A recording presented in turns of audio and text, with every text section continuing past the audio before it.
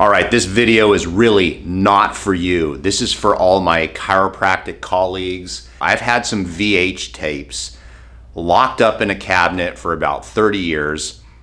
My wife and I are cleaning out the house. I found these tapes, and here I'm gonna present to you various tapes of my training, of who I learned from, seminars that I took over 30 years ago in chiropractic school. I don't expect the average subscriber to even watch these. It's okay, you don't have to. But the one impression I had the most from all these videos was, wow, my hair was black and I sure was thin. So I hope if you're a fellow chiropractor, you'll watch these with a little bit of chuckle. The sound quality isn't that good. There's some scratchy parts. But if you're interested in this stuff, wow, this is really a blast to the past. So enjoy the videos.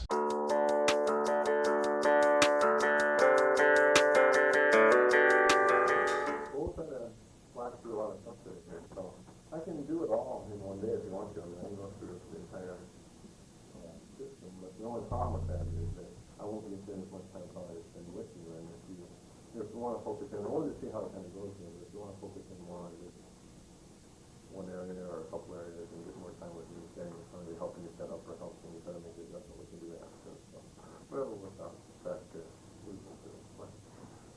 Now, there is no Gonstead process to the school itself, and I know this is what's called Transverse. And does everybody understand the listening system? Yeah. No? No? Well, a lot of the people that come to the club, we just might have to go over some basics. I have some handouts too, some people don't have on the listening system. Well, here, you just take right here. That's exactly what we'll do.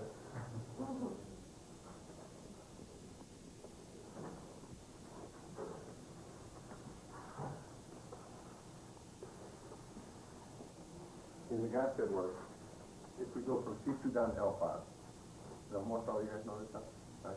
The first letter of listening from C2 to L5, C, right? What's the order, okay? And the second letter of the listing is the side of the finest is on. So what would this be? C, Yeah. R. Right, and then, I know it's F, but I don't really get why. why?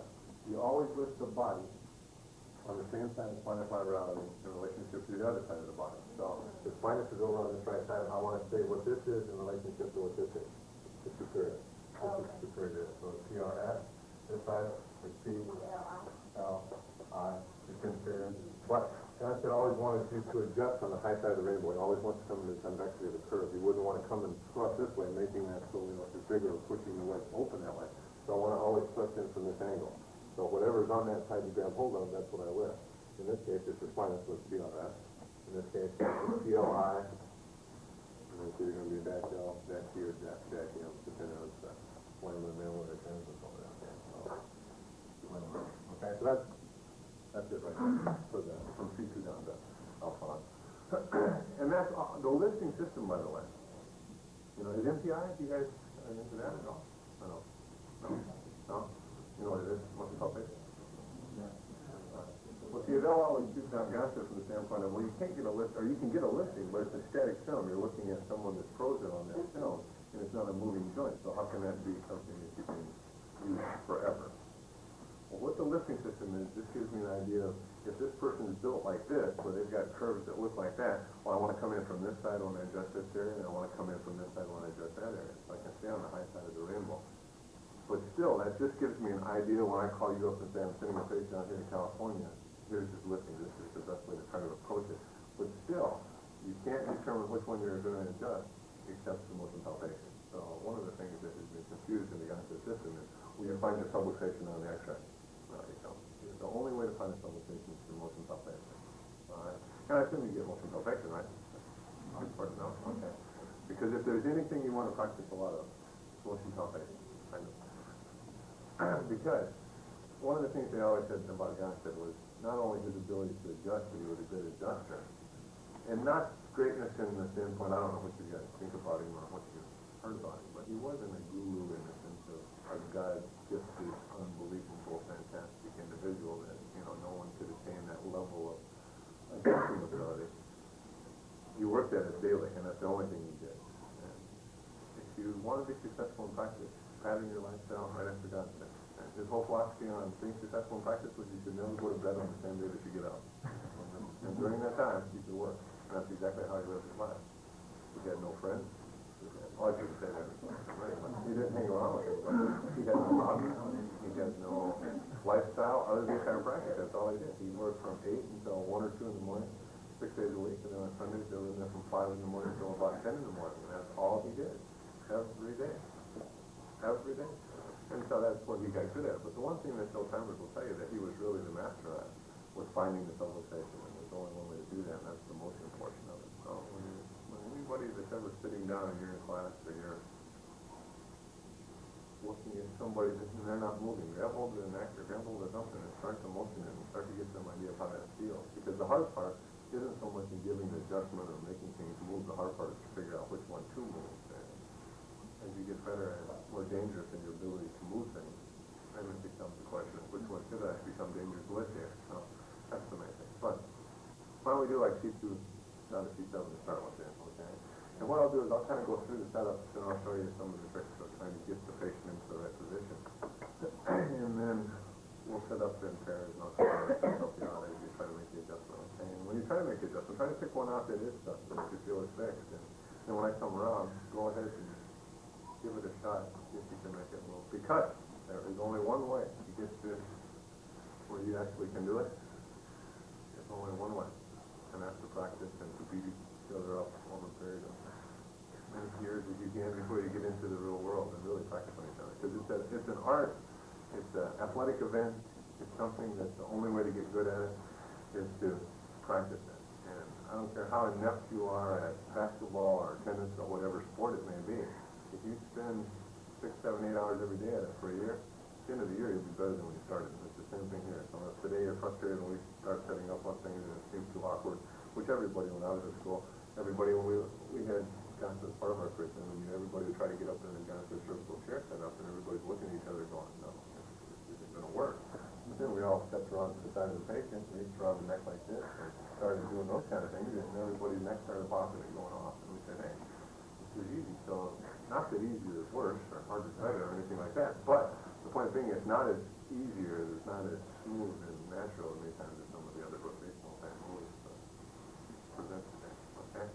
So we'll talk about the good side and bad side of all that stuff. But first of all, if you're going to make a contact today, the easiest thing is to always try to make a spinal contact when it comes to the cervical. That's going to be your best lever, and it's also going to be the easiest way to get the thing to move. So properly, I should say.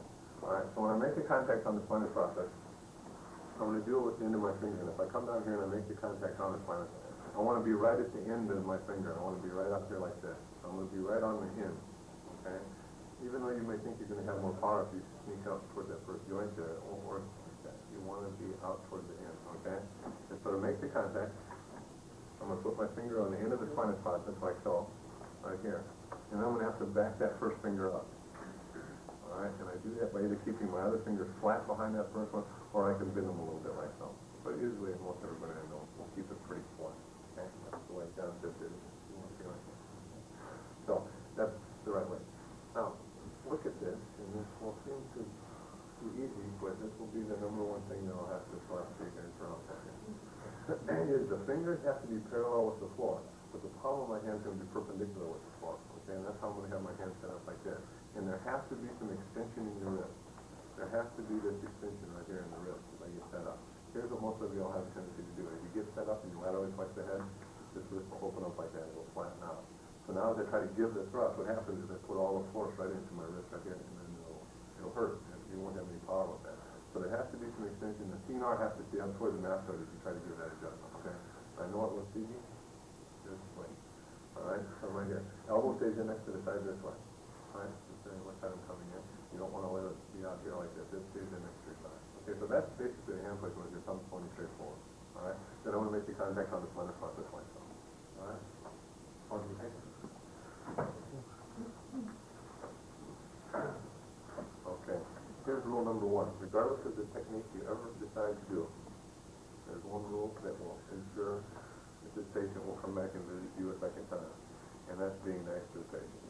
can't overemphasize that enough. Because in our society today, and probably forever, if he was blind and came into me, and I gave him an adjustment, and all of a sudden his sight returned, but in the meantime I tore his head off to give him that adjustment, you know what he'll remember more than the fact that his sight came back? How much it hurt to get the adjustment. And most importantly, you know who he tells that to?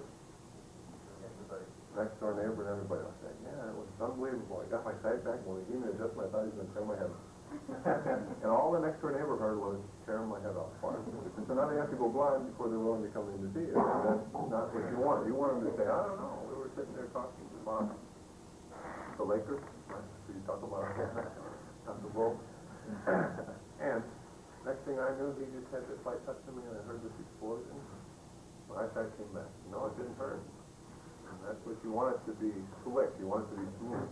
And that portion of it, the artfulness of that only comes one way, practice. In the beginning, everybody wants to muscle in, you want to be aggressive, you want to smash everybody up and beat them up, and that's typically what you do, and that's why you want to practice on each other now, and then save the better stuff for the paying patients when they come in. But really, you want to be nice to them, and that starts by the motion palpation. If he's got torticollis and he's stuck like this, and I come in and I start to try to force that head over the other side right away and beat him up, and I've already beat him up before I try to give him the adjustment.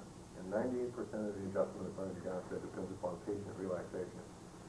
So to beat them up to start with, it's hard for them to relax. And I can't stress that enough. If you're tense, that tension goes on to the patient, and it's like running into a brick wall. So you always want to be kind of sneaky and soft. Okay, and then when it comes time, then kaboom. So then when you get a great big guy in who's got the big neck and he's very strong, you come in with a light touch and very easy. He doesn't know when you're coming, and he can't fight you off. And the same thing for the person who's real tense, and you have to have a big neck. But if you're real gentle and real slow, very deliberate, and you give the adjustments much easier for them. So that's the one. The other thing you have to pay attention to is when the patient comes in, and they're sitting down in the chair, and especially if it's their first visit, and if they've read the National Enquirer, what are they expecting on their first cervical adjustment? Stroke. You know, they're going to be killed most likely in their office. You know, and that's what they're waiting for. They've heard about those bad things. And usually if they'd ask an MD about that problem, you know, they're saying, well, you can adjust his low back, but don't let him touch your neck because it's too dangerous or whatever. They will tell them. Well, like, why they shouldn't be in your office. But they're usually scared, and the easy way that they'll sit down is they'll be like this with their legs crossed, just waiting to get speed up. So they're sitting like that, trying to get the adjustment. And if they're like that already, they're tense, so that doesn't work. So make sure their hands are in their lap. They don't have to have their feet up, but if they have their feet hooked underneath the chair and they're hanging on the side, get those off there so they can relax a little bit. And then just let them have a chance to calm down when you start to work on them. Don't just jump in there and be really aggressive and just say, yeah, let's get the leg into position here and tighten them right up, because if that happens, they'll tighten up and then it hurts. And then you blow rule number 1A, which is be nice to them. All right? So you have to make sure that they're relaxed when they're all starts. Okay? And take glasses off, earrings off, those kind of things just like that. And then the first thing you want to do, C2 down the C6, C7, is have the patient tip their head all the way down. What that does, it opens up the spinous processes for me, so I have a better chance of getting good contact, especially in those mid-cervical, tiny spinous processes. Okay? So have them tip their head down. And the next thing I want to do is make the contact. So I just come underneath the interior aspect of the spinous process, and that spinous process is right out on the end of my finger like that. I didn't do any exotic tissue pulls or anything like that. I just came underneath and put my finger right underneath the spinous process. Okay? And then the next thing, my hand's in that position I just showed you. It's already there. It's just hanging out. This guy's just going to wait to fire. It's not doing anything else at this point. And the next thing I want to do is I want to grab hold of his face. And this is the first time now I can start to scare him, because if I say, okay, just relax, put your face on. No good. So what I want to do is I make the contact, just grab hold of the face, and if you start by doing it the way I show you here, it'll work out better, okay? So grab their face this way with the fingers on the chin, your finger up on the side of the face like so, okay? The head just stays down, all right? And then the first thing I want to do is I want to start to get his head in an upright position, all right? And to do that, here's what I want to do. I have to pull it back. And the two ways I can lift his head up. If the head's down like this, I can lift his chin just up like that, which is leaving his head out in front of his body, which I don't want to do. What I want to do is with the head down, the first thing I want to do is I want to stuff his chin, stuff his head back as far as I can comfortably to get his head back over the top of his neck here, all right? I can't tell you how important that first step is, all right? So from right here with the fingers on here like that, I'm going to pull him back. I didn't lift his chin up, I just brought him back as far as I can comfortably, okay? So I pull him back this way. And then what I'm going to start to do is I'm going to start to lift his chin up, let the crown of his head fall back toward me. Don't do this. Don't come in here like this and then come in tight like that. Push his head, as you lift his chin, push his head back out in front of him again. Okay. If I come this way, if I head tip back, as the head tips back, I lift the chin up until I feel the spinous process that I'm contacting. My contact hand here, right? Start to move. As soon as it starts to move, that's when I'm going to stop with the chin. So C2, right there. At C6 or C7, I'm going to come up just a little bit further, okay? What that means is I've opened the body up in front, it's got somewhere to go, and that's when I'm going to stop with the chin. The worst thing you can do other than pushing the head out is to do this. What have I done now? What have I locked up? Am I tipping it? Posterior facet now all jammed up. So then the only way I can make any noise is to do what? I've got a spinning beginning noise on this. Okay, so what I'm trying to do is get the bone into a neutral position. Pull the chin back and then lift the chin up until the spinous process I hold up starts to move. Stop right there. And then the next step, and the way that you get all the slack out and the way that to really get the head into position is the lateral flexion.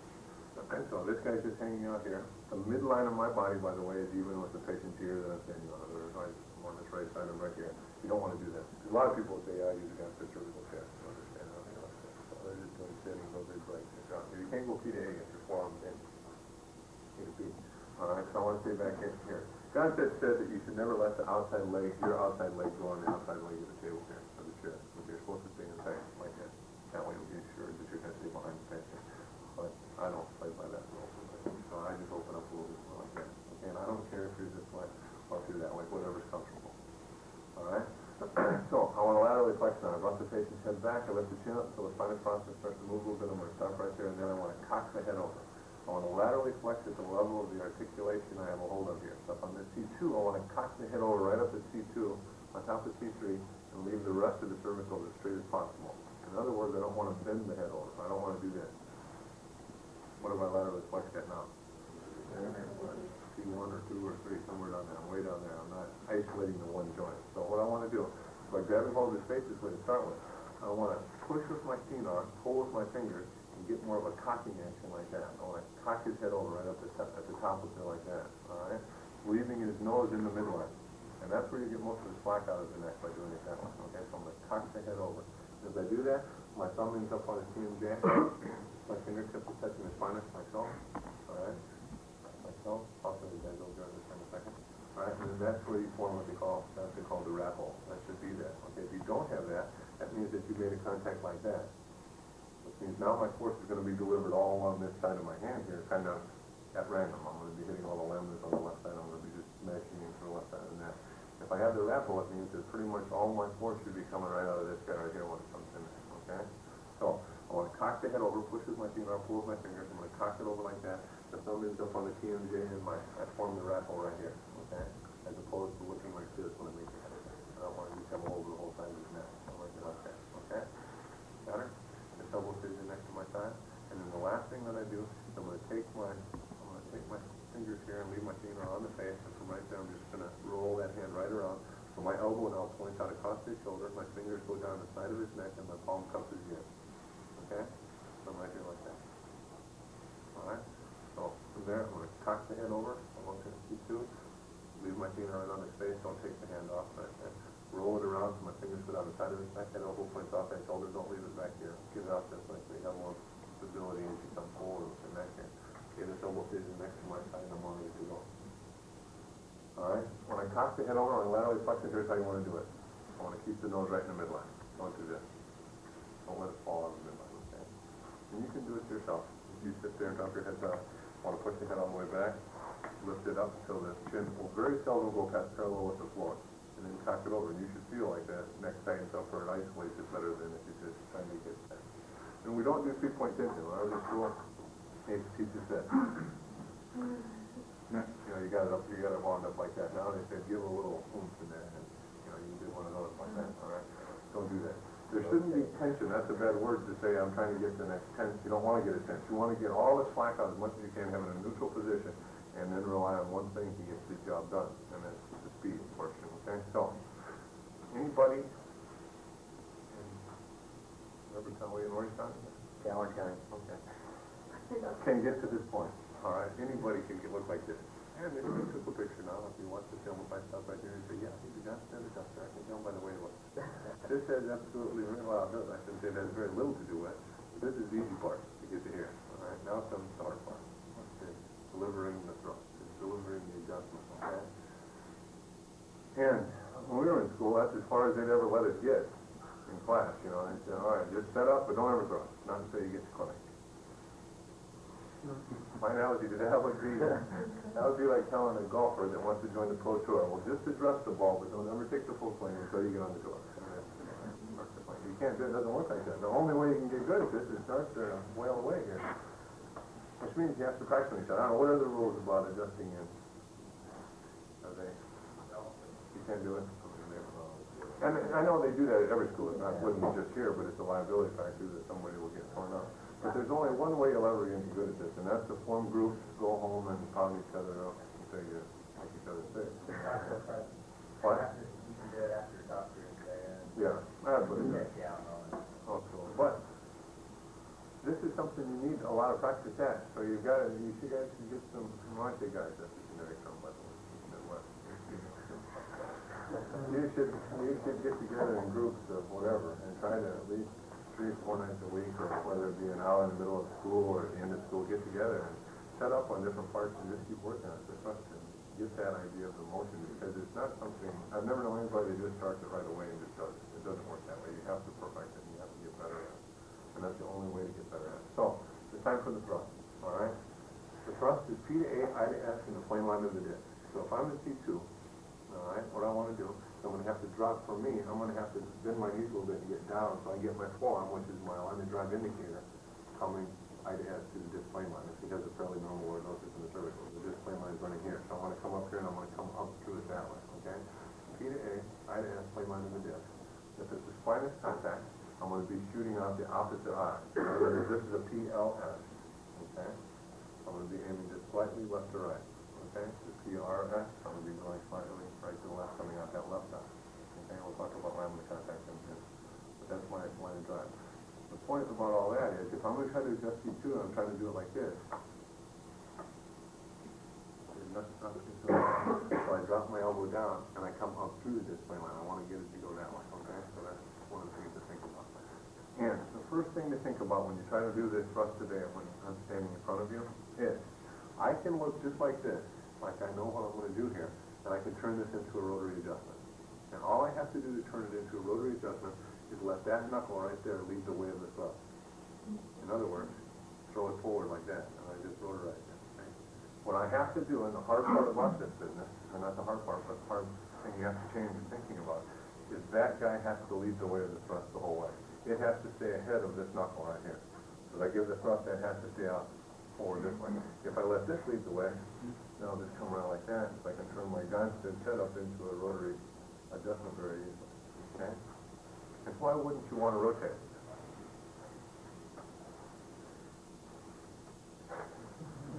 Wake up. Conclusion of the artery.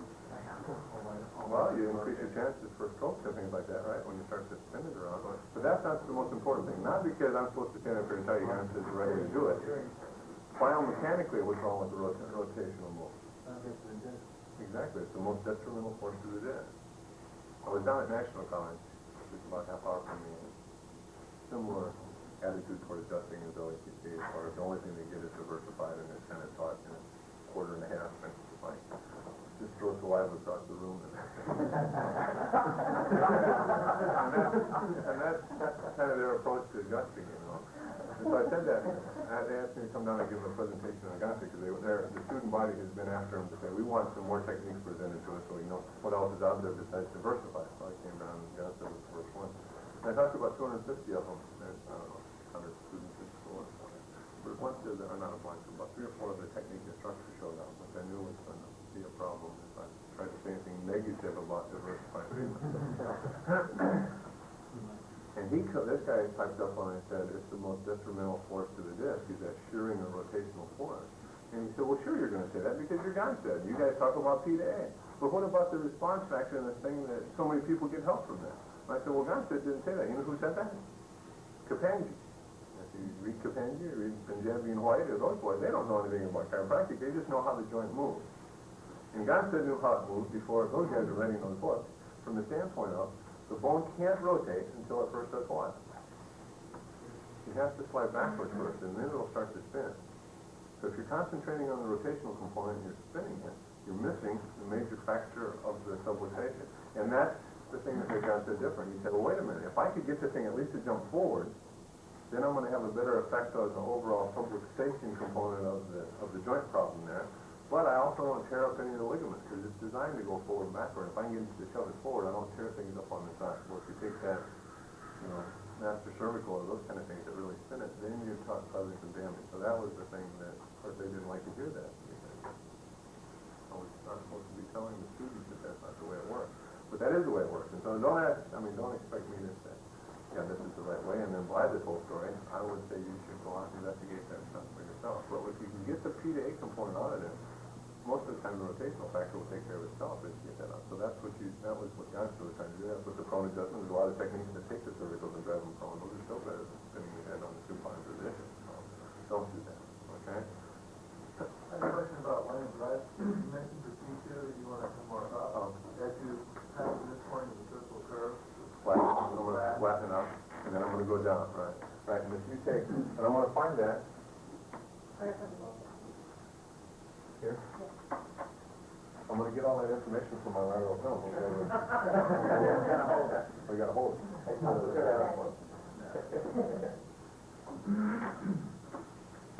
you hold your 15 minutes.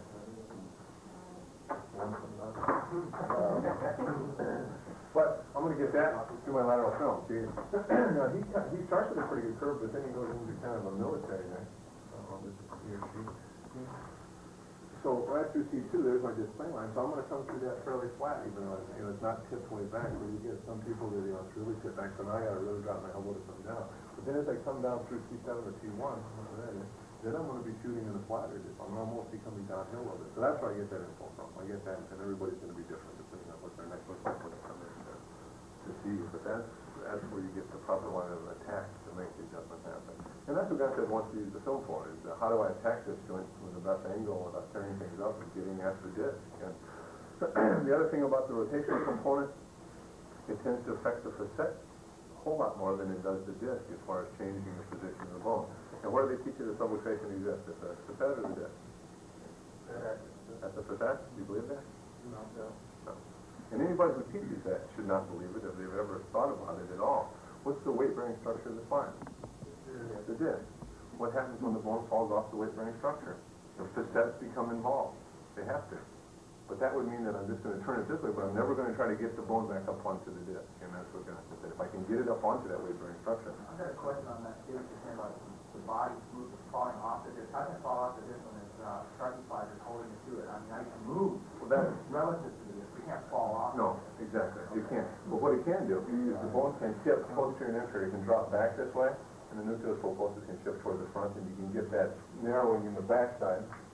I get to look at it right there. It's narrow in the back, wide in the front. So in a sense, that's what I mean by falling off the disc. You know, it has no legs. Not back here. Where it just tips back. But the idea being, if I can get it back up onto that level disc concept, meaning it's going to be the same thickness front to back on the lateral film, that's where I'm going to have better success as opposed to just spinning it through the facet range motion. You kind of bring the nucleus back to the midline. Right. And so that was what Gonstead will do in a second, is the idea is to lift the bone back up onto the disc. But again, it's questionable exactly if that's what we do when we try to make that adjustment. But the idea being, if I can do that, I'll have a better chance of getting the right component into my correction as I try to fix the subluxation. Okay. So, bottom line to all this conversation, never argue about technique with anybody. Okay? Because if you do, the one thing that anybody will tell you, and when we were in school we had 5 different techniques presented to us, and all the Thompson came in, and Pierce came in, and Pierce the leg in, and Diagnostic there, and all that wasn't one of our techniques. Well, what will they say about that? You can't say Gonstead's better than Diagnostic, or better than Nuka, or better than Diversified, or anything like that, because they all get results. People improve as a result of doing that. So then your criteria can't be results, because aspirin gets results. Advil get results. What has to be your criteria for evaluating how you want to try to approach the subluxation? Biomechanics. It has to be. And Dr. Sue, I don't know if you guys, you've heard of him? Colorado. Is he still doing it? Is he still working in that business? No, he was hired by the chiropractic profession in whole to try to figure out if we can do this, and the subluxation causes nerve pressure and all that stuff. All the gurus of the different techniques, Thompson, some HIO guys, Pierce, those guys all showed up older, and said, well, here's how we approach the subluxation component. What do you think he said was the worst approach to the subluxation? Diversify. He said, if you're in the business of trying to help the spine, why in the world would you subject it to this kind of treatment?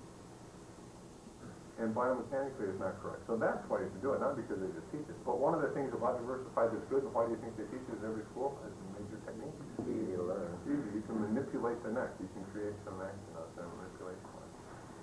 What we're taught here is that by doing that rotational component, you're taking off the stress that's already on the disc as it's fallen back and gone over. So when you spin it this way, you're taking stress off of it. Yeah. Which probably are, because there are some symptoms that improve as a result of that kind of thing. And Gonstead's answer to how that works, how different techniques improve, is that most people don't give the body enough credit.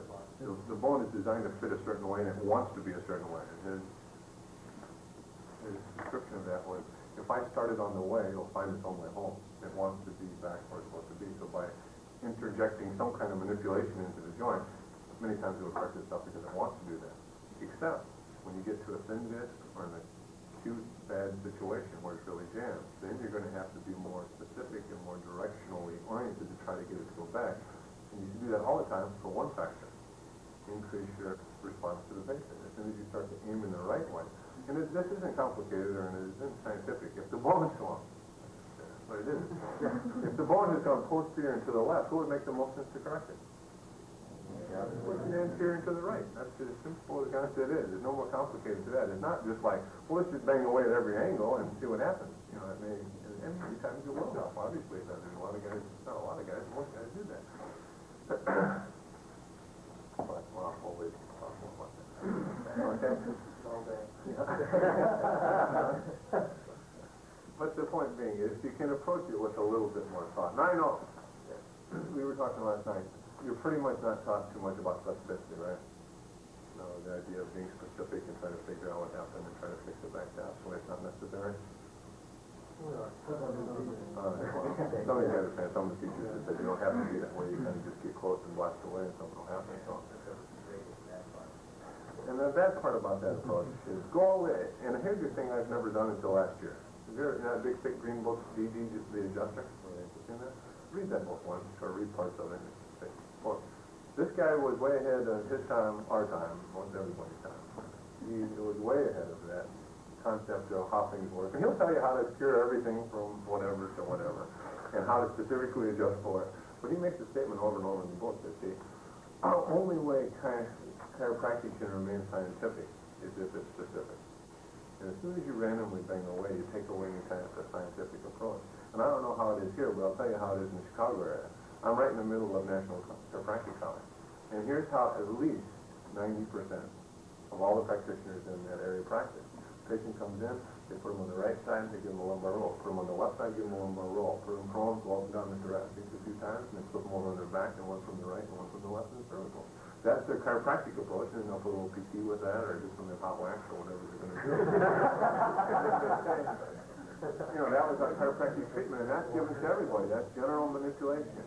And I'm sure you know one person that practices like that in the LA area.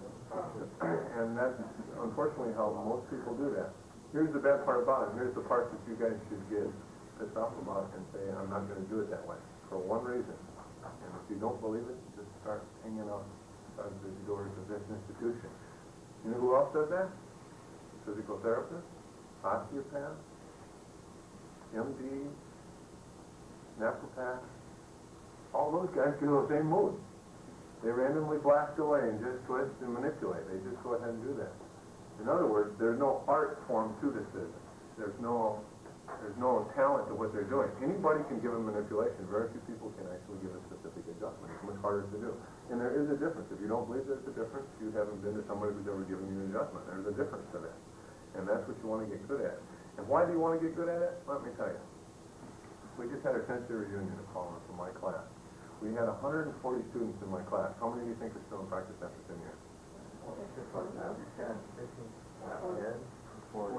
38 of 140.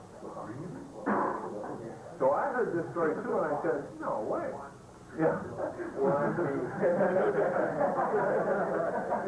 but you know what's sad about that whole business? Our valedictorian now, who is one of those guys who knew stuff he should have never known about anyway, he was just brilliant. He was great at everything except adjusting. He never got into that. Not that adjusting will make you successful, but it certainly will help. But the point is, you know, he teaches high school biology now. Some of these guys who, you know, they never had any interest in the art form of chiropractic. They just thought they would go out there and blast away just like everybody else does, and that would carry them through. And it doesn't work that way. Although you can, you know, when you're blasting away and finally somebody will come in and say, well, you're blasting and nobody's coming in, I'll tell you how to get them to come in. So then you join a management company that tells you how to know them for what they're worth. So then that's how they build the practice. But I was worried about the fact that we must have had a very ignorant class. Obviously, there was only 38 still surviving after 10 years. Turns out that was the average in most of the schools around the country. Is for 10 years, if you've got 40% of your classes still in practice, you're doing pretty good. So there's got to be something that you guys want to work at to try to be surviving after 10 years in this business. And if you're unique in your approach to giving the treatment, and it doesn't have to be that, but if you're unique in your ability to find a subluxation and correct it in the right components, you'll succeed at it, because not many people can do that. And I'm not making that story up. There's people that come to me in our area, and the one thing that they say to me is, I'm coming in to see you because I hear you do that old-time chiropractic. I want to get an adjustment. What have they been doing today? Well, he's been laying me on this rolling table.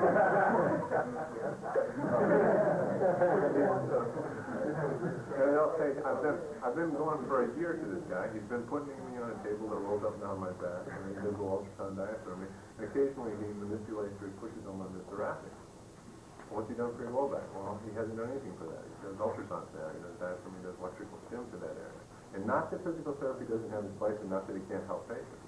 But they're coming in to get adjusted. And if you can become an adjuster and you can say, I can get this working in a different approach, you'll be the unique guy on the block. Not many people are into that anymore. You know, they want to either diagnose or refer, or they want to say, let me give you the general manipulation that you could get from your next door MD that can do the same thing. And next to me is an MD who now has had patients of mine that have come in and said, well, my neck is stiff today, I guess I'm going to have to go see the chiropractor. No, I can do that for you. Flip them on their back, and he now is manipulating necks. And he's never been trained in that. He just wants to manipulate because he knows that it feels good. So anybody can manipulate. The janitors around here can manipulate. It's not hard to do that. Anybody can do that. But if you get art flat and try to get it to set, it's a whole different ballgame. That's where the practice comes in. In Canada, physical therapists take 2 courses in chiropractic adjustment. And it's really ironic to me because they don't respect what we do, but they're going to go ahead and do all of this. Well, sure, there's a lot of MDs now who that's exactly what they're trying to get into. They want to do it because they've heard that it's good. And it's, obviously, if we're a big provider in the healthcare industry right now, something must be going on. So let's tap into that too. We'll get a piece of that action. So if you can be different, and it doesn't mean that you have to do this method, but if you can approach the subluxation from a somewhat scientific concept, you'll do better, I guarantee it. Because here's the problem. You go ahead and do that one side, left side, up and down the thoracic, and then in the cervical. And the patient comes back the next day, and they're standing up and they go, man, John, I've never felt this good before. I appreciate it so much what you've done for me. Well, you don't know what happened, nor does the patient know what happened. But the outcome was good. Okay, he's happy. Where you get screwed up in this whole business is when they come back the next day, they're going, man, Jack, I don't know what you did to me, but I'm worse today than when I came in yesterday. What did that to me? Well, it could have been that one on the right, one on the left. Something obviously went wrong. But there was no approach to what happened, which one had stuck the most, how did I approach to try to fix it. If I do that, then things go haywire, then I can reevaluate where I'm at. If I just randomly bang, I don't do anything that happens. And the most important story there is not the fact that, you're a specific adjuster. The most important fact is that when you relate to the information that, here's your problem down here, it's your fourth lumbar that's tipped in there, it's tipped back there, I have to get that to go forward. I have to fix your fourth lumbar, not your fifth and your third. I've got to get the fourth one to try to affect that as much and get the pressure up and nerve down there. They now understand that you understand their problem and you knew how to fix it. And who did they tell that to? Everybody. Your next patient. And that's how you stay in business for 10 years. You got to get the next patient to come over and see it. And when they find out that you're the guy who knows that, you're just not one of the little blows on the block that does the same thing everybody else does, it makes a difference. So, time to give the adjustment now. So you're in position, everything looks happy and good here, and you relax. And one of the things with this, make sure that you're holding on to the patient's head as if they're an 80-year-old osteoporotic female, ready to explode. Real light. It has to be real light. Don't be digging in one place or pre-stressed cut. Just real light. You just want to make the contact and have everything just flat out of it. So now I want to give the adjustment. it's always a set and hold. So one of the first things you have a tendency to do is to increase your speed, is to recoil. So boom, you come right off the contact like that, and it's just like getting punched in the back of the head. So I always want to set it and I want to hold it. Okay, I want to set it and leave it there. Okay. The next thing I want to do, and the hard part about this technique in the beginning, is I have to create speed from nowhere. I have to go from a dead stop right to warp drive now. I can't build up to it. Okay. That's the only thing that you have to work on to be able to do this technique. If I'm sitting here, here's the thrust in slow motion. This is as difficult as it is when you first start. All right? Super slow motion. All right? That's it right there. All right? If I have an open wedge on the right side, as I give that, what am I going to do then? I'm going to add a little bit of torque. If it's real inferior and sit back, then what am I going to do? I'm going to try to lift it. All that move right there has to happen in how much space? A little space. Which means I have to get a lot of speed. And how much speed? If I'm going to give the thrust, let's say it's going to be that hard, which it may be that hard. Where am I getting my power for this thrust, by the way? That's right here. Pec mainly, that's probably next. But mainly the pec. It's not this. Not like down here. Your dealing cards. There's nothing like that. It's right here like that. So that's where my power is going to come from. And anybody, any one of you can make this amount of speed. Anybody can do that move right there. All right? You don't have that much room to work with. So the way to practice it, or the way to understand the thrust, is make that pec flex that much and start to condense your hand into a smaller spot. So now I'm right here working it like that, but I'm still getting that contraction of my pec in the hand spot, boom, right here like that. And anyone in this room can do that until I put a head between your hands. And then all of a sudden, there's some kind of a synaptic breakdown that occurs, that speed that you were just getting right here turns into... it won't release. You won't let it go. That's the hard part. That's the hard part. And here's what you have a tendency to do. You either have a tendency to recoil to get that speed, or more commonly is to do that. I'm all set, everything is good, the patient is waiting, they're expecting their strokes and their chance. You telegraph your punch. You're right here like this and you do this. You come off the contact a little bit, wham into it. And what does anybody with any kind of brain, what do they automatically do? As soon as you come off this way and wham like that, it's wham, and you're right there, they're waiting for you. So now you're running into that wall, and you broke the 98% relaxation rule. So you don't want to do it. So you have to start from a dead stop. But you say, all right, I'll be at a dead stop, so we'll get the patient warmed up. And as I do that, typically what gives the better thrust when I do that? Stabilization hand. So I come like this and boom, like scissors with that hand I bring it over. And most of the time when I'm doing this kind of thing, I end up rotating. I end up throwing that nothing forward. So you can't do that. So the hard part, or the art portion of the thing that's hard to work at, is to be right here like this and all of a sudden, boom, it just happens forward. It just has to go forward. The more you think about that, the harder it is. The more you think about that, the harder it is. This is an athletic event. Anybody who golfs will tell you the worst thing they can do is stand over the ball and think about their swing. And anybody that golfs will tell you, I hit the ball the best when I just step up to it and hit it. I don't think about every aspect of my swing trying to come through. And it doesn't matter whether you're playing basketball, tennis, it's the same thing. You think about everything as you're going through the tennis motion or whatever. If it doesn't work, it's just to get out there and just do it for a while and just keep doing it. Same thing here.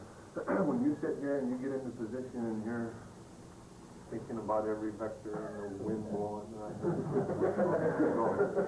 and you start to wait. The longer you wait, what happens to you? You start to tense up. And a tense muscle is much slower than a relaxed muscle. And if you don't believe that, get beat up by some small Asian guy. His hands are like this, waiting for you to throw punch. And all of a sudden, wham, out of nowhere, comes his hand. And you never see those guys fight like this. You know, their forms aren't like this. They're always, they're pretty relaxed. And all of a sudden, wham, that thing just flipped out and hit you in the head and you didn't know what came from. Because it's fast. Maybe you don't want to be like this. You don't want to be tense. So this has to be relaxed. And when it comes time to give a thrust, boom, it just happens right now. So if you think about it, you tend to slow down.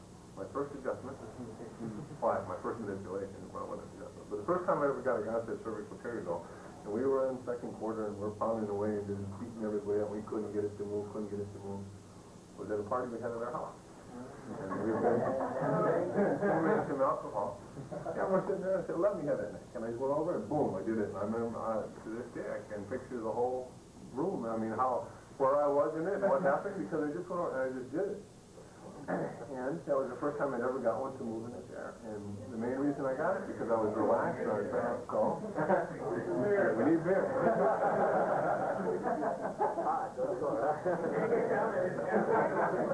Everyone pitch in $1. But the thing about that is not that beer is not necessary, but the point is, I didn't think about it for a long time. I just went ahead and just made the move. And a lot of times you'll find when you're frustrated, you're standing there and you're just going through it over and over and you're trying to analyze it. You can't get it to go. A lot of times you're sitting too much time. So here today, when you get set up and everyth's in place and you get your stabilization, just set it one time and try to make it happen. Okay? And then after you set it the first time, the one thing I will question you on, though, is if you get the set and it doesn't go, don't keep doing this. You know, don't keep chasing it around the room. Each thrust gets slower and slower, and you change your lines out. It's better to go back, start all over, reload from the beginning, and then get set up to do it. Okay? So PDA, I plan on it just slightly left or right on the spinous process. Okay? You're going to start with the hip tips all the way down. The midline of my body is even with the patient here that I'm standing on. Make your contact with your fingertip. My hand stays up like that. I want my CNR up like so. Okay? It has to be extension in your wrist. Now, I'm saying that, how many times have I said this? And I bet you, I will do 50% of you will have your wrist down. It just works that way. So you got to keep your wrist up. You got to keep your CNR up towards the patient's skull as you bring him hold of this one. Here's what you'll have a tendency to do. If you get into this position, everything's pretty good until you laterally flex. And then as you laterally flex, you'll do that with your wrist. You'll let it drop off. Don't do that. Keep it up here like that. It's much stronger. And here's the way you can do that. If you're sitting in class or whatever, if you take and put your fingers behind your knee like so, and keep your forearm up against the side of your thigh, all right? That's pretty much how it's going to work. And you can practice your thrust right into the back of your leg that way. But what you can't do is you can't let your feet come off the leg. It has to stay right up there. See, then I've got the extension in the wrist. That's much stronger this way. As soon as I let it fall open, the stress goes into my wrist. All right, so it stays up here like that. Okay? So, I start with the head all the way down and made the contact, grab hold of the chin, tuck the chin back first, don't lift the chin up. Lift the chin up until the spinous process of contact and start to move. Stop right there, okay? Let the crown of the head fall back. Push with your CNR, pull with your fingers, cock the head over to the level of the articulation. I form the rapport right here, roll my stabilization hand around. And the last thing I want to do is get my forearm in the line of drive, which is from up there on top. I'm going to drop it down. So if you're shorter, you're already down there, so you don't have to bend, but it's already up to get down this way. And then from that point on, if it was a real patient and I'm now proficient at moving a high percentage of them, what's the most important thing to wait for at that point? Catch them for that minute as they'll relax. And a lot of times at this point, that left shoulder will raise up in this case. Raise your left shoulder. Now they're waiting there like that now. They're going, yikes, I know something bad's about to occur. So they're tight then. And a good thing to do, a good way to distract them is say, drop your right shoulder down. And almost everybody will drop their left shoulder and then they'll go, oh, he said right, because they're focusing on the side. They'll drop the left and they'll go, oh, right. As soon as they go, oh, right, boom. But they've taken their mind off it for a second. And another fact of life in the chiropractic world is no patient, especially a patient that's in pain, wants to know when the adjustment's going to occur. No one has ever said to me at this point, okay, John, let me know when you're going to release this baby, okay? Give me a forewarning time, which is like this. If I come off the contact and thrust in, that's your telegraphing. You don't want to do that from right here. My greatest fear in life, one of them, is the dentist's office.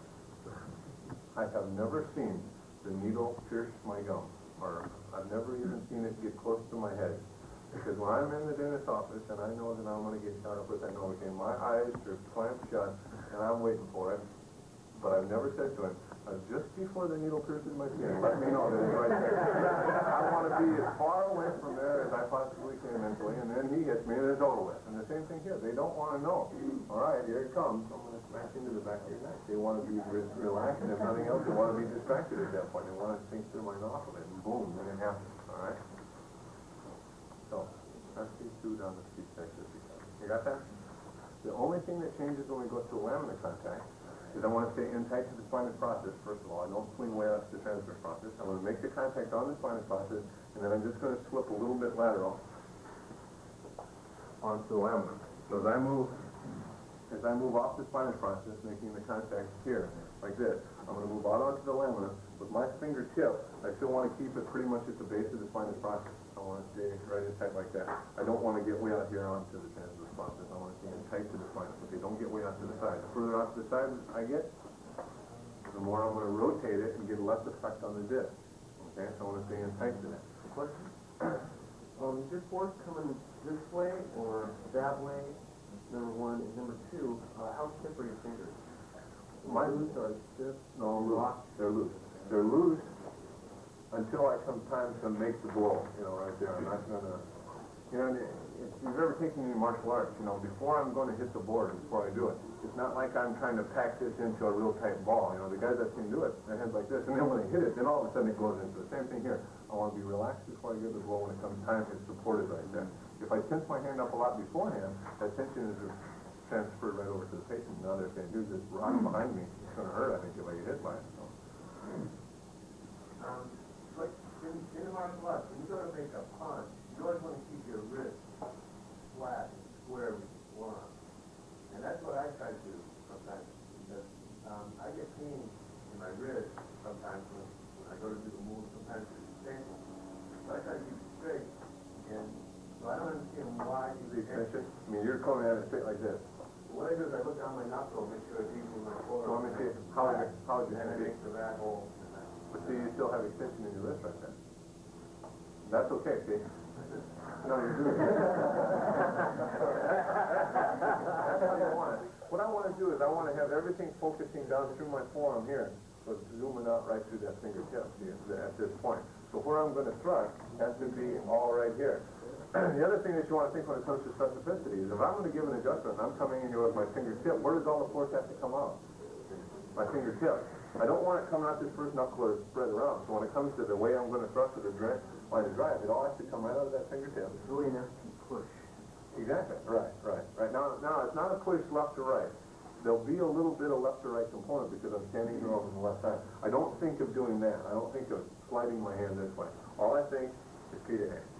Okay? Especially in the beginning. When you first start golfing, what's the first thing they tell you to do when it comes to hitting the ball? Just hit it. You know, you'd be lucky if you just hit it. You know, same thing here. You'd be lucky if you just hit it. So the thing you want to do is just right here. The one thing I will tell you that will improve your ability to hit the ball or to make the adjustment is to apply that torque. If you have a PRS, put a little torque in there because how does martial arts, how do you throw the punch? You know, usually that torque because it increases the force, but more importantly, it increases the speed. And what is the one thing that all of you will be lacking when you first start? Speed. It'll be speed. It'll be more like a tugboat thrust as opposed to The thing I don't understand, it seems to me like if you have a listing like PRS, if you do an FT push, you're doing one type of adjustment, when you're doing a left rotation, a right rotation. But then if you are pushing in more, it seems like you might be doing a left rotation. Well, but see, that's where I'm going to be. If I'm on this guy right here, I'm going to be aiming slightly right to left. So I'm taking it that way, so I'm moving things over to the side. But the one thing you have to remember is the rotational component is not my biggest worry. The spinous is over on the high side of the rainbow. My biggest worry is the open wedge right here. That's the rotation. Since the spinous is over here, I'm going to grab hold of it. In this case, I'm going to grab hold of the lamina because it's over on that side. But it's not the rotation. More of what I'm looking for is that spinous, which is a better lever to be able to lift the bone back up on the disc. So you're adjusting on the side of the open wedge? Always. Right. And if he's got a PRS, in this case, where is he going to be most limited in lateral flexion? This side or this side? All right, if the open wedge is over here, you're going to come down on that. When you motion palpate that, how do they teach you to motion palpate cervical? Is it supine? Oh, okay. The supine is very hard to motion the cervical. What's easy to do that? It's easy to know that for sure. Right, let me do the lamina and then I'll show you how to motion here. So I'm going to have the head put down just like before. Find the spinous process, slide over to the lamina. Okay? I'm staying in tight to the spinous. Tuck the chin back again. Don't lift the head up. Lift the head up until you feel that lamina move just a little bit. Stop right there. Laterally flex the head over. Get into the same position I did before. Roll my stabilization head around. I'm in the same position as I am before, except now my segmental contact point is the lamina. So instead of aiming out of the left eye now, the one thing I'm going to change, I'm going to go straight P to A and I'm going to go right out his right eye. So just P, L, I. Right? Actually, I'm open over here. By going straight ahead, now I'm going to get rid of, I'm going to bring that rotational component back out of there. But more importantly, I'm coming to the open wedge side. Okay? So that's the only thing that's different with the lamina contact. Okay? Motion palpation, you come up with a listing today if you want to figure out Gonstead lifting versus motion palpation. First thing to do is put one finger on the spinous tissue checking, the next finger on the one below. So C2, C3, all right? And then what I want to do is flexion extension. So as I extend him back, what I want to do is I want to feel that spinous process on top slide forward slightly. I want to feel it and move out of the way as I extend it back like that. What I'm looking for is one that won't move or some type of aberrant motion. It just doesn't glide smoothly as I extend it back like that. Very subtle. It's not usually standing out there wildly saying, here I am. So you have to go along and find the one that's stuck in the PDA range of motion. So I come along, I find one I think that is stuck there. The second one is the lifting is what side is the spinous on. It's either on the right side or the left side. On the bigger spinuses like C2, I can pinch hold of the spinous on C2 like that. On the littler ones, I'll put my finger right on top of the spinuses like that, okay? So say I'm on C2, I'll pinch it like this. I'll rotate the head to the right, the spinous kicks to the left, right? Rotate to the left, it kicks out to the right. The spinous will move further to the side of spinous laterality. In other words, if it's PR, it's stuck over here on this right side. So if I try to rotate his head around this way, it won't want to move back over to this left side since it's so extended to the right. Although when I turn his head to the left, it will appear to move even further this way. It'll go further to that right side. So that it'll move further to the side of spinous laterality. So now I have PR in that case. And then the last thing I want to do is try to find the open wedge. Again, I can pinch the spinous or put it right on the spinous, so I can move out to the lamina a little bit. Then I want to use lateral flexion. So I'm going to flex in over here. Spinous kicks to the left. Well, lateral flex to the left, spinous kicks to the right. The spinous will move furthest to the side of the open wedge. All right, I've got an open wedge on this side, this right side. If I laterally flex him onto that open wedge, it won't move, it won't come down very far. The spinous will not kick very far to the left. Now that closed wedge on the left side, I can drop his head down further on that side. The spinous will move over further to the right. It points to the side of the open wedge. So now I have a movement. Okay. The hardest thing. I didn't quite understand. How do you use lateral flexion? I can either grab hold of the spinous process itself by pinching the spinous process like so. You know, feeling as I laterally flex which side it comes out to more. Or I can put one finger on the top of the spinous process like that. Or I can move out to the lamina just a little bit and feel it as I close it in on my fingers like that. Okay? Alright. So I'm in there and I'm motioning it back and forth like that. I notice as I come over here, the spinous won't kick very far to the left. Plus I can't laterally bend him very far to the right. I would assume the open wedge is on that side. Because the closed wedge on the left, it drops way over that side. The spinous kicks further to the right. Points to the side of the open wedge. Gonstead said when you're in this situation where you don't have an x-ray, you're trying to come up with a lifting, it's best to make a spinous contact and come in and try to attack it from the side of the open wedge. Spinous rotation is pretty subtle, especially in the cervical. So what you want to do is find the open wedge side, make the spinous contact, usually it'll be right. Okay? Because that's going to be your best level to lead the spinous process. And then you're at least coming at it from the side of the open wedge.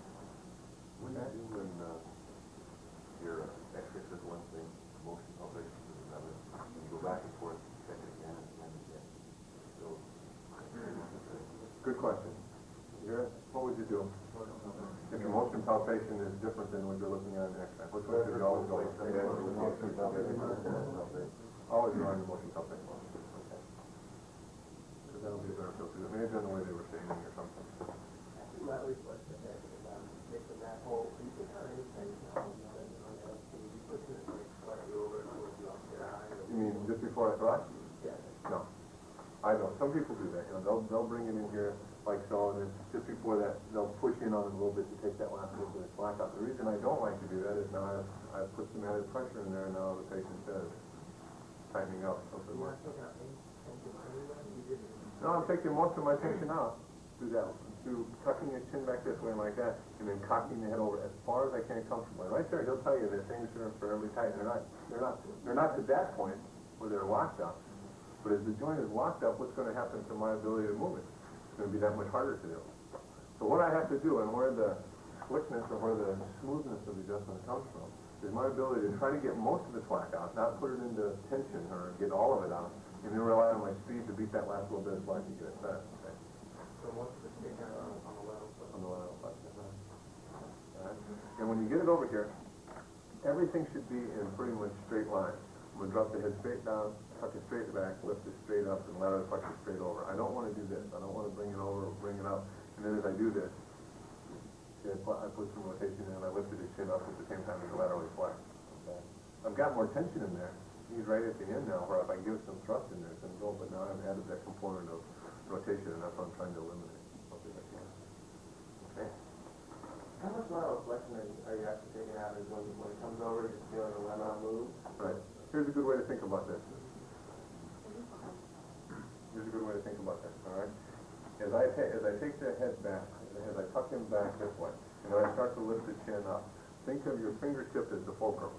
And I'm trying to leave everything below it straight, and then right over that fulcrum, I'm trying to flop the joint over the top of it this way. And then from the lateral flexion standpoint, your question, and this is how you get most of this slack out, is I'm taking that fulcrum from the back, even though I don't really do it, and I move it off to the side here. I want to keep everything below it straight, and then right here, now that my fulcrum, I want to bend everything over this way. And I want to bend it over as far as I can, comfortably. Okay, I don't want to just jam him way over to that point. I want to take it as far as I can comfortably. Okay, keeping everything straight below it and flopping it over to the side now. So that would be, that's the way I'm getting the slack out. I'm trying to take it back this way and then flip it over. So now I've got this joint where this is one bone, this is the other bone. I've got it sitting right here like this. Not to that extreme, but I'm trying to. No, I'm not putting any P to A, but what I'm doing is I'm not allowing my hand to fall backwards. Okay, so I'm going to keep it firm. So as I go from this position, I bring him back. Now from right there, I'm going to keep my fingertip right here. I'm not going to let it slide back as I lift his chin up. I'm going to keep it firm right there. So now as I come up, instead of pushing in to make it worse, I'm just going to flop his head back over the fulcrum there. And then from right there, I'm not going to let it move out laterally to laterally flex. I'm going to cock the head and keep it right there. So then I've isolated the joint right over my fingertip. Okay. You're trying to use your fingertip as the fulcrum in both angles to get that to come in and set it like that. And then it's a set and hold. Right, so when you practice now, try to at least get that feel where you're getting that everything locked out. And when I come around, try to make the thrust, try to give it a shot. Okay. And give some practice thrust. As you come in there, his chin wants to jut out forward this way. You give him a thrust like that. It doesn't want to do this. See the difference? I want to make it go forward like that. That's why it's good to practice in front of a camera or practice in front of a mirror. And you'd be surprised. You think you're not rotating, and when you come in to watch the film, or you watch yourself in the mirror and you're throwing saliva across the room. Any other questions? You bought the whole story, right? It happened just like that. It's practice, so don't be frustrated with that. Okay. That's what you want to do. All right, well, why don't you guys pair up, and then I'll come around until I can kind of see everybody. Before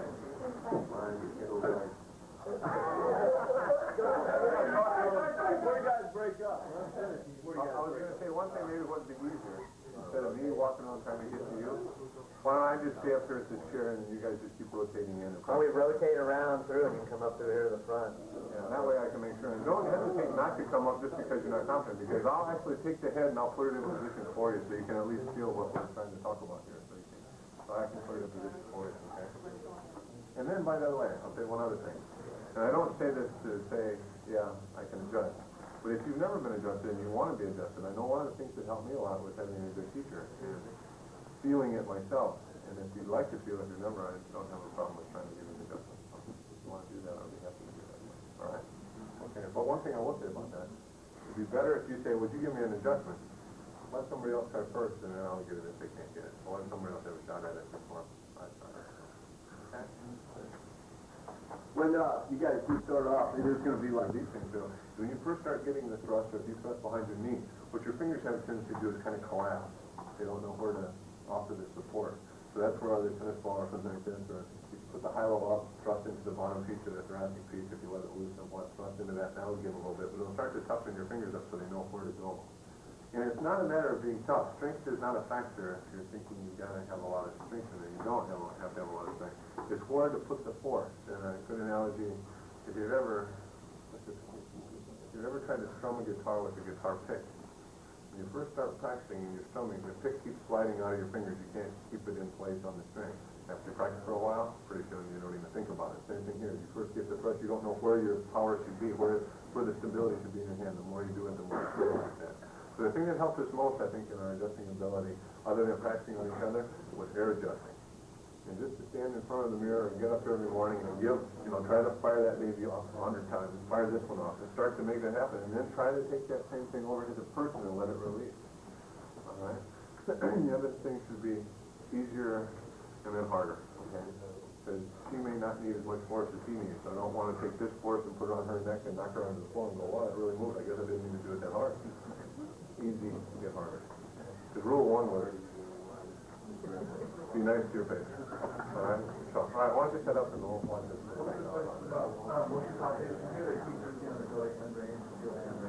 Well, in-play is what you're looking for. That's right. Yeah, because that's where you're going to get most of your info. So as I laterally flex them over and bring them over, I'll push in at that last little bit. I'm trying to find the side that's more stuff. We'll have a stand-up seat outside. How much? $50. No, I'm not trying. We're not trying to make any money from.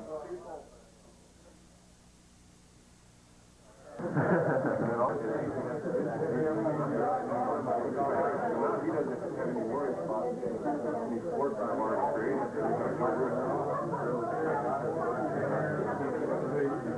You won't know when it's coming.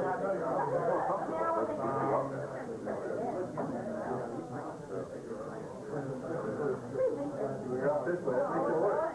Oh, okay. All right. I think that time we did see almost everybody. Anyway, then everybody gets the next question. Well, on the next time, what I'll do is I'll walk around and go a little faster, because otherwise we're not going to get too much here if we do this. I'm going to try to go quicker, and we'll just sit around. Go through the line down. Right. That's what we'll do. A couple things. Number one, Gonstead used to make a comment, if you weren't getting the front of your clinic jacket dirty, you weren't doing the setup properly. In other words, you weren't bringing the patient back in close to you and using your stomach or using your body. But you have to remember, too, how he was built. No white goiter. It was close anyway. And you can do that.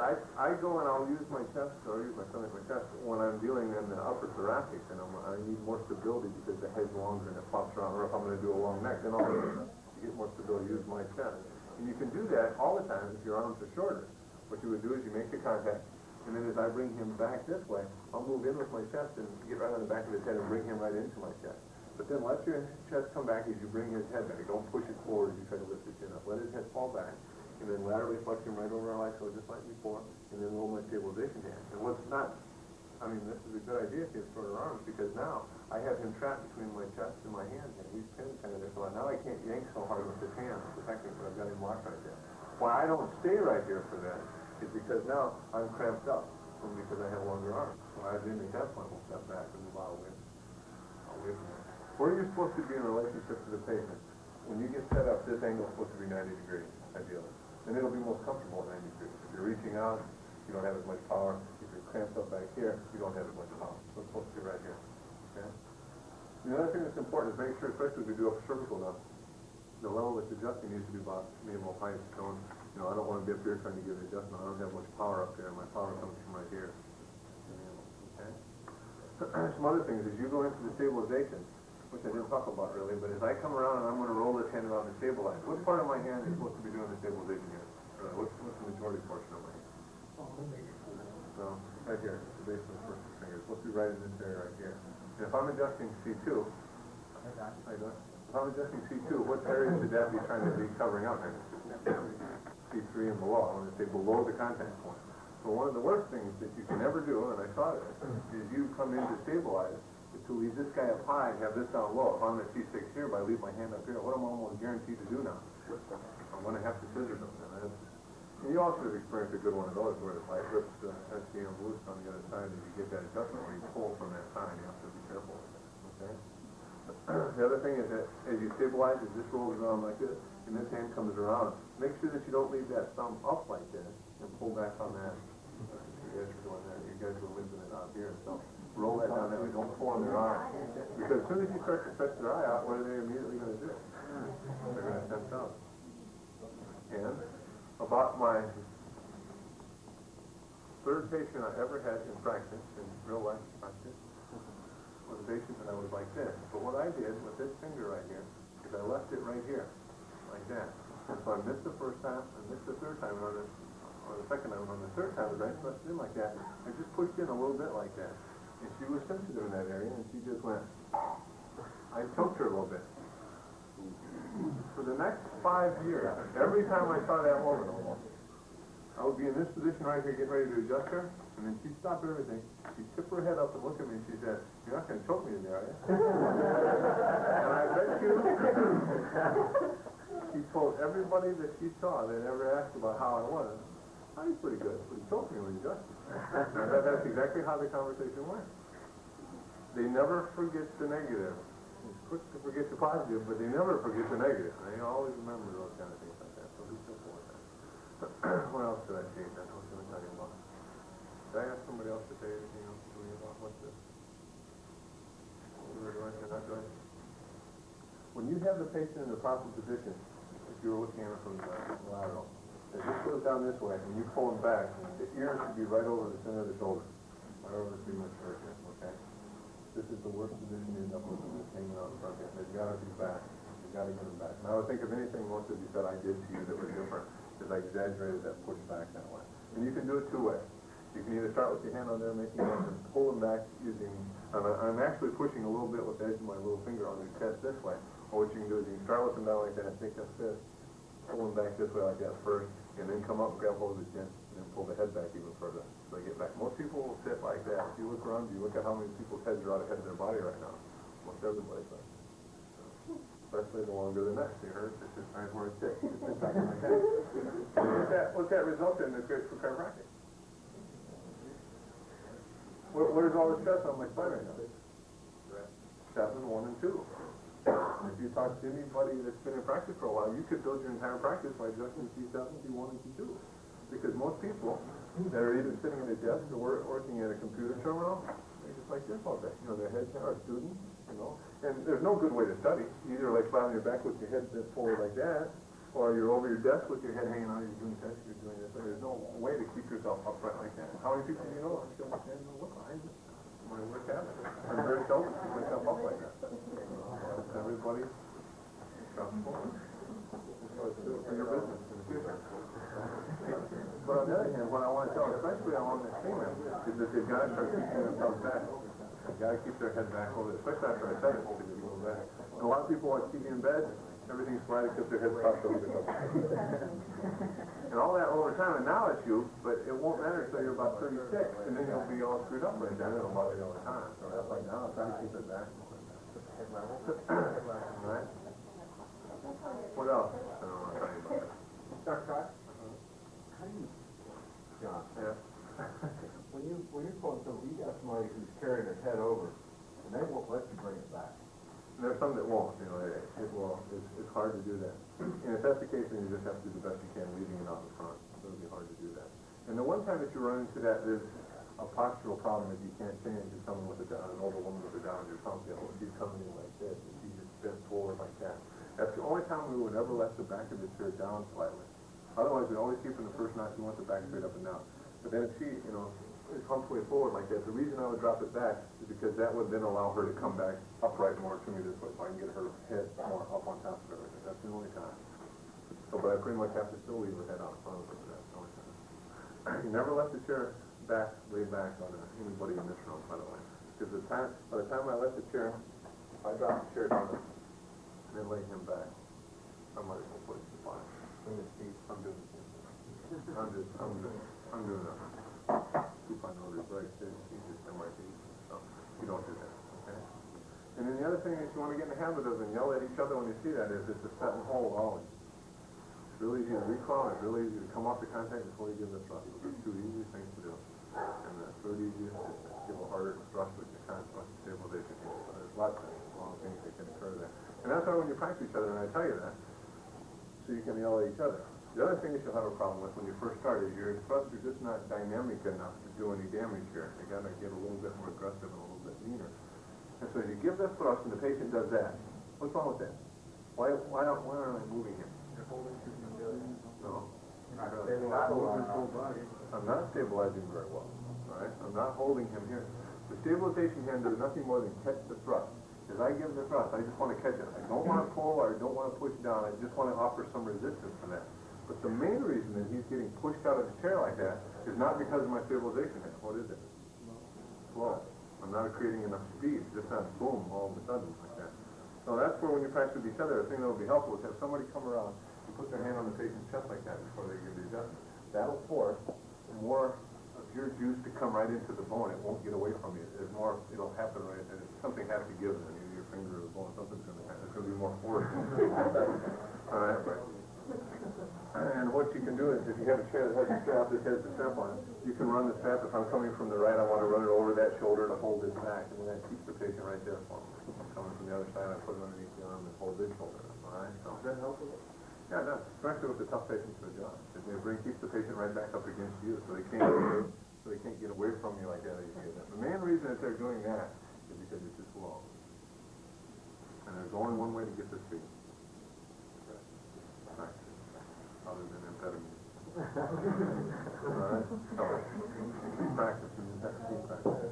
And the other thing when you practice with somebody, you should not practice with his neck. It's going to be too hard for you to support the weight of his head and neck. Try to get a neck that's either your size or slightly smaller, and then it'll feel more comfortable there. You know, and the same thing with somebody who has a little long head or a big head. They're harder to deal with. You're holding more up, and you want to get something smaller. And the other thing that you'll find there'll be somebody out there who is more hypermobile where you can make something happen. Keep that a secret between you and them, so you can go back to them and practice with them when you get into a slump, because what you'll find, one week, especially if you practice once a week, you'll find one Monday if you're practicing, you're pretty hot, things are at least making some noise and you're moving. Next Monday you come back and you can't even hardly sit up, let alone move anything. That's when it's good to have someone who helps build your confidence. You go back and start to trust again on that. But the main way to avoid that is don't practice just on Monday. Practice Monday, Tuesday, Wednesday, Thursday, Friday, and then you'll start to get in more of a habit. Anybody in clinic yet? Have you noticed how much better you've got just since you've been in the clinic? I mean, you're better than you were a year ago, right? Yeah, and the main reason? You're doing it every day. So you're worried about it every day. You should worry about it every day. Guy says, if you're not getting this should keep you up at night. And when you wake up at night, you should be thinking, why can't I move this thing? And keep thinking about it and visualize what you're trying to do and keep working on it. You're not just trying to bang away and making fun of it. You're trying to set something. Whether or not you actually make the bone move, whether or not you only make that one segment or whatever you do, visualize that and start to think about that. Start to make it bother you enough to do that. It's not that hard. And it should irritate you when you guys find each other and I would come over, someone would come over and make it move with less effort. It was the thing that just used to fit myself all the time because we'd be sitting there working up a sweat and just pounding with so much energy. Somebody would always come over and just real slow and be looking at you and boom, and it was half the effort and you move. They're not talking, they're not telling us something. And we thought that they must be hiding something from us because they wanted us to come back and take the seminar again. But what it was is just that feel and that practice. And once you get the feel for it, and it's just like gaming, especially golf or tennis. If you hit that ball in tennis right in the center of the racket, you can hardly feel the ball. Same thing when you hit the golf ball. You hit it sweet, you can barely feel it. Same thing here. It barely is felt when it's unripe. It's an athletic event. You got to practice it. No matter how coordinated you are, you can get better at it. And to do that, any cross-call patterns will help you. If you dribble a basketball with your left hand, if that's your weak hand, all those will help to build your confidence and start to build your coordination. Usually you have a weak hand. If you're right-handed, typically your left hand will catch on faster than your right hand. You'll be able to adjust it better with that left hand first than you will with the right. Two reasons. It understands direction better. It doesn't have a mind of its own. But also, if I'm right-handed, my right hand tends to position the patient in the right spot, plus it's offering better stabilization maybe than my left hand. It's holding the patient better for me. So remember those things. And if you have one hand that's better, do it in front of a mirror. And if you're noticing that you can move it with your left hand, let's say you can't do it with your right, look at your left hand. Look at every aspect of it and then try to come over here and make that right one look just like it. When I first started, I couldn't adjust with my right, but I could adjust with my left better. And then when it's on, as I set up, my left hand was deviated in toward the medial side all the way. There was no slack. But with the right hand, I still had that much left to go. So every time I gave it adjustment, I had that little bit of stuff slack that was still left. So I had to start to tighten that up. So when I gave it, there was no give in my wrist. So little things like that. You can go back and forth so you can start to match the good with the bad until you get the bad to work better. All right? And that's where if you guys have this video camera available, use it all the time. You said the wrist has to have the extension. Right. What happens if you use it? You take your hands like so. It should be all the way in like that when you give the adjustment, and then you're going to cup it. There you go, just like that. See, now there's no give to it. It should be in this way, tight like that. But the extension has to be in the wrist. There's no extension in the wrist. So you're saying you want the wrist back? See that? It has to be extended. You guys didn't do that earlier. You did very well with that. You didn't let it fall open. All right. As soon as it falls open, it'll put all this strain in both the medial side and the lateral side of that hurts. Okay? Atlas. Of all the segments, Atlas is the one that will give you the most dynamic response if you don't believe in chiropractic. And if you don't believe in chiropractic, have somebody adjust your atlas from their own side for about a week. See what you feel like. And really, again, setting up, if you've ever noticed that, if you practice just setting up on atlas and people just press on there for a while, a lot of times you get a headache or you're tightening up. It's just, you got bone on dura, that makes some big changes occur rapidly there. It's a big one to get a big response when you give it a big movement here, all right? So, the first letter of the listing, A, all right? That doesn't stand for atlas, that stands for interior, all right? And as it side flips from right to the left, you got that curved surface up against that odontoid. As it moves out, it has to move out away from that odontoid. If it goes this way, out away that way. So that's the first letter. The only way to correct the first letter of the listing is to always get on the anterior side of the transverse process and make the contact. Always. Never on the posterior side. So when I make the contact, I'm going to make it with my thumb. I'm going to make it with the top half of my thumb. If I cut my thumb in half this way, I'm going to be on the top half of my thumb. All right? My thumb is anchored to the rest of my hand. I don't leave this thumb just wandering wildly. I put it right in here like this. Gonstead used to say you should be able to put a dime right in here. Give the adjustment, the dime should still be there. All right? Because if it comes apart from your hand, you have no support for that. So it has to stay in tight like that. What I'm going to do is I'm going to slide down off the mastoid, right onto the anterior portion of the transverse process like that. I'm going to end up right on the front side of it like so. All right? Even if it's an ASLP, posterior listing. Okay? I'll tell you about that in a second. Okay? So the first letter of the listing is A, and I'm on the anterior side of it. The second letter of the listing typically is S. It'll go A-S. It'll be superior to that. Inferior, or it will move up this way. It will rock up that way. That's the most likely way it'll go. Very seldom will you see A-I, which is another atlas listing. We'll work on A-S. Okay, so A-S. How am I going to get rid of this? Torque it. I'm going to be torquing it down or down. Okay? I'm just rocking that down. All right? Third letter of the listing is the most important letter of the listing, which is the laterality. It's either going R or L. How am I going to correct that? Either stand on the left side or the right. I'm going to L, I'm going to be over here on this left side. All right? And the third or the fourth letter is that after that goes lateral, left or right, then I talk about that transverse process, whether it's gone posterior or anterior. Okay? So I can have an A-S-L-P or an A-S-L-A. Just now put over here. Okay? So that's the listing. You got that? That's first time you heard that? First time you heard that? Make sense? So, let's start with a simple listing like an ASL or an ASR. Alright? So what I'm going to do is the patient's head just starts in a neutral position. I don't have to do all the tucking stuff anymore. I just want to make sure that his ear is right over his shoulder. Like so. I'm just going to have it in a neutral position. You can tip the head away a little bit to make the contact if you want to. So I'm going to come in here. I can open up that side so I can get a better feel of the transverse process. But what I want to do is I want to slide down off the mastoid and end up on the front side of the transverse process, where the SCM is going to be behind my thumb. Unless it's an oddball person, okay? Most of the time the SCM is going to be behind my thumb. The SCM is going to fit right in here like this, okay? So what I'm going to do is I'm going to slide down off the mastoid right onto the anterior side of the transverse process like so. And then my thumb's anchored to my hand like that, all right? I'm going to put my forearm and my wrist, everything in the same plane line of that one, as that was just right there, okay? All right? I want to start out just like that. But most important, I want to make sure that I keep my wrist up. The worst thing that you can do is let this drop down like that. Because if it goes down like that, no power. Alright? And we want to keep a little bit of extension, or at least level, so that it doesn't give out. Okay, so let your wrist drop down like that. Got to stay up. Pretend there's a board step to the back of your back. Right? To the back of your forearm. So I slide off the mastoid, get on the front side of the transverse process, that forearm stays out in the same line of that one. Next thing I want to do is laterally flex the head to the level of the articulation, which means right up on top. Alright? I'm going to cock the head just like I did before. Push with my finger, pull with my fingers. I'm going to cock the head over. If I cock the head over, I'm taking atlas and I'm tipping it a little bit. I'm going to drop that elbow down a little bit. Okay? The midline of my body now has stepped way out to the left. I'm not in here like this. That's kind of awkward. So I step out this way so I can get a better line of drop. So I cock the head over, drop my elbow down. Alright? And the last thing I want to do is just take that stabilization hand, roll it right around, both arms oppose each other now. Like so. Alright? And I want to go right out the other transverse process. The easiest segment to adjust when you try to adjust atlas is T2. Alright? And here's what happens. You're going to, instead of going straight across, right through the other transverse process this way, what I end up doing is putting too much extension in my wrist here and driving down into it like that. You get like a lateral break, and you'll get an audible out of T2. The patient doesn't change much. So you have to be careful. Start with your arm in the same plane as atlas. Cock your head over just like so. Let my elbow drop down a little bit and follow that atlas like like that. Roll my stabilization hand around, okay? And then I want to make sure that I go straight through the other side. At the same time, I'm going to be torquing down a little bit, all right?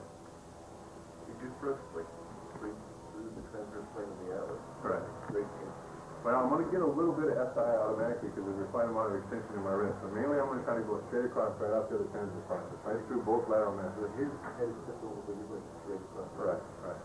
Because if it rocks to that side, it raises up a little bit. But I want a little bit of SI, okay? But, what do you think of the whole torque?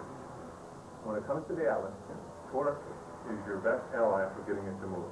Of all the segments to move, atlas is the most difficult. That's not the good news.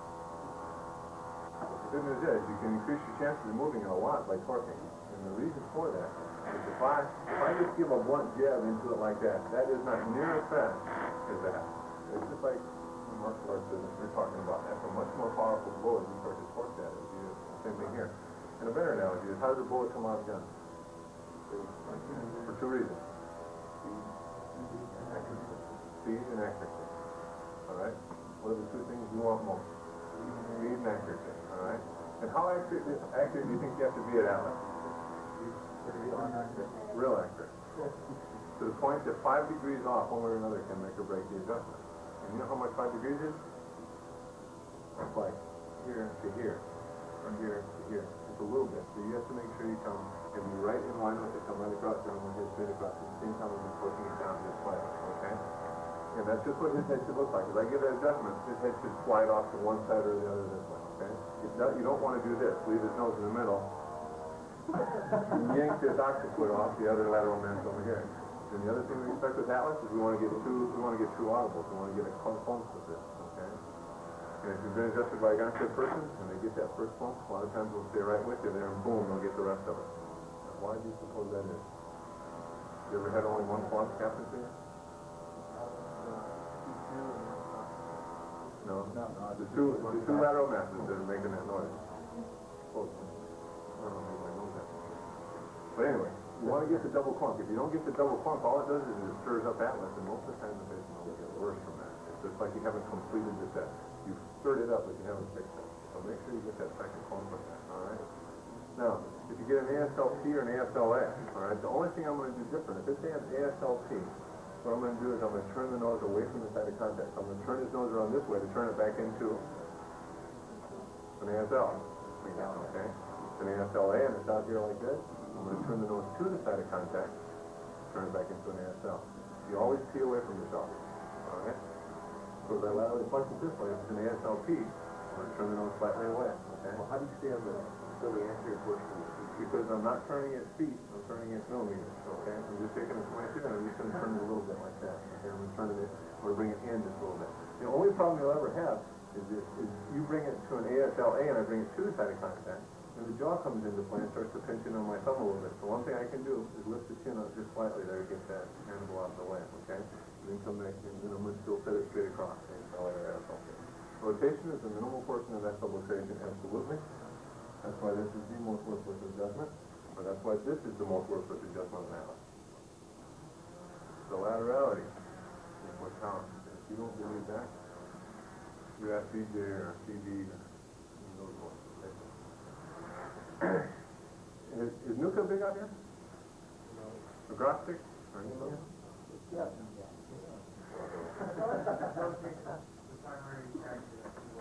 It is. It's about 80% of atlas is the rotational ability of your neck from atlas. So I don't understand what you say. When it's subluxate, the subluxation component that is of least concern is the rotational factor. For the atlas is subluxated, the majority of that, biomechanically, not custodial, whatever that word would be, it's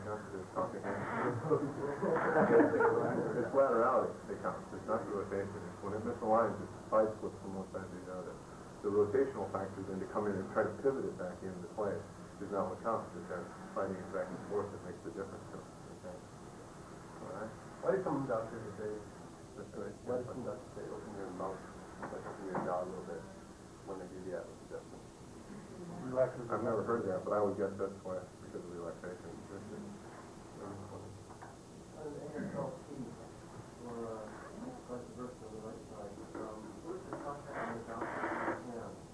Same place.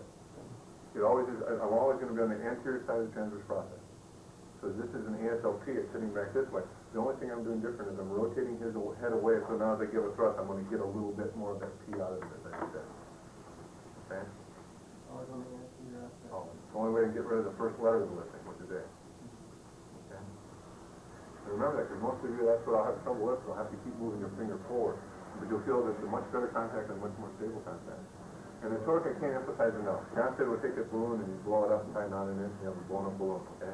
Take a pencil and he would stick it into the balloon like this, the eraser end of the pencil, stick it into the blown up balloon, and let the balloon go, and the balloon would flop off the pencil. And the next thing you do is you take and you push the balloon onto the pencil, but as you push it on, he would twist it onto the pencil.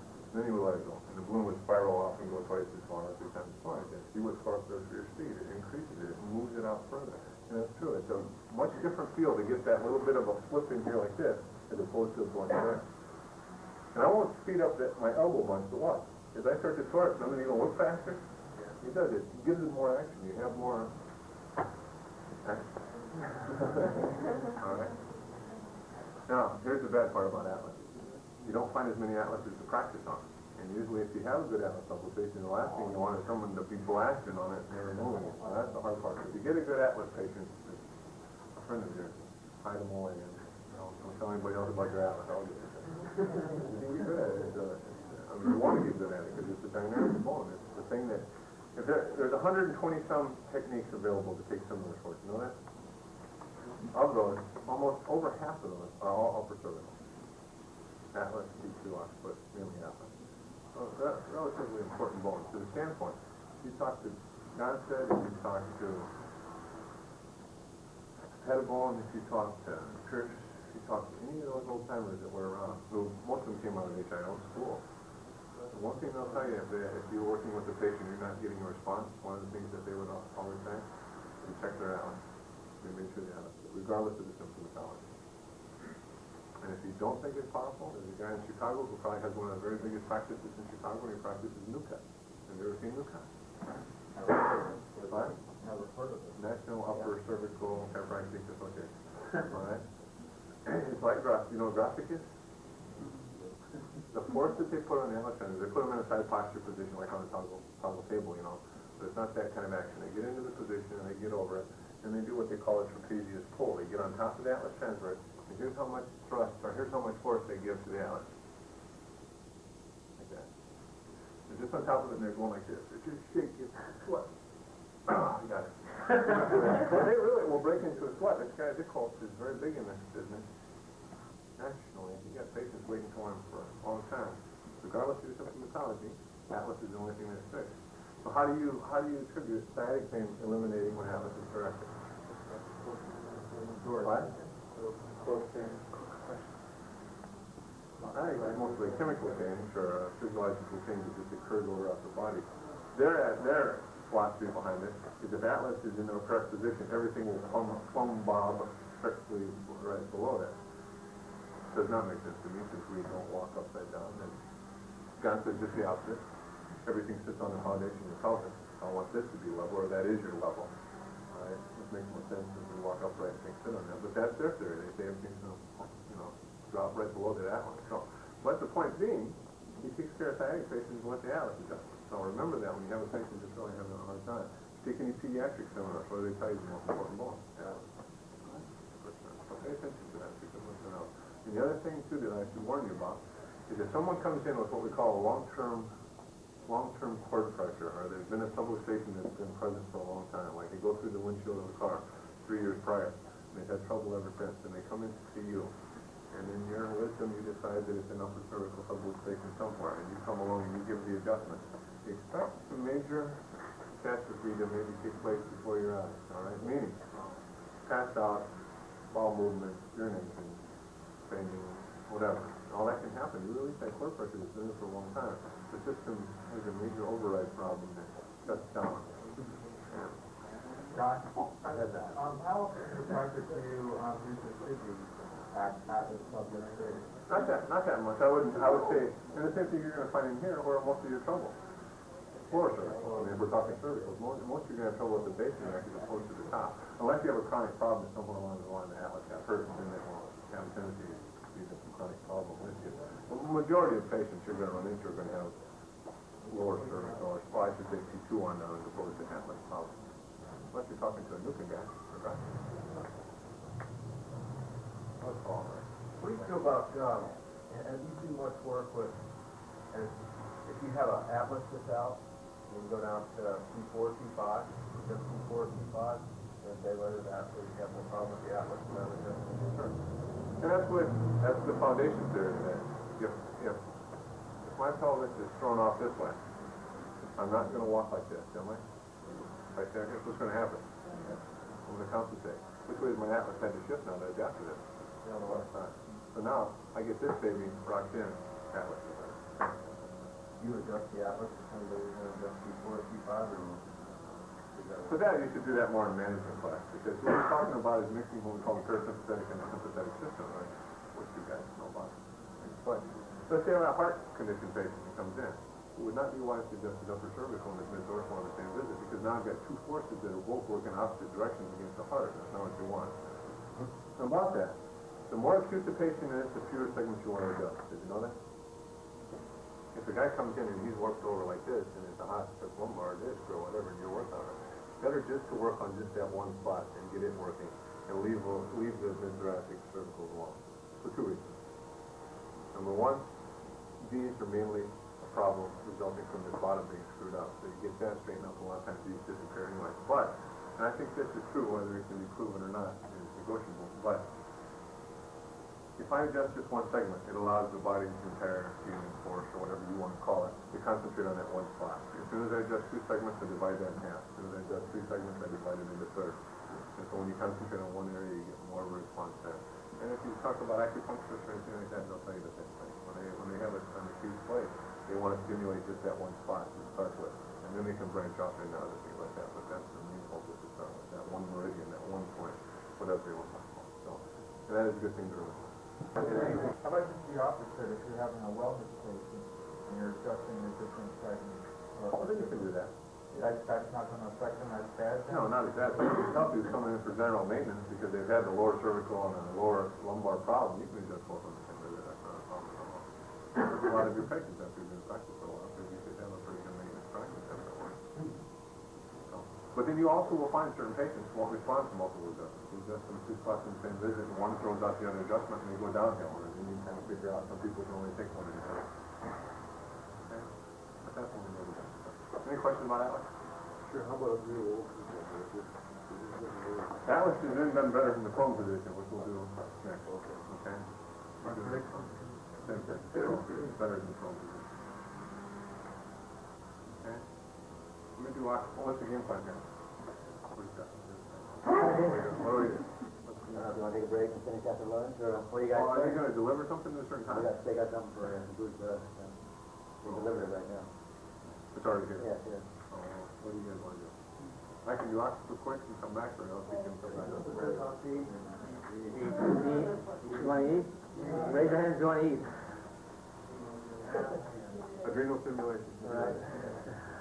Okay. Well, we'll come back in and we'll do it. We're gonna break for an hour. Break for an hour. I'll be back here 1 o'clock, 5 minutes after, and we'll hit up Oxford Atlas, finish up.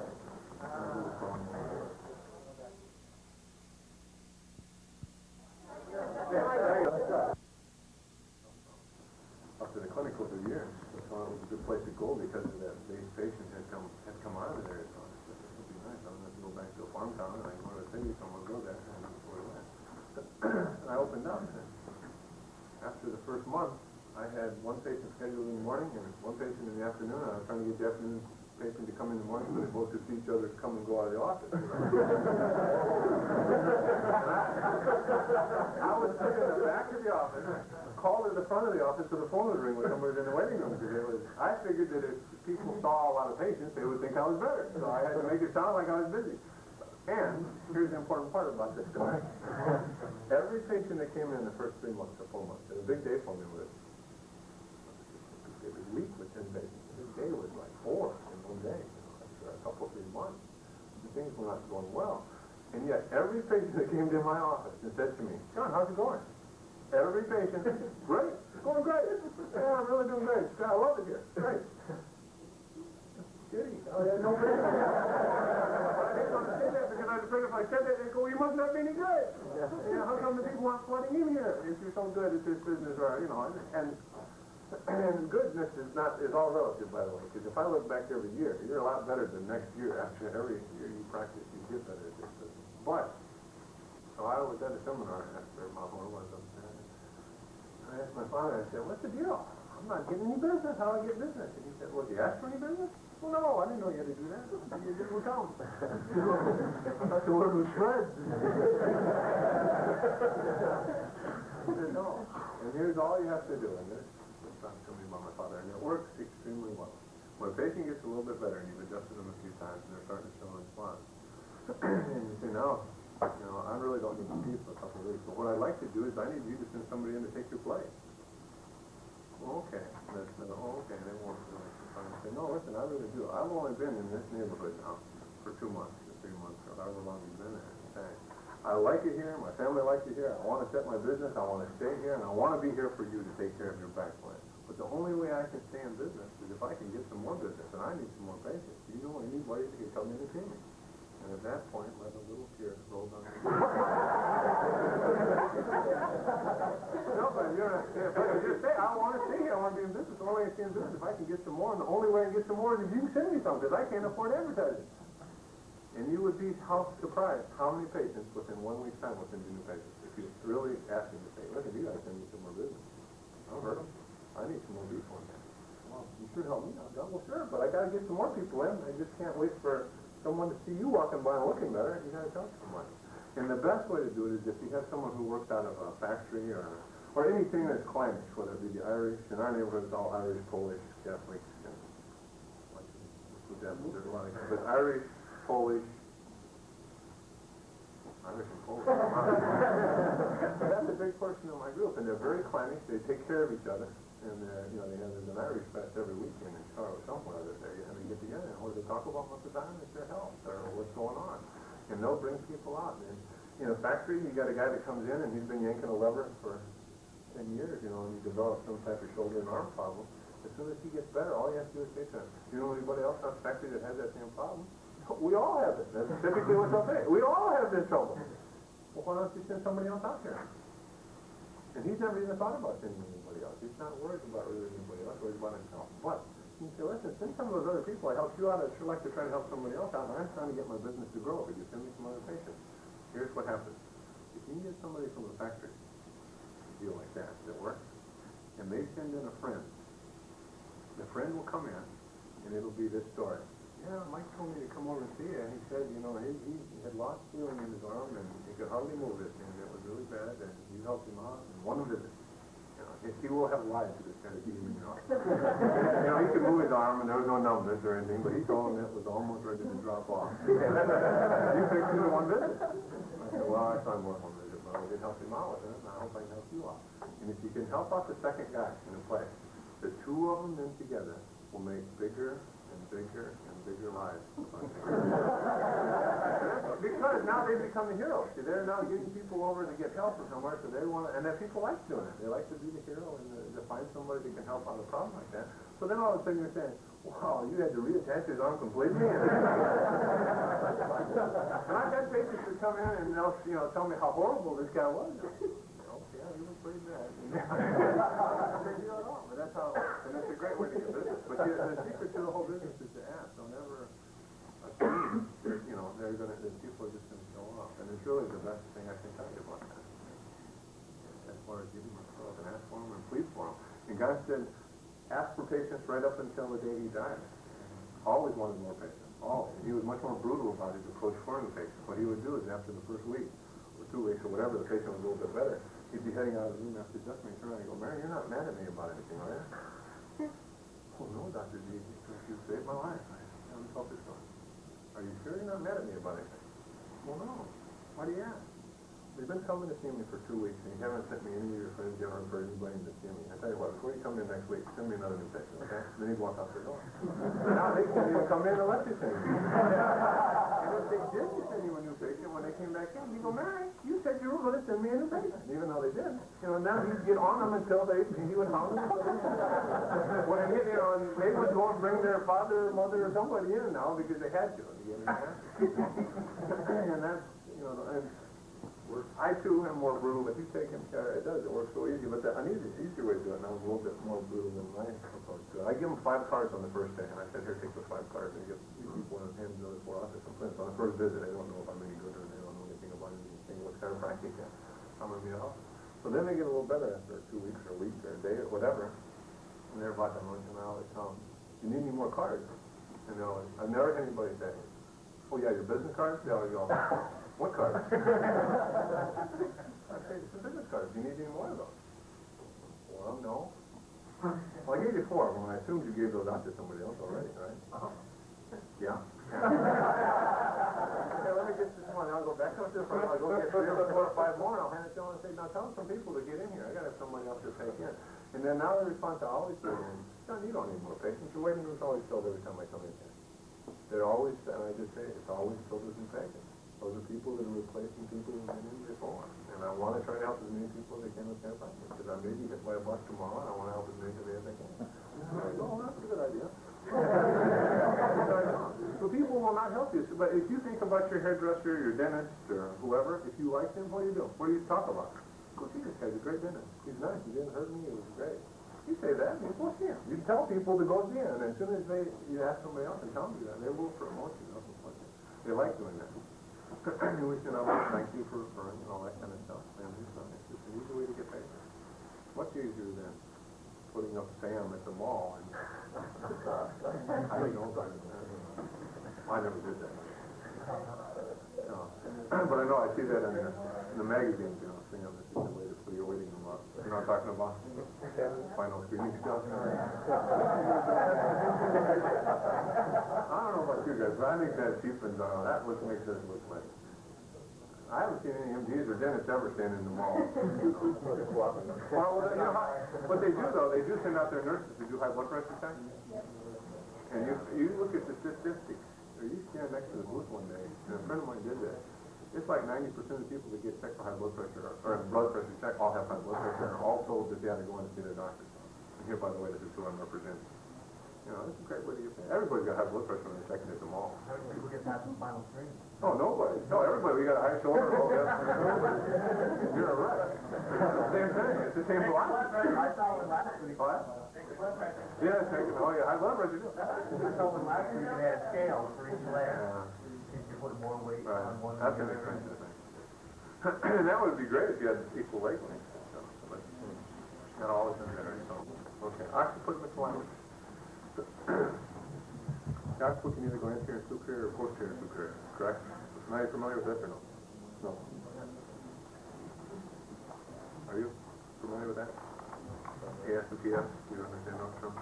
Okay, the occiput will rock posterior and superior, or it will go anterior and superior. Okay? As soon as it rocks anterior and superior or posterior and superior, it can then go right side superior or left side superior. And whatever side it rocks up on, then can go left side posterior, left side anterior, right side anterior, right side posterior. Okay, follow that alignment process then? Very simple. All right. If you have a PS occiput, it's going posterior and superior, and it usually did, you've got the lateral masses of atlas angling forward this way, correct? Occiput's in the top of that. If this side slips back, it tends to slide, or if it slides backwards, it tends to slide off to the left, or it tends to slide off to the right. So you get PS LS or PS RS. All right? So let's say it's a PSLS. What I want to do is I want to make a contact of the supramascular groove, which was almost even with the top of the ear, right up at the very top. And then what I'm going to do is I'm going to make the contact with my femur eminence. And I'm going to make my eminence more eminent by pushing it forward that way. I want to push that thumb forward, something like this. All right? And it's going to be right at the base of your thumb, pretty much where you're going to make the contact. All right? So my hand is going to look like this. My finger's going to cradle around the backside of the occiput. And I'm going to make the contact on the supramascular groove right at the base of my thumb like that. I'm going to push it forward. Okay? So what I want to do is I want to make a contact between the back of the ear and the skin, or the hairline. I want to stand as tight to the back of the ear as possible. I don't want to get back on the hair because it'll slide right off, okay? So to make the contact, I start with my fingers pointing down like that, and push right up against the ear to get the ear to move forward like that. Then follow the back of the ear right up, go past the point of contact, slide way up this way, and then slide back down until you get your feet on that supermassive groove, okay? I just tip it that. Normally I wouldn't turn it that way, but that's what I did. So you can. All right, so I made the contact. So I'm going to push the ear forward here. I'm going to slide up, go past the point of contact, and then come down until I get my femur on there. He's got a good one. Some people have really good groove transfers to do that, all right? And what I want to do is I'm going to laterally flex the level of the articulation, which is occiput and atlas here, all right? And then I'm going to cock it right over like so. This would be for a PSRS, all right? There's a PSRS-RP. What do I do with the hand? Turn away from my contact hand, okay? Go to the left, that's fine. And I'm going to roll my stabilization hand around. For an atlas, my fingers, my elbow is down here to the side this way. For the lower cervical, my elbow is in tight. For these guys, I'm midway between that, okay, at 45. Now, what I want to do is I want to thrust, just like I motion palpated. See the AS to I, and I'm going to go a little bit right to left. I'm going to take it, I'm going to shove it off like that. Okay, is that how you motion that one? Okay, right? That's the thrust right there. Yeah, boom, just like that. Okay? So I'm going to slide up, slide down onto the contact, cock the head over right up on top. PSRSRA, and then on to the side of contact, roll my stabilization hand around, boom, just like that. Okay? Slide up, come down with the contact point, laterally flexion, PSLSLP, turn it all the way a little bit, roll my stabilization hand around, the elbow points off the shoulder this way, midway between here and straight out, and right there, and like that. Tension shut off. Okay? You get one shot at that really, because then it'll tend to slide down on the contact a little bit, so you get one. The good news about occiput is probably the easiest of all the segments to adjust. If it needs to go, it's very easy to adjust. It makes a big hollow thunk when it goes in. It's not a click by any means, it's a big thunk. But it's very easy to adjust if it needs to go. Trouble with it is it doesn't need to go too long. It's more of a compensatory mechanism than anything else. Okay? I shouldn't say that if you're an SLP practitioner. So, but it's not a subluxation problem really at all. So. All right? Try not to. But then you get an AS occiput, anterior and superior, right side superior, left side superior, rotational factor too.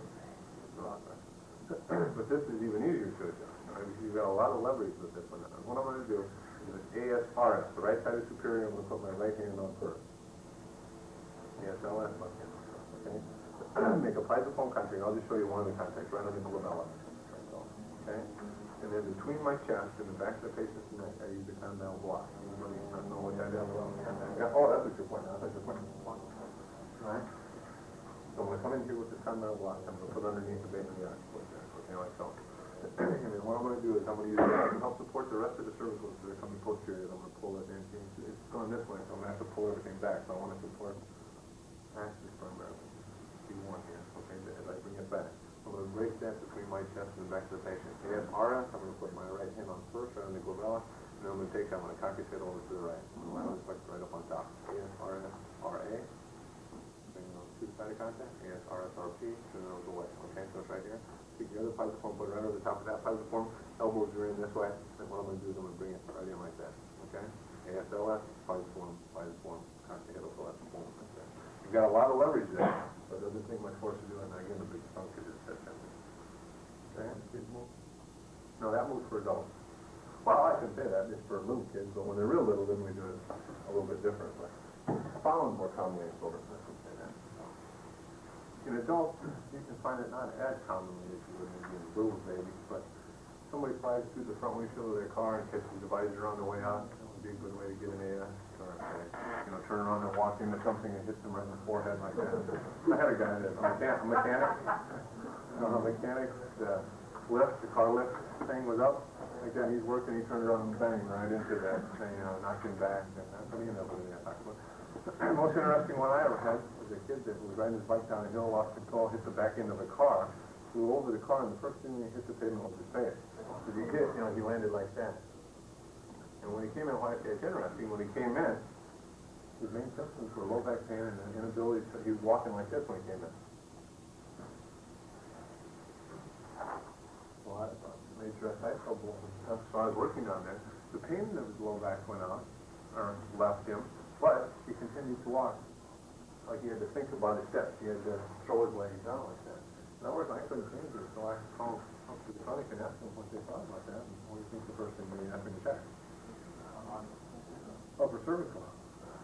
Oh, sure enough, it was a half landed like that, and down like that. He didn't have much motion, but most of his symptoms when he came in, he didn't have neck trouble. So he had pain down here, work down there, but that didn't change that. And his last look, he got his walk back, he got his gait back, you know. So, but that would be a common way to have that. What things would you film when you suspect something? If you suspect an anatoxic, if it's not anterior and superior, what do you think would be a good idea to try to do to see if it is? Flexion. Because if a normal flexion will happen is the posterior portion of the occiput will move away from the posterior ring of that one. It will open up this one. The true AS is you flex the head down at gap space. There's no gap and you stay together and you try to flex it. So that's a good way to do this. That's a good way to check it. Let's see if you see it on the lateral film. Just put your line drawing from. If you want to check it for sure, you could do a lateral flexion, and that would help you out with that diagnosis if you had to do that. All right. PS occiput maybe a little bit more common in adults, but still not a real common. Oh, Dr. Gohl, how often do you adjust an occiput, would you say? Whenever they're out. How often? How many per month? An occiput adjustment? Oh, maybe a couple. Yeah, it's not very common. It's not like you run it. It's not very common to have it come in like that. The most remarkable one is a little kid. And if you've ever watched the birthing process, which I was talking about before, it's a great business because that baby comes into the world this way head first, you know, mom's legs are right here. As that baby comes out, what do they have to get a hold of? They've got this, they've got that, when they get behind the head this way, they've got the forceps, they've got something. It's going to start to pull the kid out this way. And they start to pull them out, just like that. And then when they get them so far, what has to come through next? And how do they get the shoulders out? They take this. Start to turn it from the shoulder. So what's the kid getting right off the bat, first day in the world? Rotary brake. You got his first rotary. And if you watch that process, it's not just a little love tug they're giving on this kid. Their job is to get the baby out right now to avoid any complications. So they're working this kid out like this and pulling him out to get it out. So there's no better place for him to end up the next day or soon thereafter than in your office. So there's the AS occiput. And how incredible of symptoms do you think an AS occiput can create? Let me tell you. Here's why I got impressed with chiropractic. When I worked at the clinic, like I told you, I thought everybody got adjusted. I thought it was pretty normal. But I also thought it was for general problems. I didn't know that it had a big influence on big problems. But there was a kid that came up there that was about 3 years old. And I happened to be working in the X-ray department at the time. This was before chiropractic college. The summer was working up there. And this kid came in and was a vegetable. Just laid on the floor, had never crawled, had never talked. Had never done anything at 3 years of age. These folks were very wealthy and had gone around with the textbook and just said, tell us what's wrong with the kid, help our kid out. And he'd been everywhere. And was diagnosed at the last place, which is the Mayo Clinic, and having some level of mental retardation. So we can't be sure. We're going to have to wait till the kid gets older before we can determine what level and start to see some motor function. But they've done all the tests and the nerves were supposedly working. If this kid had never done anything but lay on the floor. Or wherever they laid it, it just laid there. All right? So they brought it up there and happened to take that, and that's the first time I ever heard about that flexion shot, to see that. And they helped the kid up and did a flexion shot, and sure enough, I didn't know what the occiput was. But happened to be seeing their father, and when he saw this kid, and saw the kid for maybe a series of 3 or 4 visits over the course of a week's time. And if you've been to the clinic, there's an X-ray section here, the hall, and you cross the hall to get over to where they analyze the film. And I was walking from the X-ray room over to where we analyzed the film, and as I was walking across that hall, I picture this to this day, coming around the corner of the hallway up around, come down these big hallways. This little kid came crawling around the corner with mom following him crying. And that was the first time that I'd ever known that chiropractic was a little bit bigger than some minor low back trouble if you watch 2020 or whatever that show was. You know, it was bigger than that. And they followed that child up to about age 8. And it caught up both mentally, physically, and every realm. But the only problem that child had was sufficient cord pressure from the occiput and alignment. So how important is it to check everybody for something? Well, it is bigger than just you or I. It's a big business. Oh, that's why you want to make sure you work on that. Any questions about this business? Yes, occiput? Yes, occiput? Atlas? No? What the palpation of it, would you just do the same motion?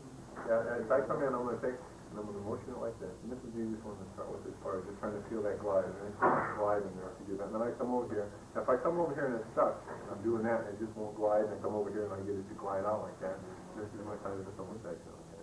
Now I go to my film to find out whether it's PS or AF. Okay. Or symptom-wise.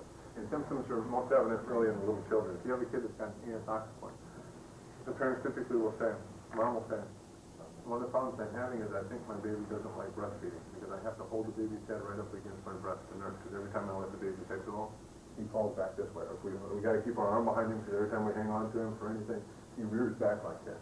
That the antoxic and can pull him back that way. Or he'll lay flat on his back in the crib and he does this with his head continually. And he's rubbing all the hair off the back of his head and my friends think he was silly. And that's why I had one woman say, I don't know what the problem is, but he's rubbing all the hair off the back of his head. And my friends all were wondering what's wrong with it. She was more concerned about the hair being rubbed off than anything else. But the kid was like that. Another thing, you ask them if they get to the edge of the crib or if they get next to anything, do they bang their head into that side of the crib? Yes, they do. How do you know that? And what would be Gonstead answer to that? What's the child trying to do by banging his head into the side of the crib? Trying to fix it himself. That's the pressure up there. You can't ask them that question. That's common. And then the physical problems that may result, their head tends to flop around, and the developmental problems that may exist from that. And those are all symptoms of possible anatoxic.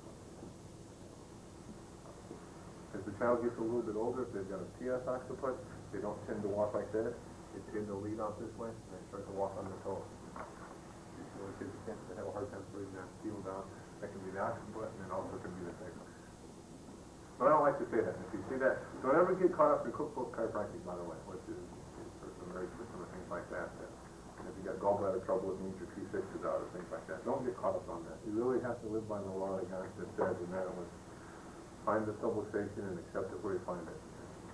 Because it's easy to get caught up in the idea that, you got medial pain in the thigh here, or whatever that means, an eXilium versus an IN. And many times it does, but don't ever expect it to work that way. And the first time that'll happen is when I say headaches to you, what do you think what part of the body would affect headaches most? Neck, somewhere in there probably. And the first patient you'll get in your office is the same customer will come in with headache trouble and you'll fix their headache with that eXilium. And it'll work that way for you. Whatever I tell you will happen right off the bat. It'll be something like that, and that's why you really want to. And that's one of the things, like, I don't know how space is one school is down here, but if you've ever been around Sherman people, Sherman's attitude, our attitude towards the patient. I don't want to hear the symptoms, just give me your back, and I'll fix it. That's kind of it, which is very naive, and I don't think too practical nowadays. But that is their attitude. They don't want to hear about, I've got pain down here, and anything like that. Just give me your back, I'll fix that up. Do the subluxation at some point, I'll find it, I'll fix it, I'll fix it, and go on. And that's how you want it. All right, and it is a good thing to do. And the thing that will happen to you in this kind of a practice, you get into practice, you're taking your own films, you analyze the film before you go in and ever motion palpate the patient. You'll see all that rotation in the pelvis, and you'll see something bent over here, and you think, man, I got to fix that ilium, I got to fix that dorsal or whatever, and you start to find it on the patient. You make it match the film instead of the other way around. You want to find it on the patient, and you'll find out what it is on the film. All right? So, don't get caught up in cookbook business. There was a Gonstead notebook going on called The Notes. I don't know if you ever saw that. They had a lot of that stuff in there. Guys that took seminars and started to write stuff down, the Gonstead said, they've got this symptom that means an ASLA atlas. And the parents said, well, it's a name, he was all over his head. There was a lot of you take that notebook in there. Because he didn't live like that. That's all he said. You have to check everything out and just accept it for your power and conversation. All right? What means then you have to be good at your preparatory skills, which I told you he was very good at from the start. That's what's up. All right? Any other questions about that business? Why don't we set up one?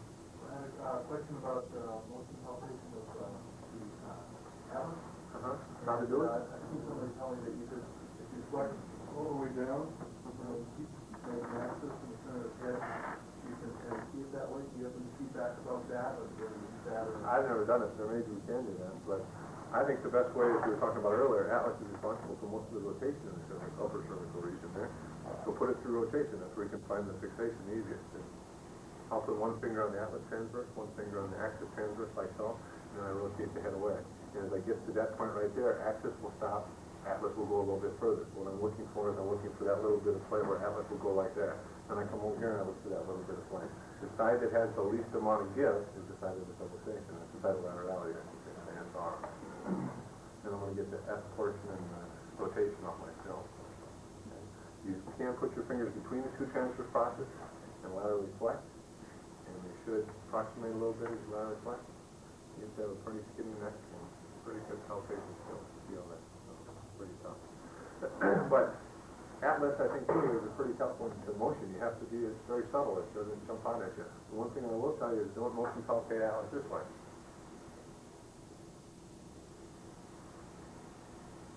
And then adjust the most prominent side. Right, the side that sticks out the most. Because for sure, the first patient you'll have to do that too. We'll have an anatomically long kind of deposit on the left side, and you'll end up scoring them up. So you have to put it through motion to find that loss rate. Okay.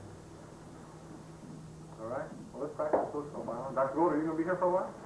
Not too long, I'll be here for a while. Got Dr. Green and Ripley too. Okay. Okay. Yeah. Well, if they could help set up, that would be great.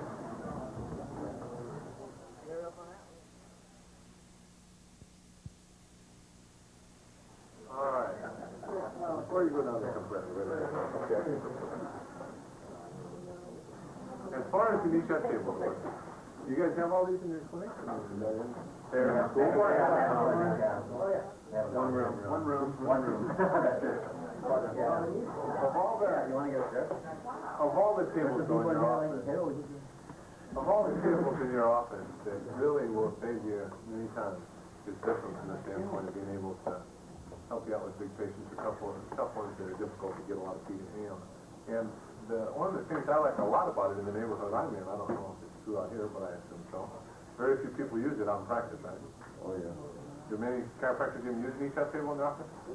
So it makes you unique to have this, and it sure helps, especially if you tend to be tinier. You're going to run into a lot of patients that are going to be bigger than you guys. And so to put them side posture and try to adjust the lumbar, this is the table that you want to get good at, because it's going to be... On here? That's what it's for.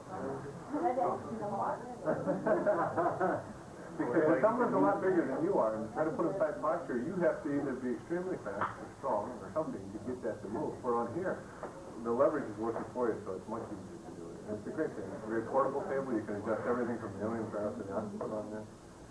It's a good all-around table. But if there's any place that you want to hurt a patient, this is the place to do it. And that's where a lot of people have hesitated in using it, is that they've either been hurt on it or they've hurt somebody on it. So there's a right and wrong way to do that. And that's what I'm going to do it here. But, okay, first of all, okay. Okay, thanks for coming by. Thanks for coming out. Sure, thank you. Very appreciate having you out. Thanks for coming by. Good. Thank you. That's how you advise, by the way. Thanks, Dr.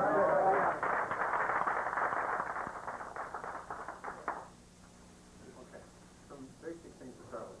You want to get the patient on here so the shoulders and the hips are about the same height, okay?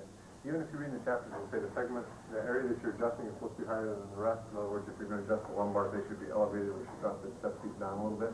So if you slanted downhill, uncomfortable. So don't do that. It should be level across there, all right? I would want him to spread his knees apart just a little bit. Don't have them right together. A lot of females will get on there and have their knees jammed right together. They tend to, you're going to sway more with that. So you want a foundation with that. If they're too big, though, when you get someone who's huge on here, and their thighs, as they get on here, their knees are right out to the edge. Be careful, because if you come in there and give them the big blast and drop them down and their knees shoot out off the side,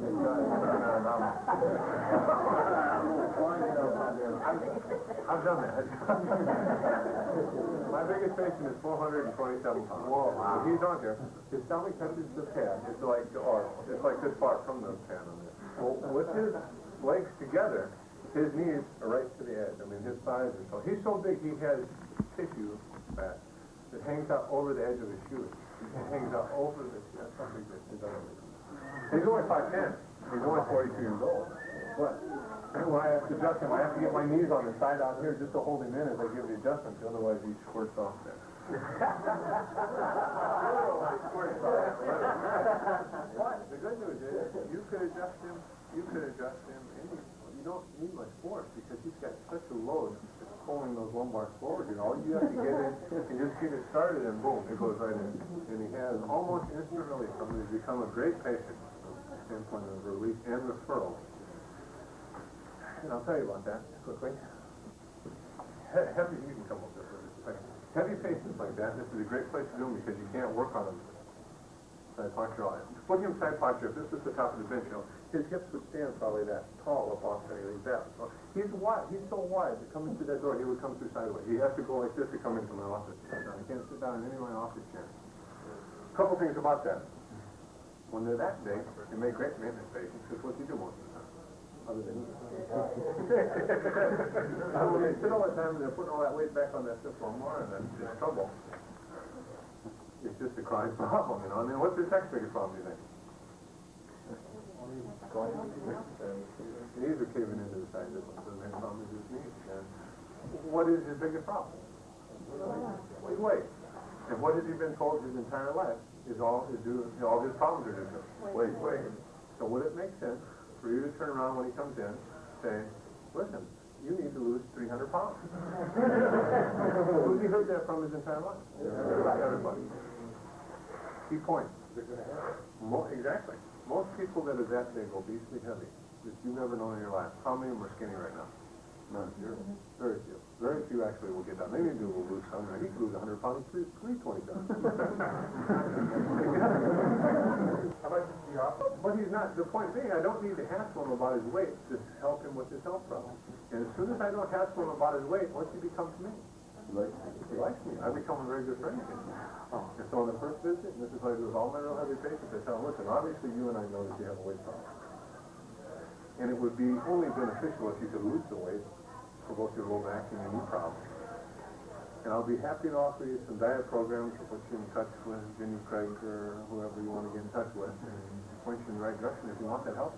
But if you're not interested in that or you just don't care about that kind of thing, that's all right with me. I still can help you and I won't have to worry about your weight anymore. I won't talk about that. And they always probably think to themselves, oh yeah, right, she was the first guy that didn't fix something.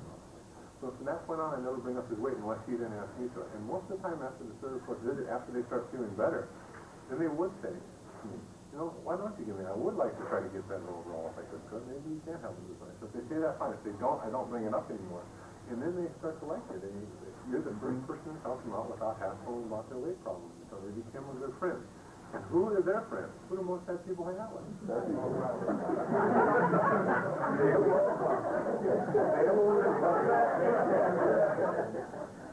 right, though. And they'll refer to a ton of patients.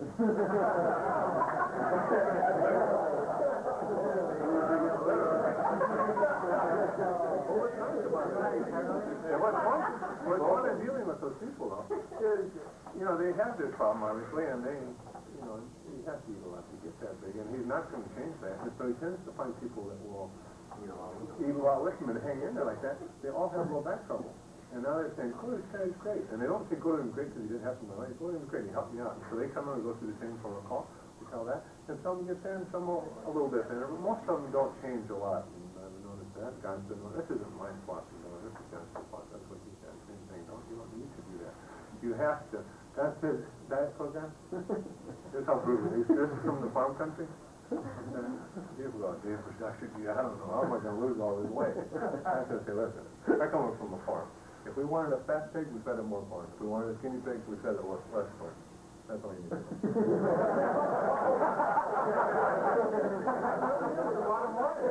If you want to get big, you just have to eat more. If you want to get thin, you have to eat less. And that's the bottom line. And there's a lot more to it than actually that. But that's his attitude. He was more crass about that kind of stuff. But I don't know, you're very nice to him and you help him out. It is a great patient. This is a great place for them, though, to be adjusted. The other thing this is a perfect table for is the lady in her third trimester will be real big in the front. You can adjust the thoracic, lumbar, everything right here, and everything is going down. It's very easy for her to get on that table to be adjusted that way. People who don't fit on here. The real thin, flexible female can't go on here if you're going to try to adjust her lumbar. Because she'll drop her lumbar down and they'll go like this, and all of a sudden the facet will lock up in the back. Someone who's acute, someone who's anterior and belly like this, they can't extend to be able to adjust the whole back, so they can't. Large-breasted females don't fit on this little bit. They get on the pad is here, kind of hard on the breast, so that's it. Knee problems, hip prosthesis, wouldn't put those on there. That pressure on there is like, well, you could adjust this graphic, but it wouldn't adjust a little back with you. Just for knee problems. Knee problems, maybe you can't even get up and down on it. Other than that, most anybody can go in here. The thin, flexible female, the little gymnastic girl that comes in to see you, the biggest nightmare when it comes to adjust is someone who's about 13 years old and is a gymnast. You know, they can go backwards and sideways and kind of tilt up and nod and still have some mobility somewhere in there. Their thoracics can sometimes be horribly hard to adjust, and this is a great place to do that. Remember that when you have a thin chested female, or they're a little like that, and they get you put them down, this is a great place, much better than high lift adjustment. Very easy to do that. Anytime you want more P to A, this is a great table to drill. You're trying to box and you're trying to push that P to A and you can't get it, this is all P to A. You just try and straight it out and get more depth on that. So there's a lot of things there. You can throw it in your trunk, it does make a good portable table. You can take it to somebody's house if you're giving them an adjustment, they can't get into your office. All right? So, what the hell am I doing? Gentlemen, you do have a flexible person, and you can't adjust it on a bench. You put them on a knee step table. Can you have them arch their back up, like cat back it, get up, grab onto that ST to hold it, so that you don't jam the foot back and push it forward? No, because you still have to get them to the bottom, and they'll just keep going to the bottom, and they'll just keep extending. When you hit the bottom, it'll hurt. They can't do that. No.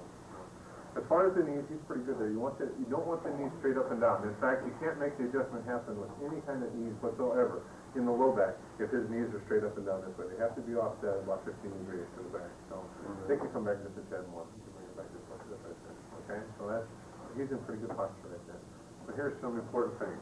If I'm adjusting from T6 on up, make sure his nose is at that top of the slot. If I'm adjusting from T6 on down, then his nose can come back down this way. The reason being is I come up to the third dorsal and I'm trying to adjust that.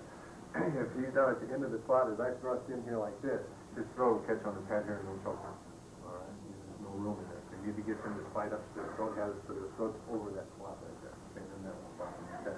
Make sure that they grab hold of the hand pieces like that. Don't let their hands go to the floor. Because if his hands drop to the floor, he can then push up like that and you're going to get the adjustment. He can shove up and guard against that when you're trying to get him to don't let him do that. All right. I'm sorry. In that position there, couldn't they, like, even though the hands are up, couldn't they be tight as well? They can, but it's easier for them to push up if they're on the floor like that. Here they can still do it, but it's not easy. Right there are not these elbows are down, so you got to kind of go up like that. All right. So let's do the thoracic first here. Now let's do this first. All right. Here's an easy way to remember this. Top 3 thoracic and bottom 3 lumbar. Top 3 and bottom 3 inferior hand contact. Everything else in between a superior hand contact. Okay? So top 3, bottom 3, inferior, everything in between a superior hand. Okay? Are you talking to each other? No, in the class. But not in school. All right. So top 3, bottom 3, inferior hand contact. Everything else between superior hand contact. In a thoracic form, I always stand on the side of contact. Okay? Who doesn't know what that means? I don't know. Okay. You understand the first part? The top 3, bottom 3? Yeah, I got that. Okay. Just holler now if you don't get something here, okay? To stand on the side of contact means that if I have a PRS, all right, what am I going to contact here in this case? What am I grabbing hold of? Right, the spinous process. The spinous process is on the right side. I'm going to stand on the right side. I'm going to stand on the side of contact. That would be a contact for a PRS, all right?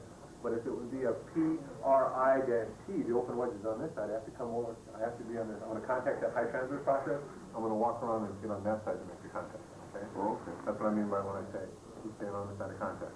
But in the lumbar, when I'm in the lumbar, I always stand on the side of spinous laterality. So if it's PR, something, something, I'm on the right side. If it's PL, something, something, I'm on the left side, okay? So in the thoracic, I'm on the side of contact, and the lumbars, I'm on the side of the spinous. I'll show you in a minute why we do that. Very simple here to start with. Let's say I have a PR or PRS, a T1, T2, or T3. Which hand contact? Inferior hand, okay? So I want a tissue pull. Anytime it's PR, or tissue pull back the way you want the spinous to go. If it's PR, I want it to go back to the left, I'm going to tissue pull right to left, all right? Inferior hand contact, slide my pisiform in, right on the spinous process, and my fingers go around the back of the neck like so. Anytime I make that spinous contact with the pisiform, I don't use a bony pisiform. With how to recoil, that's how you have to hold your hand. Just bring out that pisiform there so it's more brutal. It's right on the atlas as you get there. But to take that like that and put it right on the spinous process, first of all, you slide around, plus it's more brutal to the patient. How you doing? So instead of being right on a bony pisiform, what I'm going to do is I'm going to move from that up just a little bit to the pad. if you go up to the called fleshy platform, you go up a little bit. There's a little groove right there that was designed to hold spinous processes, and that's what you want to get a hold of it. And Gonstead said you'd never be any good at chiropractic until you learn how to palpate the pisiform. Not motion palpate, but statically palpate. When I put my pisiform on there, I should be able to feel underneath there when I got a hold of it. I'm not just kind of getting close, okay? So PRS, when tissue flow across, slide my pisiform in, my fingers go like that. My hand lays flat on the back. I don't want to arch it up like that, flatten it out, okay? My superior hand is my stabilization hand. I come over the top like this. The midline of my body should be slightly inferior to my contact point. All right? In other words, I wouldn't want to be standing up here to try to get this adjustment. I would be slightly inferior to it. But my line of drive is P to A, I to S, plane line to the disc. Okay? What's plane line to the disc is P1? On a normal person. Kind of back this way. Which means that if I'm going to set P1, I really have to take the bone that way. I have to take it up and backwards. So I'm going to be taking it that way. All right? This PRS, what am I doing at the same time? Torque. Clockwise? Torque to close the open way. We'll be torquing and close there. PRS, okay? Alright, PRS on 2, PRS on 3. Alright, when I get to 4, I'm going to switch hands. I'm going to go to the superior hand. I have a PRS, tissue pull across, by the pisiform in, my fingers point straight down the spine. There's for PRS on 4. 5, 6, 7, 8, 9, 10, 12. Okay? If I get down to 12, one thing I have to pay attention to is my line of drive at 11. I have to come back up through it this way. All right? I wouldn't want to be trying to adjust 12 like this, straight at it. What am I doing to the facet? Jamming them right up. So what I have to do is I have to come up through that display line again like that. Okay? So there's up to 4 and 3. If I go to a transverse contact, same hand, but I just move out to the transverse process. So when I move to the transverse process, I want to make sure that I don't move way out. I still want to stay in tight to the body. So, as I get on here, and I'm going to set up on that transverse process, I don't want to get way out here on the rib head. I want to keep my fingers in as tight to the sinuses as I can. So if I'm going to keep 4 here like this, I keep my pisiform, my femur right up against the sinus processes like that. Don't slide way out to the side. Why wouldn't I want to slide way out to the side? It's hard to break a rib bone for anybody in this room, unless you really jumped on you. But I have less effect on the body the further out I get. I start to just spin the bone, I get less P to A with it. I want to stay in tight to the body, all right? And the other thing that you have to remember in the thoracic is as I come up to the transverse process, I have to come up 1 interspinous space, sometimes 2 to get to the transverse process. And when I'm on the spinous process making the contact, if I make the contact on this spinous process right here and go P to A, where's most of my force going to go into? Below. See what's right below there? Another that. So what do I want to do on that spinous process if you had one with that much imbrication? Move up. Sneak right up until the base of the bottom one. And then that's where I'm going to make my pisiform. It's going to come up there, and then I'm going to get that S to I. So I come back up to the disc plane line and get into the body that the one I'm going to adjust. Is that trivial? No. Because if P6 is subluxated, which one is going to move the easiest? Which ones are going to move the easiest? Everything around it will move much easier than 7 will. So what I want to do is try to make sure I'm on 7, number 1, which means I don't find the inferior border in the scapula and come across and say, yes, that's 7. I'm going to get a count. I've got my film. I find out that the DP is 7. I find 7. 1, 2, 3, 4, 5, 6, 7. I know he has 5 lumbars. I have 5, 4, 3, 2, 1, 12, 11, 10, 9, 8, 7. Haha. That's right up on that one. So that's what I want to do. I want to make sure of that. And I want to sneak up as far as I can, depending on how much lubrication I have, and make sure to drive my force right through that one segment, because it's going to be the hardest one to move. All right?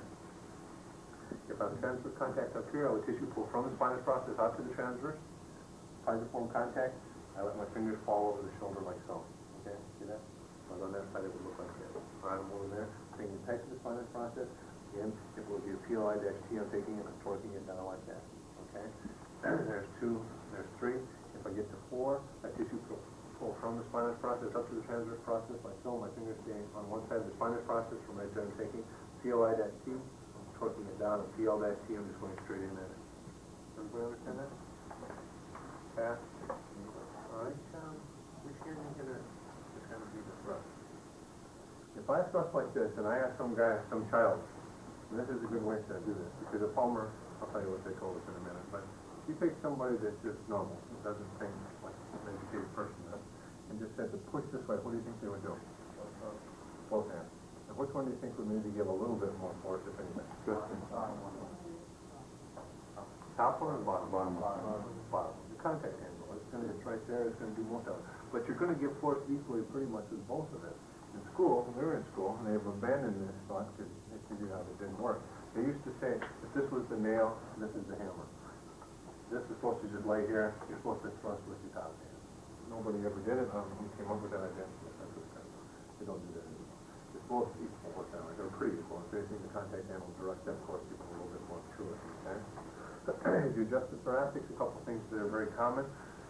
All right, wait, more importantly than that, is when you're on the knee chest table, almost everybody will get on, not quite as well as he did, and they'll get on, and they'll be, and he'll still will do this for us in a second here. But what, if I'm going to adjust him anywhere, whether it's up at T1 or L5, I have to make sure that this goes down as far as I can. So I'll always ask them to drop their stomach down as far as they can. See, he went down a little bit more. Most people will get on the table, especially the first-time people, like that. They're waiting for something horrible to happen. All right? So they're like this. So which means if I'm going to come up here and adjust T4, is he really relaxed? No, he's hanging on. So one of the things all you have to do is say, let that drop down for me. All right, so when they get down. And then a common thing for people who do in the thoracic is to say, now, what's at this point? Take a deep breath and then let it out. That works maybe the first time. But then it's after the first time, what does a real patient know is going to happen at the end of the next lesson? Boom. They tried to tell us in school that you couldn't tighten up at the end of an exhalation. I can, and everybody I come to adjust could tighten up at the end of that. And then you hit the bottom of that. Oh, okay, it was coming, right? At the end of the exhalation, you were waiting for it. So it's better for them not to be spitting on your equipment and for not to be worrying about taking a deep breath, is to pay attention to their breathing and then just say, let everything just sink into the table. And as they sink into the table, what do people naturally do? They let it sink in and they let the air out of their lungs. If they do that, follow it down, you chase the bone down to the bottom, and then I'm going to set it and I'm going to hold it. I'm going to set it and I'm going to hold it. When we were in school, we had to count to 3 before we could release the contact.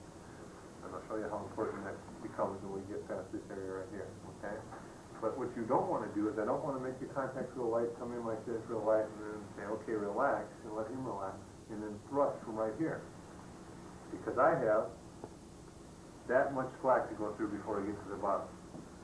So what I want to do is I want to push that down, get most of the slack out of both the cushion and the table and his back, and then just barely have to set it to get it to move in there. That gets the end of it. I don't want to just bottom out at the bottom, all right? So take the patient down, set it, and then hold it, okay?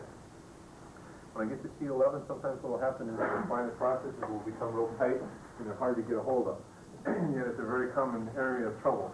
These are pretty good ones here, but sometimes they'll be real tight where you'll have a whole bunch that'll crimp together a little, and you'll have a little T11 that'll be kind of hiding underneath 10. Anytime you have trouble with specificity, all right, you can always use your thumb. The easiest way to do the thumb is to put your thumb on the spinous process here, take the anterior hand, put it right over that thumbnail, and then you can set it down like that, okay?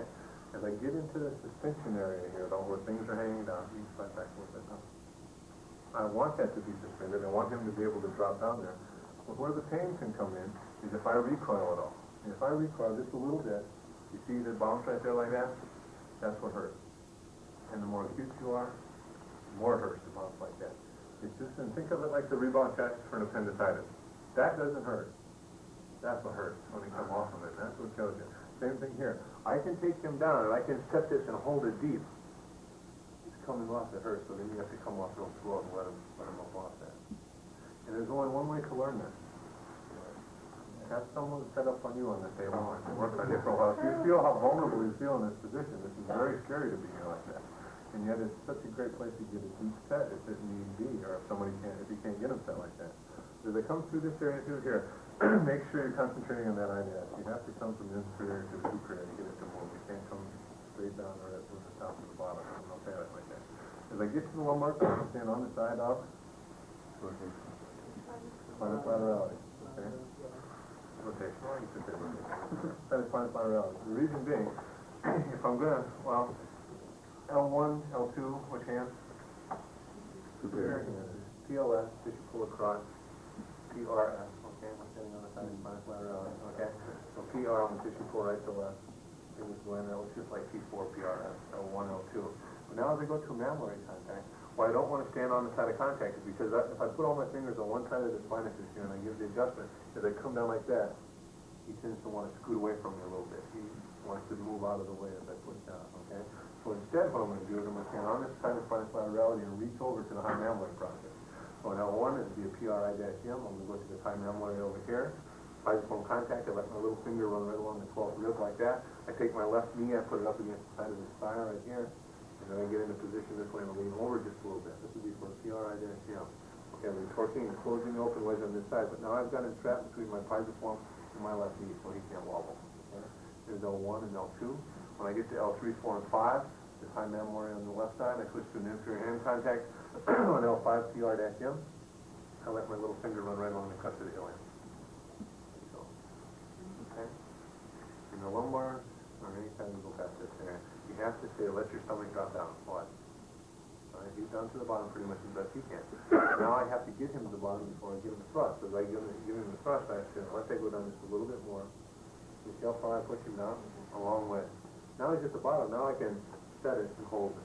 And then come off. And then it's not scary. But if I take him, if I go from right here, and he's up just a little bit, and I go, okay, relax, and he relaxes, and then I go, boom, and come off that. You can see, and then it should be brutal. So you don't want to do that. With L5, do you come down in that direction so the plane line is... And really, a good thing to think about is your stabilization hand. Is usually pointing in the correct line of drive. Okay, so it's line 105. There's my line of drive. So you just plane this way, okay? And if I put you on this in-chest table versus him, what would her L5 disc plane look like probably? More. I'd have to go more because most likely you'd be more flexible and you can drop way down, which would make it very hard to adjust you on it because I assume you're more flexible dropping down. Right? So that's why it's hard to adjust someone that's super flexible. All right. If I want to do a PRS on L5, this should go across inferior hand contact straight up the spine like so. There's a PRS on L5, there's a PRS on T1. Okay. Top two bottom side. What? Yes. So your fingers usually always along the spine. Always. Keep it facing up. All right. When I get to the sacrum, I can stand opposite side of rotation. In other words, if this is a P-L, I would make a contact between the second sacral tubercle and the PSIS. I'm going to get into the pisiform contact. My finger is pointing across the crest of the ilium. I don't want to be on the ilium while I'm just on the sacrum itself. Hold on to this right here. I'm setting that P to A like so. That would be a P-L sacrum. Okay? As I come down, I can set the coccyx on here, but what's not too bad to do is I can set a PI ilium if the patient's so huge I can't do a side posture. This is my last choice to do that. PIs can be set here. If this is a PIEX, I always stand on the EX side. We'll do this in a minute over the room. PIEX, I want to stand on this side. What do I have right here? ASIN. Hold on to the ASIN. I want to set the PIEX. I can set that up and in like so. All right. ASs are pretty hard to move because there's nowhere to go. PIN is right here. Get on the medial side of the PSIS. What do I have right there? ASCX. Hold on to the ASCX. I want to set the PIN up and out. Okay. So I could do that on a big person if I had to. So here's your criminal type posture. That'd be a lot sooner. We use the higher probably to know what I would do. Okay. When I said that about a huge person on the high low, one thing you may not know is that I found out the high low is the high lows have a maximum weight that they will cover. And that's 300 pounds in our neighborhood. So I had a big guy, and he wasn't the biggest guy. He was going to be something. And I got him down on the high low, and he went down with it and stood up on it. As soon as he came up on the high low like this, he was standing there looking at me, and all of a sudden, boom, he just broke the foot plate right off. He just standing there like this. So, yeah. Well, I can't really ask him to do it. All right? Let's say on the cervical, you're trying to learn this business and you can't get it in the chair, and you're trying this way and you're trying this way, and you can't get it, you can't get it, you can't get it. As opposed to just laying them on their back and trying to motorize this or doing something else. If you believe in the P to A component, a better choice would be to put them in the prone position. And our first choice for that is the high low. I'll show you on the chest. But the high low is a little bit better because the throat piece is better. They're more comfortable. The pad is a little nicer on their face here. But I can't do it on the chest hand. For the bigger spinous processes, C2, sometimes C6 and C7, I can use an inferior hand pisiform. Fleshy pisiform again. On C2, I put it right under there just like I did for C1. Superior hand stabilization comes in like this. One thing I would have to, what's wrong with this head position right now if I'm trying to adjust the prone thorax? It's this way, right? I need it opened up in the front. So I'd ask him to look out under there. I guess we get some extension in there. Inferior hand pisiform on the C2 spinous. I'm going to take him down into the table, get the slack out of the table, set it and hold it. Okay? C7, same way, like that. Have someone do this to you so you can experience what that would feel like. These aren't love taps, nor is it much fun. All right, that's pretty brutal too to put the piezoform on there to try to set that down. Which is much more comfortable for both you and the patient is on the bigger spinous processes is to use a superior hand knife head, which is right at the base of your little finger. And what you want to do is come right under C2, slide it right there. Don't leave it up like so. Flatten your hand out there. Inferior hand stabilization, I'm coming in like this. My line of drive is up through the disc plane line. Just like that, I'm going to take it down, push it down, and take it again, set it home. Okay? C6, C7, you can do the same thing right there like that. Okay? On the littler spinous processes, there's no way I can get my knife edge or my piezoform in without covering everything else out.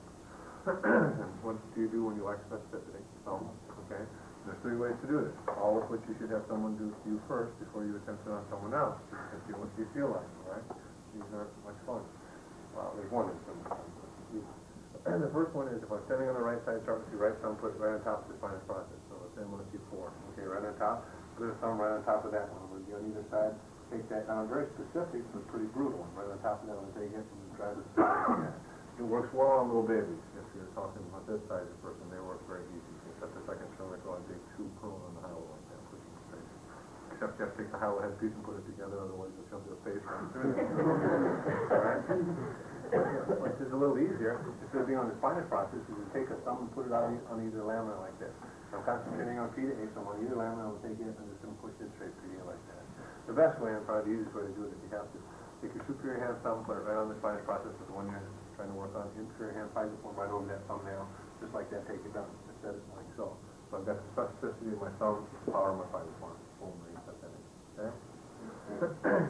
A couple more things. That way. Bring your hands for me. If I want to do it prone, I do them on the high low again. And whether I do it on the high low or the knee chest, I ask the patient to reach up and grab hold of the thoracic piece or the chest piece on this, in this case. And why I do that is while they're laying here like this and they turn their head, by bringing that shoulder up, it just takes some of the tension out of that side of the neck. So this would be for an ASR or AIR. This is where I do that I analysis, AI analysis. It's just like toggle recoil, except we use a fleshy piezoform and don't recoil. Okay? So I'm going to take a fleshy piezoform right on the atlas transverse. It's very specific. Superior or inferior hand is going to be my stabilization hand now as I come over the top. For straight ASR, I'm right over the top of the atlas. I'm going to be taking it down to the table, torquing it down like so. So it'd be an ASRP. I'm moving a little tighter to handstand over so I get the posteriority out, and it's ASRA. I stand out a little bit to get the A out. Mainly I'm concentrating on right to left.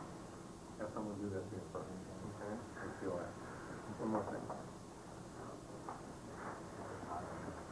T1, T2, and T3. You can get a running start many times from across the room and dive in all your work on T2 or T3. You cannot get it to one in this position, okay? And yet in the chair, many times you can get it to move very easy.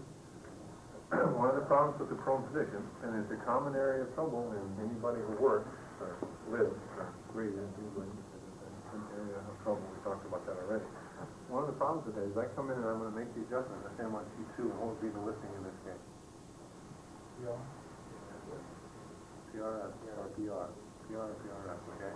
And as I give the thrust, watch what the back of his head does. The arm comes down toward me that way, it kicks back.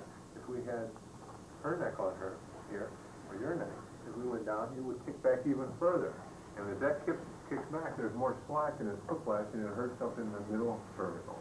What you want to try to do is you want to try to hold the head still. If you're by yourself, out in the middle of nowhere, you can do it this way. Inferior hand contact on C2, take this forearm, put it right on the back of the head like that, and hold the patient's head down as you give the thrust. Do most of your thrust with your contact hand, okay, just holding the head down. What's much nicer is to have someone else come in the room, whether it be the patient's husband or wife, or your CA, or anybody that's around, to come in, and just before the adjustment, take their hand, put it on the patient's face, and push their face into the table and hold it like that, and then make the adjustment. And you can't believe how much more depth you can get on that area. And remember this, if you don't remember anything else, because someday this comes in helpful your first week in practice, okay? What about the strap? Or, my least favorite thing, is to put the strap on the patient's head. And the strap's not on here, but there's a strap that hooks on the snap with some Velcro, and it goes across the back of the head. To make it work right, you have to push the patient's head way down, and then strap it in. If this is their first visit to your office, they're in this position, and now you're trying with this table. I wonder what's going to happen next. So that's not, and you have to strap it down pretty tight to make it work. So it's not. This is the best. Have someone else come in and just hold the patient's head down for you when you do that. The next best thing, and I'll try this before I get someone to come in and help, we'll just do that, and I'll set it, and you can, and he'll tell you there's a difference, isn't there, as soon as I hold that head. You can feel a lot more force going into the joint to get that set. Set and hold, make sure the stomach is all the way down, are the two most important things on this table, all right? Don't recoil, set it and hold it, and make sure that it's at the bottom before you get the thrust. And what do you think most people will do if they have any kind of low back discomfort, and you come in into that position? What's the first reaction most patients do? Go ahead and show us the first reaction. Right, they're going to hold up like that. So now should I give them the adjustment line like that? No, you can't give them a lot. So then what you can do is you put this hand on their stomach, and I want you to arch up over this way, as far as you can. Now let it go down. Okay, do that again. Arch up, go way down. You keep working them up and down like that until they get right to the bottom. Sit down, just let it go right down there. Let it go down just a little bit more above it. Boom. And then hold it.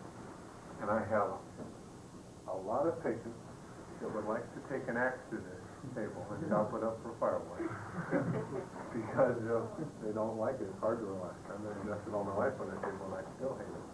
But I know when I'm in a bad way, this is the best place for me to get it set. But he's not the point. All right. I have other patients who would like to borrow this table.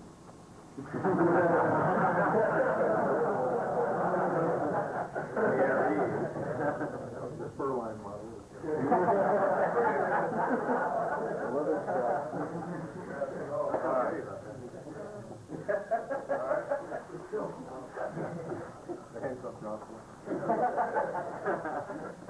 All right, any questions about that business? I have a question. On the, when we have the CL junction, it's really good, like, when you take out tension, it feels like the chest really close up. What do you? Some people you can't do it, you know, and you may be one of those people because your lungs are insane. As you go down there, it won't ever let, you can't get down far enough.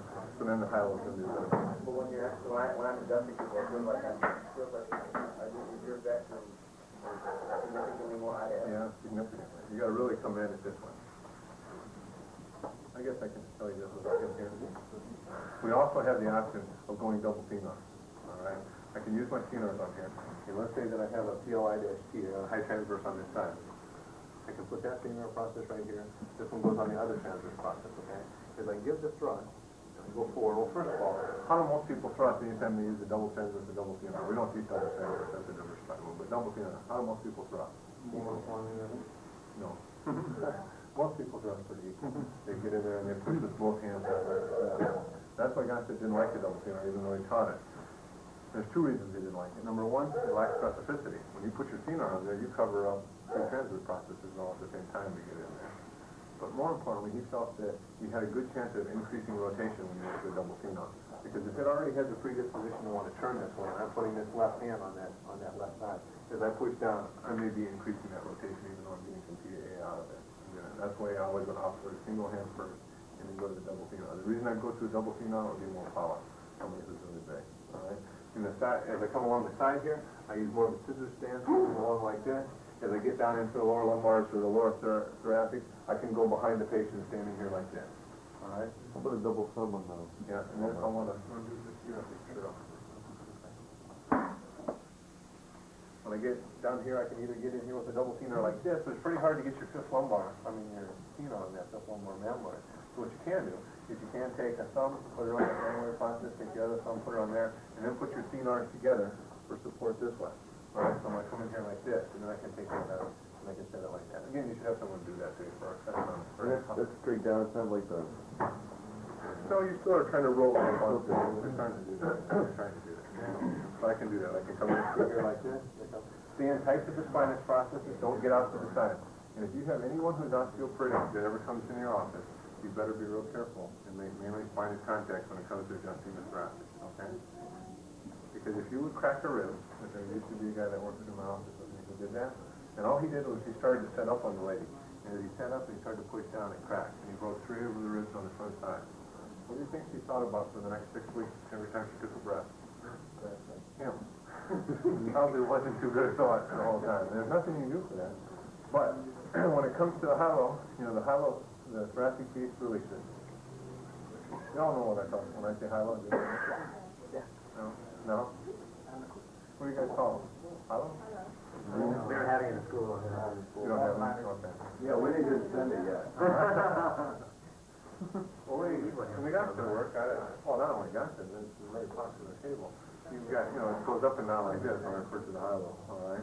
And the mid-piece, the thoracic piece, can be released. So what you want to do, and the good thing to know about that, is when it comes to adjusting the thoracic, if I'm going to be doing it on an older woman or somebody who's not too pretty, I'll take one of my knees, here's in my anterior knee, and I'll put it on the bottom of the thoracic piece, and I'll push it down out of her way. And then I'll take that down and I'll set it really down the spine process. Usually very easy. Okay? You got that idea there? Here's a common statement that was made to me when I was in school. The only reason I got into Gonstead is because I had the wrong last name. And as a result of that, I thought maybe I was being brainwashed to be into Gonstead for this business. So I took all those other seminars, and I went through all those Diagnostic things, and whatever other things they had at our time. Activator was a big deal, but AK was very big at that time. All that. And they said, well, yeah, that's good too, but Gonstead's good. But what you really need is you need a soft tissue technique to back up Gonstead. Because, what about that osteoporotic female that comes in? What about the person that has such a tremendous muscle spasm or is too short to receive the adjustment? Should I use some soft tissue? And should you use some soft tissue? Sure, I'm sure. No, you shouldn't. If you understand chiropractic from the standpoint of chiropractic, meaning subluxations exist and I have to remove the subluxation and get improvement in the patient, it doesn't matter how brittle they are, how old they are, how tender they are, whatever the problem is. There's only one thing that they need to correct the subluxation, and adjustment. So I can rub them all I want, or dip them in hot wax, or do whatever I want. The reason I say that, when I went to International, that's what they were into.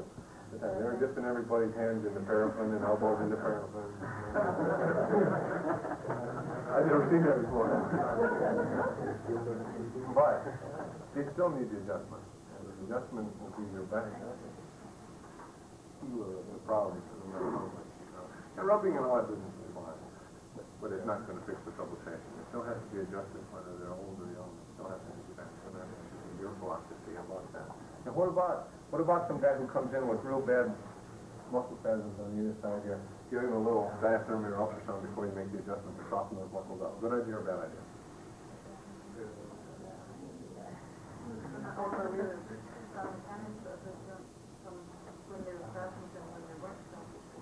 Exactly. Even more importantly. That's true though, what you said. It does it also okay. But what's more important about this muscle spasm? Exactly. Why isn't there? Why's your body spazzing that up? It's guarding. It's running the joint. It's trying to protect itself as best it can. All right? What would be the worst thing to put on that muscle spasm? Heat. For two reasons. It adds more inflammation to the problem, which is nerve irritation. Plus it softens muscle spasm. And I don't want the muscle spasm to be softened. Because if I can be fast enough and beat the spasm and get the adjustment, what's the spasm do for my adjustment? Hold it. Helps hold it there better. So that's why you don't want to put that stuff on them. So that's which is a radical approach maybe to some thinking.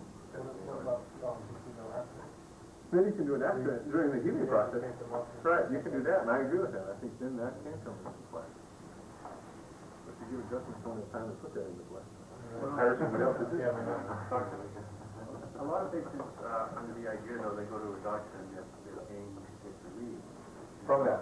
No, just in general. They want to go, and when they leave, they want to be out of pain, or they're going to go to someone else and take the pain away. In other words, if someone comes in and massages them and TPs them, and they have less pain, they might think that did a better job, and if the pain remains for a day. But what happens to that pain within sometimes 2 hours, but within the 24-hour period?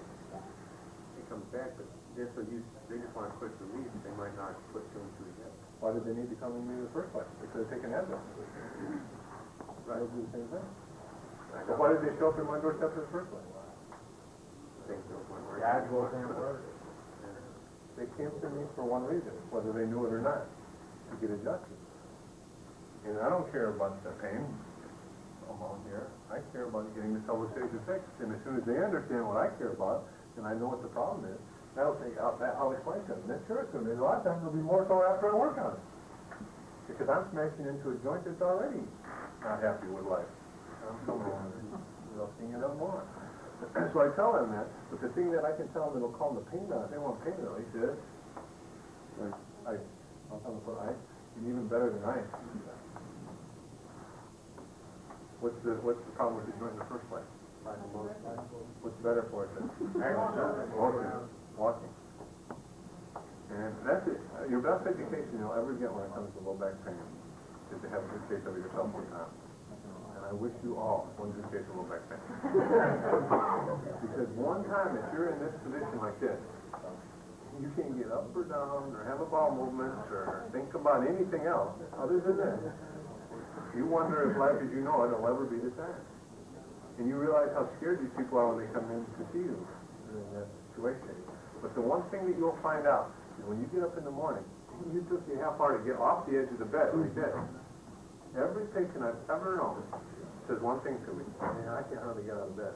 But by the time I get to the toilet, by the time I get to breakfast, I am up and I'm moving a little bit better. Why? They started to return some motion to the joint. So, what they need to do, and this is the same thing that happened to me, I found out that the longer I walked, the better I started to get. I started to get more upright. I started to feel better. So returning the motion to the joint. If I wanted to walk and when I exercise, I did. What about someone who's got a chronic spasm subluxation, but The spasm still tight? well, maybe it's released somewhat, but they still now they might have some fibrosis that's been laid down over a period of time. Well, then maybe you want to do some PT on there or something like that to help that. Yeah. So that's a different scenario. But John, if it's really acute and you're walking, when the irritation causing more tonight. Well, not after the adjustment, before the adjustment it will. But not after, because if I've got a little bit of motion in that, then I'll start to free it up a little bit more. Plus, also, as they're up, they're helping to dissipate the fluid out of the disc, and that disc swelling is causing most of the pain. And so if I can get that to start to shrink down from their weight being up on their movement, that's like helpful. Right. Which, by the way, there's another organization of healthcare that is revered in this country who says to that same patient, I want you to lay flat on your back for a couple of weeks and take some Advil and put a heating pad on it and give me a call in a couple of weeks. Who says that? The top, not an orthopedic surgeon, the top orthopedic surgeon in the Los Angeles area will recommend that as a conservative treatment for that problem. I want you to go home, and we'll bring you and put you in traction if your insurance can cover it, and we'll have you lay in the hospital, we'll have you lay at home. Which way, flat on the back, we're going to traction you out, flatten you in this way, slide a heating pad under there. In the meantime, we'll give you some anti-inflammatories and some painkillers, and maybe we'll give you a little morphine if things really get better. So we're going to have you lay there for a couple of weeks, and if it's better, everything will be good. What did he tell that patient? Especially if you send him home and charge him $150. What did they get for the $150? They got advice. But here's what they really got, and here's what you want to make sure you tell the patient. I first asked him after they tell him, I'll see if it's, what did he tell you? Well, he told me I should just lay home for a couple of weeks, and I've been laying at home for a couple of weeks, it doesn't seem to be any better, and he told me that maybe I'm going to have to talk about surgery, but I'm afraid of surgery, so I came to see you. Well, what did he tell you? He told me to lay at home in bed, just lay in bed, don't move, don't get out of bed for any reason. Except maybe go to the bathroom, but if you don't have to, have someone take care of that for you. And then just take Advils every 4 hours, and he gave me some anti-inflammatories and muscle, and he told me to stay home and lay low. Then I'll let you right away. What did you pay for that, by the way? Well, I think the officer was $150 or $75. You paid $75 for that? Well, yeah. Are you kidding me? And I always say that. No, last night. No, you wouldn't do that, would you? But why? I said, well, it seems to me all he told you was, I have no idea how to take care of your problem, but maybe if you lay low for a couple of weeks, it'll take care of itself. Well, I never thought of it that way. But that's exactly what they did. They paid $150 to hear a guy say, I don't know what to do with it, lay low for a while, maybe it'll go away. Oh, okay. Sounds good to me. And that's the logic that this top orthopedic guy, who, by the way, has this credibility because he's 54 years old, 65 years old. And he's in that big building with white posts and a lot of stainless steel. with a bunch of other guys coming behind him, all writing down notes. Oh my goodness, did you already told them to do? They're all believing in the same story. But now, they're scared and they can't get any better, so they come to you and you're standing in your garage at 24 years old with your stethoscope in your bed. Well, no, I want you to walk. I want you to put ice on it. The worst thing you can do is like, well, look at that. Wait a minute, I was over at the temple and they told me to do that. I've been in the garage. So how do you, and by the way, read Mendelssohn's book. If you know who Robert Mendelssohn is? Read those books, because that's exactly what he refers to. It's a temple and it's a religion. And it's not just a little religion, it's a big religion, and it's a strong religion. And it's deep embedded faith that occurs there that they can't. That's why when you talk to them about something like chiropractic or something radical, it's not that they hate you as a chiropractor. It's too much of a challenge to their belief system. And it's just the best analogy is to take someone who was brought up Jewish and tell them, listen, this afternoon you're turning into a Catholic. No, I can't. It's just too deep in here. That would mean that I'd have to give up my whole value system. If I did that, it means all I've done all my life is wrong. I can't do that. And that's exactly that's what happens to them. So when they're in that culture and that thing, they're trapped in a bad organization there. So they come to you, how do you beat that? How do you beat the 60-year-old guy and you're 24 years old or 25? There's one thing you can always win when you ever get in front of an MD. There's one thing you have in your favor all the time. Common sense. They don't deal in the world of common sense. They deal in this world of symptomatology. Why do they put the heating pad? Why do they give the muscle relaxers? And why do they give the painkiller? Symptomatic relief. It has nothing to do with the problem. In fact, it makes the problem worse. So now you're telling them what the problem is, how to fix it, what to do with it. You're giving them an answer that they cannot argue with you about. And if you ever get in an argument, you say, wait a minute, why did you give them an anti-inflammatory? Reduce inflammation. Reduce inflammation or what? And that's just how you say to them. Well, they're reduce inflammation, that's sciatic neuralgia, and they'll give you some words that I couldn't remember what they were talking about, and then we got all these things and that thing. And I'll say, I can understand that, I think. But then, you also told them to put heat on it. How come? Wait a minute, you're telling you what?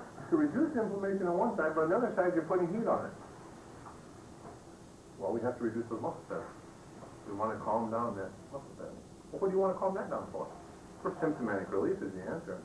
But that's not what they'll tell you. They'll tell you because that'll help calm down the whole joint spasm and ultimately let healing begin and bring the blood flow back in. No, you didn't. You did it for one reason, symptomatic relief. But more importantly, what you did is you added inflammation to that sciatic neuralgia you just talked about.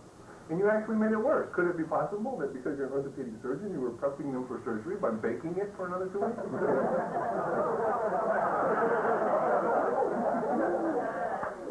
And if you say that to them, you should never get that much out before they leave the room. And that's not why they do that, by the way. They don't do it because they're prepping them for surgery. They do that because that's exactly what they believe they're supposed to do to get to the end result, which would be hopefully help for the patient.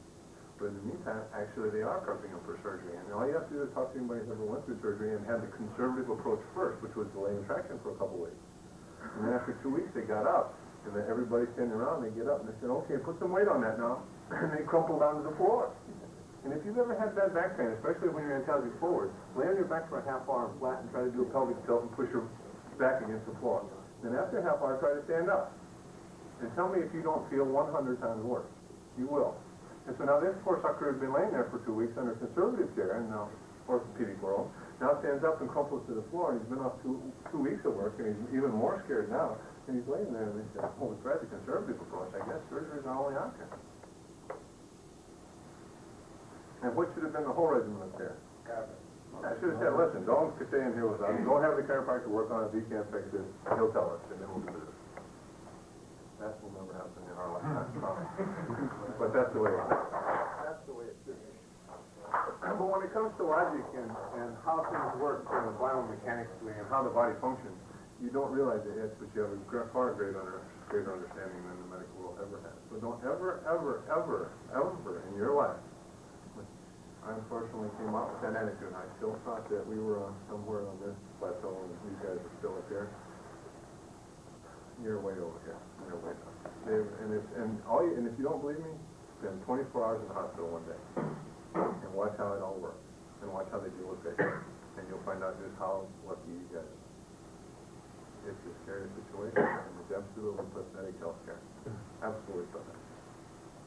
What is good healthcare?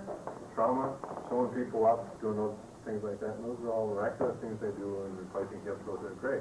When it comes to back care and those kind of things, which usually one full floor of a hospital is devoted to, if we had army chiropractors walk in there, 85% of them would be gone. They wouldn't need to be in the hospital anymore. And so that's what you're up against, by the way, every day you go into battle out there. All that's going to happen every day you go out there is you're going to hear these same stories. People are going to say, well, wait a minute, he told me I should be putting heat on it. You're telling me, you're a young kid, you don't know any better. How could you?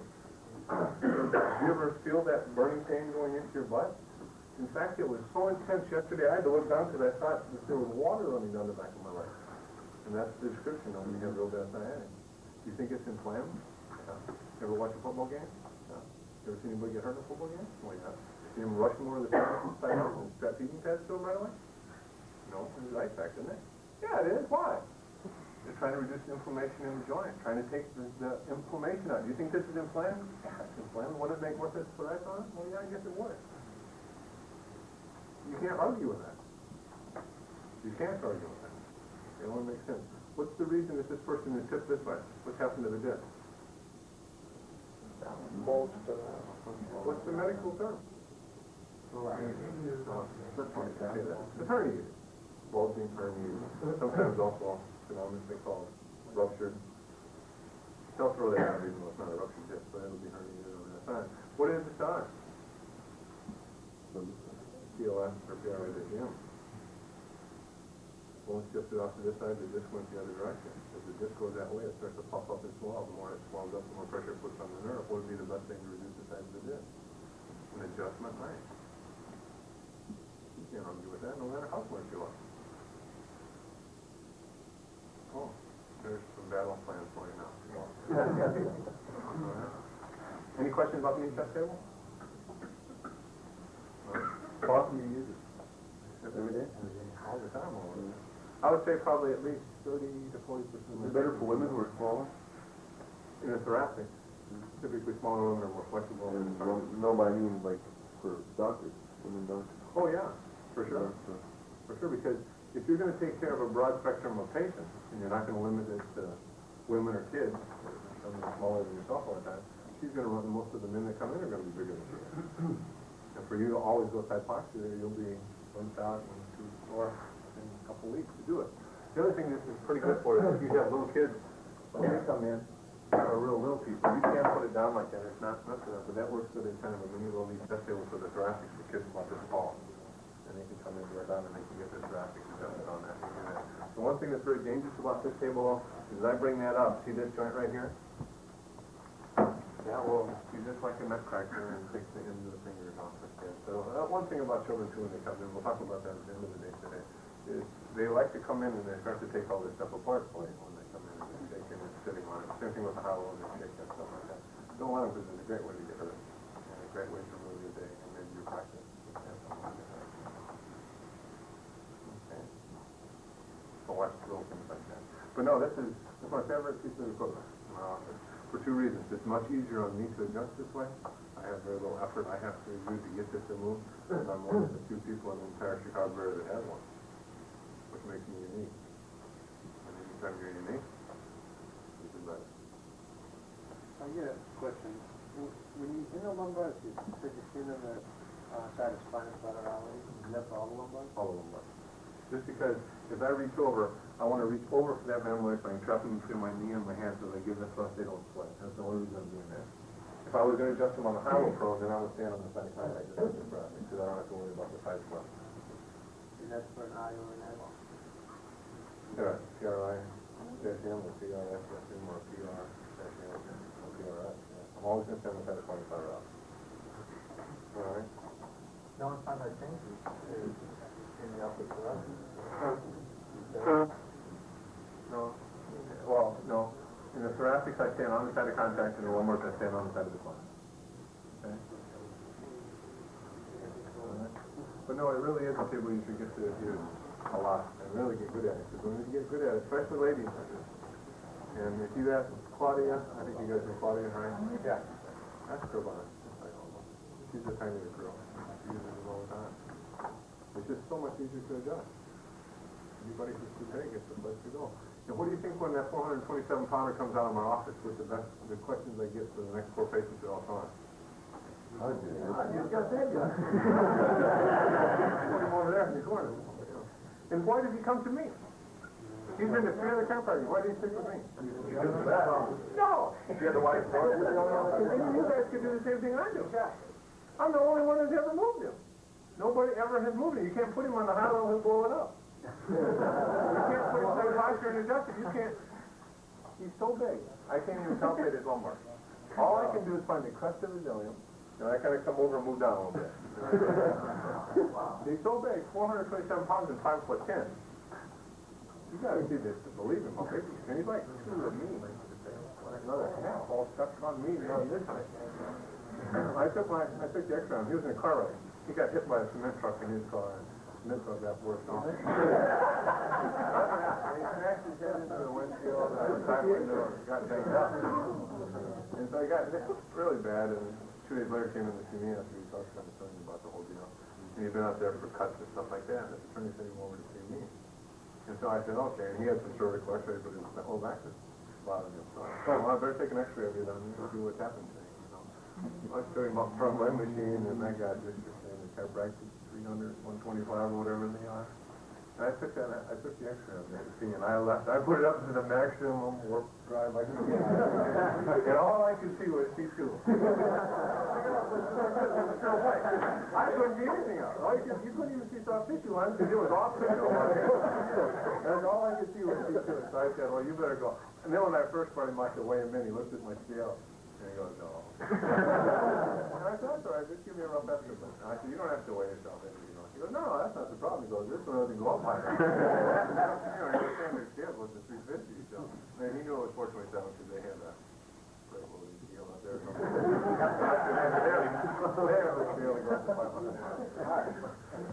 But I sent him out there, so they got higher juice machines, plus they laid him down. But I was concerned. Where's this dog? Yeah, that's his spine.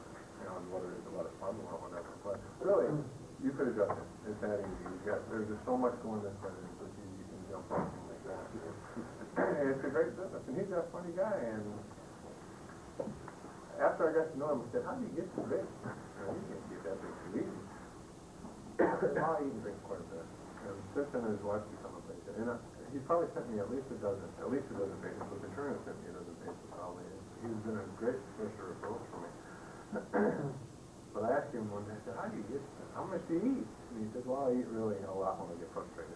And we've got 24-hour grocery stores with them, so you guys know it. And he said, I've been known at 1 or 2 in the morning to go down to the Gohl grocery store. So got that. They got those roasted chickens going on. And he'll get a roasted chicken or 2. But to get a pound of butter, a dozen rolls, and an 8-pack of 16-ounce Pepsi. Because I take it home. He goes, there's chicken flying all over the He's funny about it. He knows. He goes, when it's all over, the chicken is completely devoured, the pound of butter is gone, the dozen rolls are gone, and all 8 of the 16-ounce Pepsis are gone. And I know that a 12-ounce Pepsi is supposed to have something like 7 tablespoons of white sugar in it. It's a huge amount of white sugar that goes into that. So he's probably getting almost like a cup of white sugar, a pound of butter. So no wonder he's so big. And what do you think his favorite drink is? Rum and Coke. And when he gets going, he says, I can drink the 5th plus a couple 6-pack of Coke. And what do you think his wife said to me about all this stuff afterwards in private? She knew I couldn't help him. She said she's committing suicide. Is he skinny? Very skinny. She weighs like 110 pounds. Oh. He has to buy specially made furniture because he busted up everything in his house. He has to get like special. There's a place that will customize their furniture. Big and tall for each way. Big and tall furniture. He's a salesman, quite a successful salesman. Every year he buys a new car. For what reason? And this is when he drives away. His car rides off like this. He got 500 pounds weighing on one side. driving this tightly down the road. That's why I get in the car. American cars.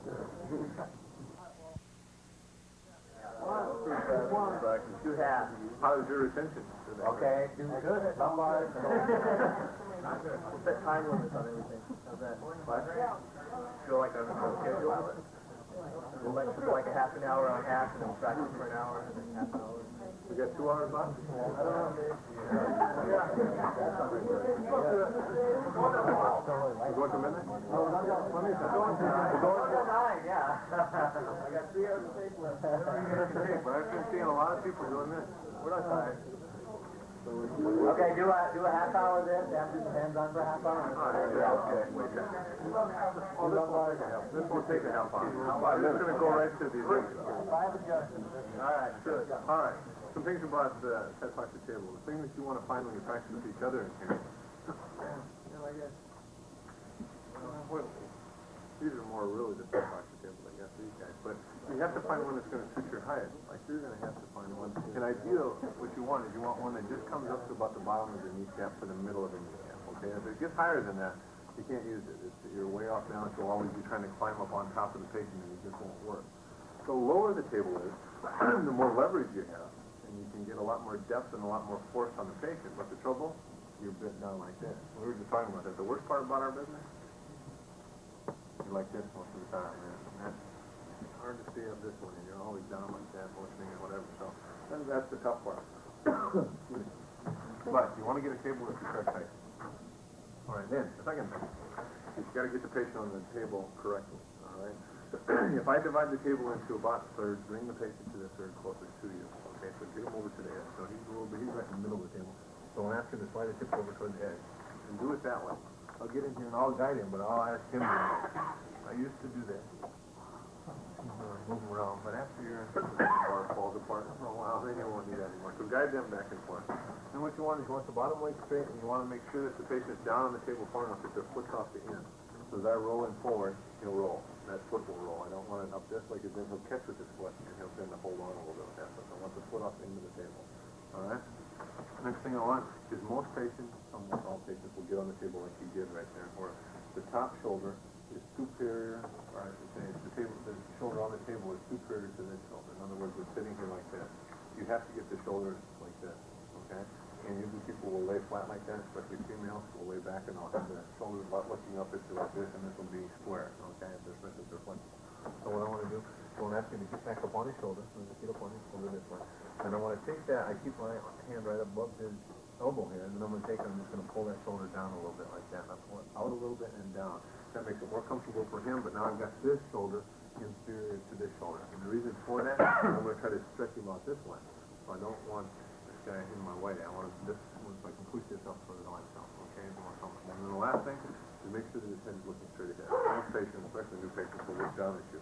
You just lay on the side posture yourself and put your head down, put it back. There's quite a bit of difference in relaxation of the low back is down and up. So make sure that they're up. What you want is you want a straight line pretty much from the ankle right up to the ear. Okay? The worst way the patient can get on the table is like this. And it's C-shaped off the table like that. I'm trying to adjust the lumbars or take them, whatever. It's the furthest thing from me now, and they're pushing it back this way. And I want it to go that way, so ideally I want them more bent this way, if anything. All right? But the easiest way is to get everything to pretty much a straight line. So bring it to positive. Okay? Could be difficulty. All right, then the last thing I want to do is we just go hand on hand like that. You can just put the hands in, or like you had it is all right too, just so their hands are comfortably like so. All right? These are big muscles compared to these muscles, okay? And so what that means is that if this guy wants to fight me off, it's going to be pretty easy for him to tighten everything up and block my shoulder and my arm to come in here. So the thing you want to do is be very deliberate, very easy, very gentle, and sneak up on the patient more. You don't want to be trying to wrestle him on the table. Make this as easy as you can, and it'll be an easy adjustment. Bad news. Of all the adjustments in the Gonstead system, easy, lumbar push is the most difficult. All right? Do correctly. Easier to do incorrectly. All right? So here's what you want to do. You start by straddling the leg. We're going to do lumbar pushes first. simple listings will be involved by the PLS, the PL, okay? I'm sorry. We're always skin on skin, by the way. I know a lot of our areas, especially, I don't know how it is out here, very few people gown anymore.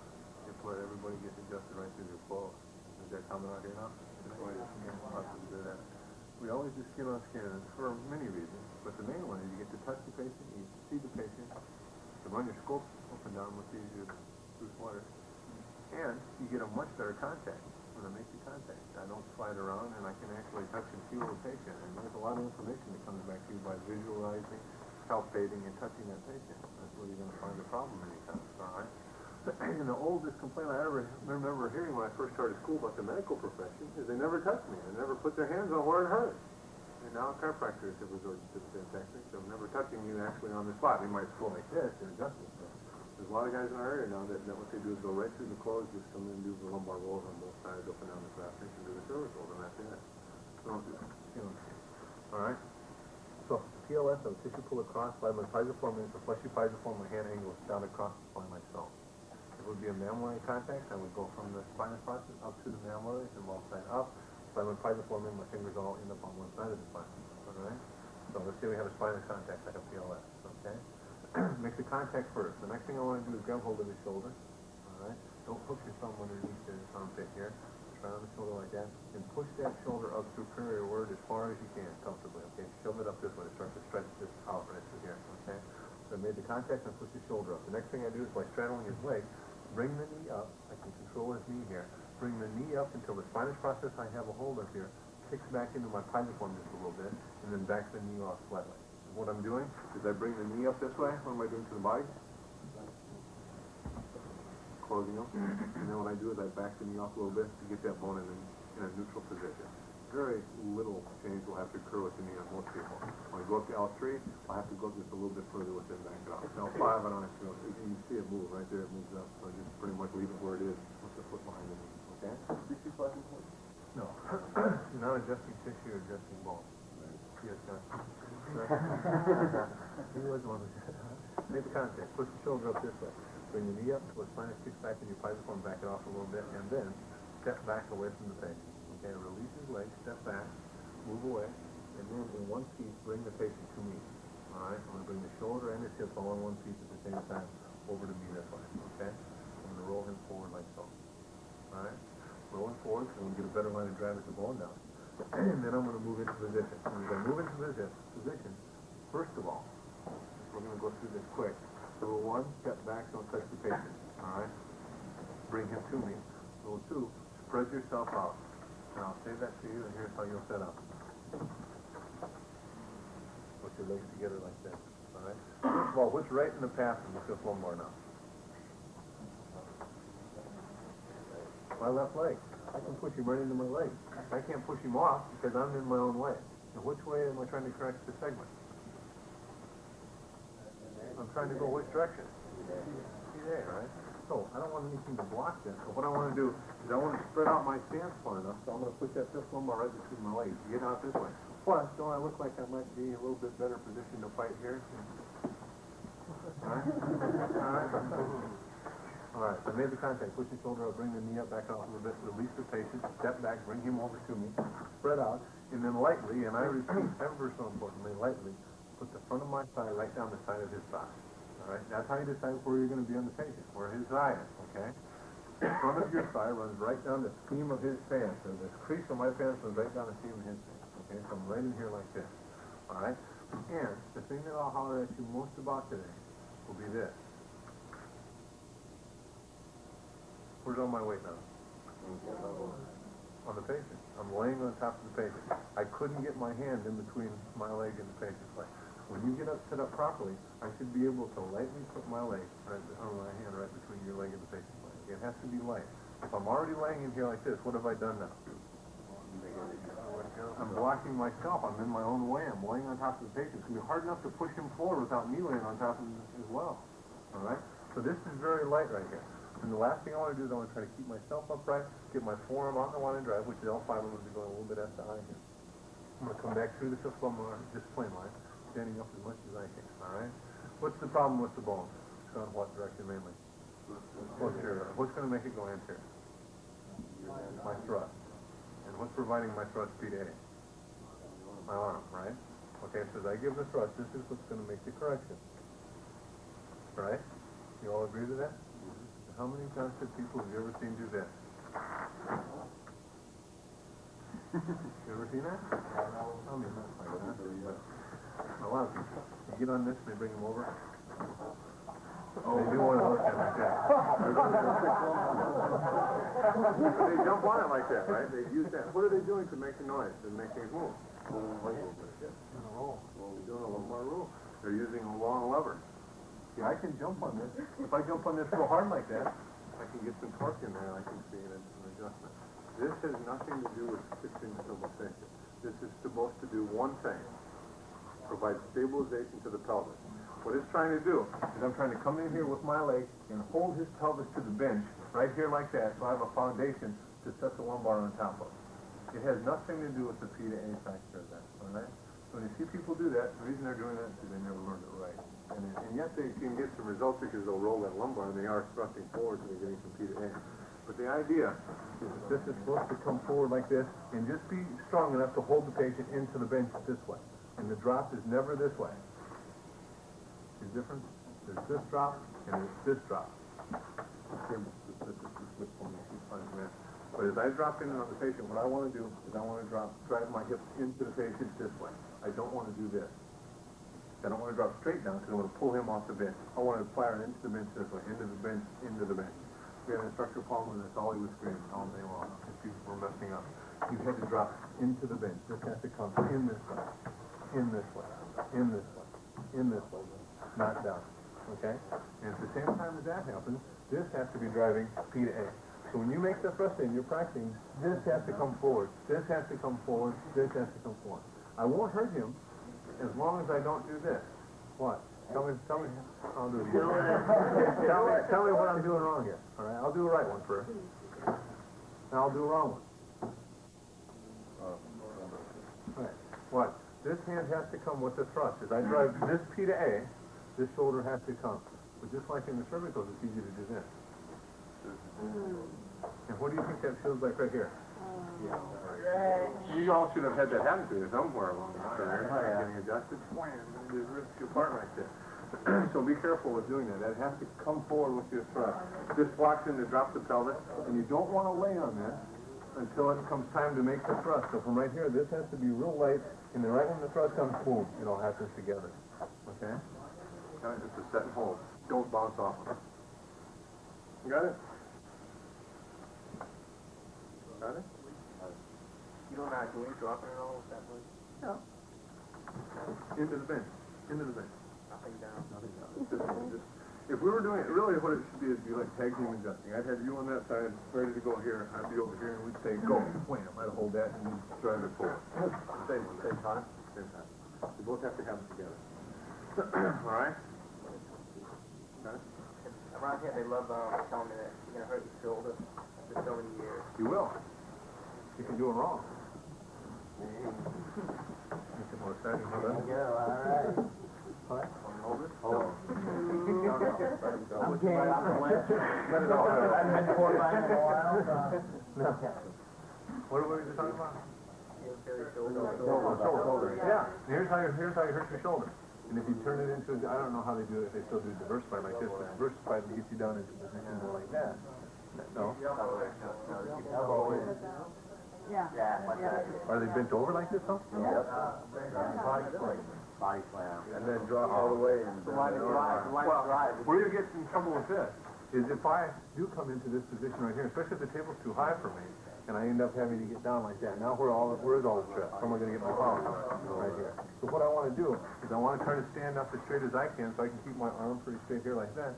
And then I can give a little extension of my arm, but the power comes from my upper body dropping down. Wham. Okay? And when you give the practice thrust, he should be doing this. I should move him P to A. All right? You gotta be on. And a good way to practice it is practice your drop for a while, practice your thrust for a while, practice both of them together for a while. Okay? And it's a set and hold. Then the torquing, close it up and watch it at the same time. Set up on that one more time.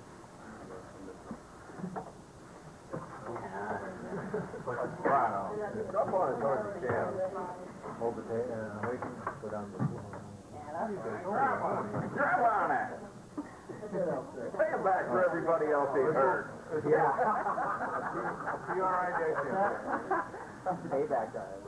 A PRI-M. I haven't heard you yet. We didn't tell you. I want to start with his hip square to start with him. Okay, I want to keep him pretty much straight up and down here. Tissue pull from the spinal process up to the mammal area. This is a PR-M or PRI-M. Fingers point straight up the spine that way. Next thing I do, push the shoulder superior. Where's the next thing I do? Bring the leg up until that mammal area process will kick back into my spine form. Back it off a little bit. Next thing I do? Bring him to me. Step back. Get away from the patient. Bring him to me in one feet. Spread out. Move in on him. All right? Move on in on her. It's 80-year-old grandmother that you're doing here. What would you not do to your 80-year-old grandmother?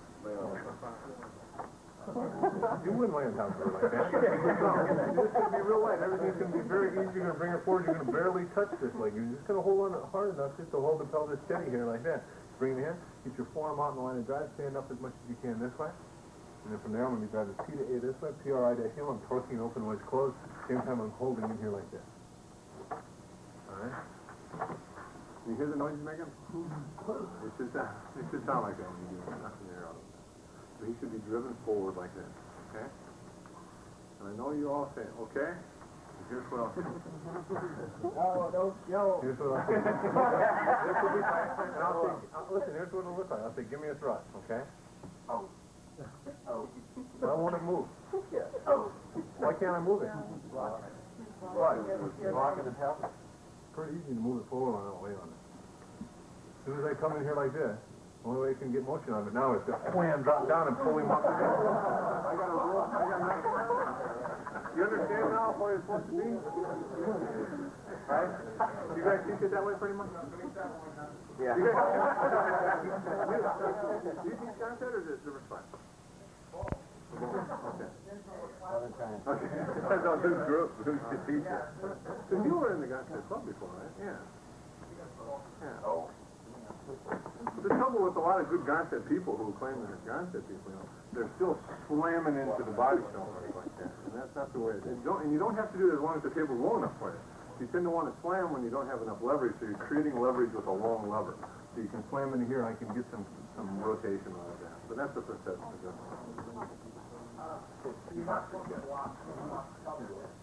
Supposed to help. It's supposed to stabilize the pelvis. Shorten the table. Block the pelvis, stabilize. I don't care what you call it. But you don't do that until the thrust comes, not before.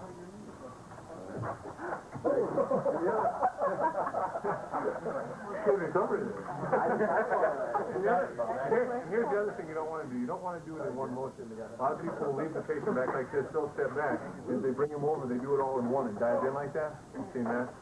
They leave him back in some more. You know, they do that like that. Come over and go, what's gonna hold him on the bench as I do that? You.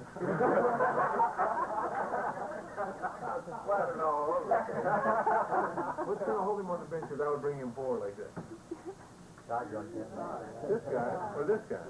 Which means I either have to hold him back with this hand or I have to jump in hard to hold him here. Both are wrong. This should be real easy. You're barely holding on. My weight on him is very minimal, both legs and hands. And I come in here like this and boom. It's forward. And this is just hard enough to hold him. Your superior hand, are you sort of distracting a little bit? A lot of it.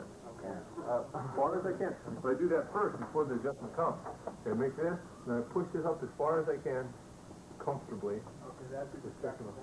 Then I take all in one piece, I bring him over. Don't do this. Don't start here, and then just bring the hips over, torque him up now. Because now T11 and T12 will go down there. It's totally fine. Okay?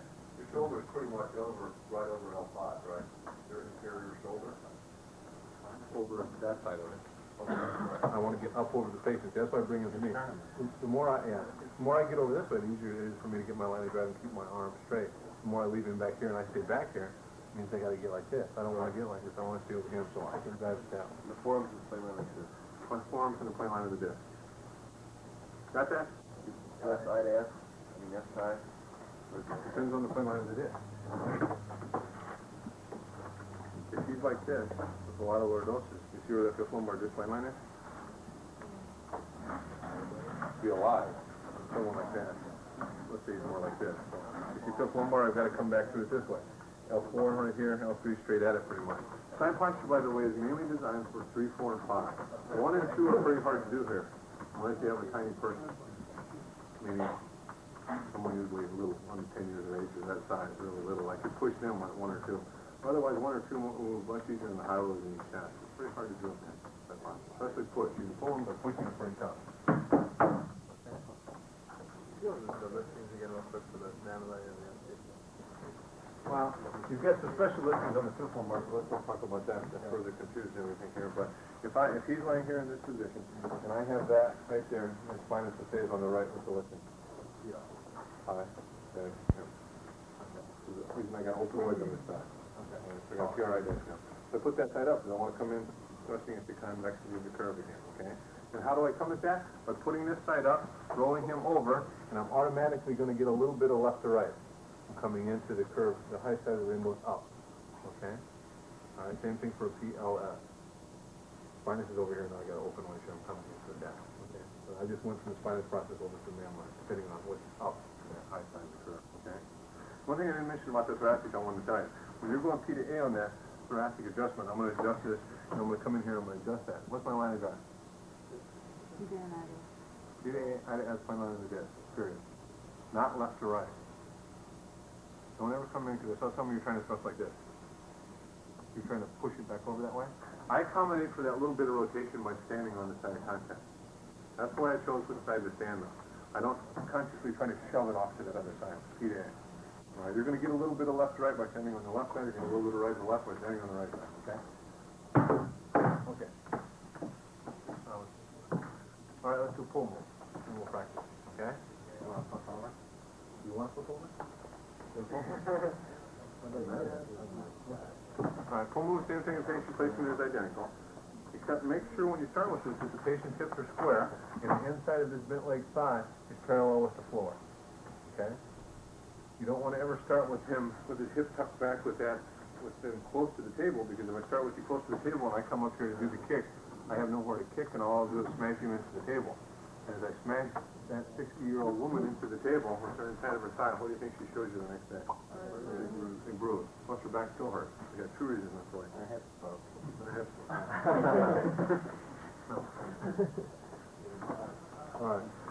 Pull move. Most of you should be able to pull before you're going to be able to push, because you can generate more speed with the pull. Unfortunately, it's easier to abuse the pull than it is to push. So you have to be careful with that. All right. So if it comes to the pull move, what I'm going to do is, if that's the spinous process, is call the pull, but it's really a finger push. Okay. And the way I make the contact on there is I use my middle finger, and I back it up by everybody else behind it here. Okay. But mainly these 2 guys are coming behind it like so. So I'm going to be on top of it like that. I'm going to make the pad of my finger sit right on top of the spinous process like that. Okay. All right. You can do the first finger and have the rest of the guys behind it like so. But something needs to help support that, okay, so you've got some force, or whatever you want to do, but 1 finger contact, okay? And you want to back that 1 finger up. The rest of your hand, your palm and everything, has to stay away from the patient. It has to stay up off. You don't want to put it down here like that, because it's easy to drive some force into your pisiform and adjust the alien. So I don't want to do that. I want to direct all my force right into that fingertip, okay? My thumb, I anchor it on the side of the patient like so. You can leave it off if you want, but I think it's easier to anchor your thumb on the side of the patient. Use it kind of as a pivot point as I do that. So again, I make the contact, straddle the leg. Next thing I do, push the shoulder superior again. Next thing I do, bring the knee up until that spinous kicks back it off just a little bit. The next thing I do is I want to step back, but now I don't roll the patient to me. I'll leave him right there, because I'm going to do a full stabilization.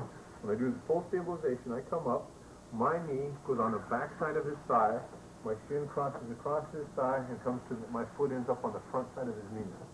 In fact, it was made to fit like that. All right? It fits perfectly right there if it's done correctly. All right? And this is the correct way. I'm kicking his whole leg. I'm controlling his whole leg. Look closely. Here's what most people have a tendency to do. Now, where's that? When I kick, where's all the torque going to happen now? It's going to be the long lever. I'm kicking right down here at the end of his knee. So as I do that, I have a tendency, I don't have a tendency, I don't have much of a choice, but as I kick down, I've got to roll him forward that way now. See, I'm at the end, I'm using a long lever. Instead, what I want to do is I want to make this stabilization look pretty similar to this stabilization. Just to hold that pelvis. And if the stabilization is done correctly, here's how the kick should work. Here's as complicated as the kick is. Is the kick taught? Yeah. Of course. You do it that way? Every way. All three ways. Straight, back, forward. Well, that way is Gonstead. Really. They started teaching that at Palmer. This. But for one reason. Because people were rolling patients off the bench. They were getting too much of a roll forward. So they said, well, we're starting to adduct the leg a little bit. As we do that, we'll prevent that rolling forward. But the trouble with that, and the reason why you don't want to do that, is what happens is I push this leg up that way. What am I doing to the body in the front? Closing it. Which way am I trying to push the bone? Wouldn't want to do that, would you? Make sense to you? That should answer any questions anybody ever brings up about that again, okay? All right? The kick is just simple. And if you saw Gonstead on tape, did you talk about the kick on that tape? Yeah, a little bit. What did he say about it? Short. All the power comes from pushing it through. Right. There's one that he's got where he says it's just like kicking a ball underneath the table. Pretend that there's a ball under the table here. Unhinge your knee. Kick the ball underneath the table. So really, all my kick is I keep my knee at the same height. I just kick my foot underneath there. So I'm doing that. I don't want to do that. I don't want to drop down with my knee and pull him forward. I just want to kick it into the bench. And if the kick is done properly, watch his bottom hip. If I kick him properly, this bottom hip should kick backwards, so like so. It should kick back that way. So you kick back. If it's done improperly, I'll lift it off the table. See, that's the wrong kind of kick. I'm pulling him forward. I'm rotating it to him. So what I want to do is I want to get a kick where I'm kicking that guy Right off the table. That's right. Now if he had a slicker material, no, that's not slick either, but if he had a slicker material, you could really get that bottom hip to kick back, and that's how it's supposed to be into the table that way. And then I don't cause rotation, all right? Because I can really torque up, and I can really wind him up there if I want to. So this is a lot of power I can create with that leg, all right? So I make the contact, I push the shoulder superior, bring the knee up until the spinous kicks back, or the mammillary kicks back the knee off a little bit, release his leg, come up, get into the kick stabilization. 95% of my weight should be on my left leg at this point. Not this leg, this leg. What do you think somebody thinks when they first see you model up like this? They know something major is getting pretty close to happening. If I come here and I start to put on my weight and push that down, they will automatically tighten this guy up, and this is a lot bigger than I am. So all of a sudden, I'm going to have to be fighting against that big steel muscle that doesn't like me. So when I come up here, this has to come up on your grandmother like that. And then the last thing I want to do is keep my elbow out this way, not this way, elbow out. And then what I'm going to do is I'm going to take a little bit of that slack out by pushing down on the leg so it tightens up from here to here. And he'll tell you from right there to right there, he can feel that tense up through there. And that's gets most of the slack out. Now as I get ready to give the adjustment, I'm going to take that elbow and I'm going to throw it into my side, keep my wrist stiff so I can get the P to A this way. All right? Pushing it that way. At the same time, I'm going to kick that into the bench. I'm going to set and hold.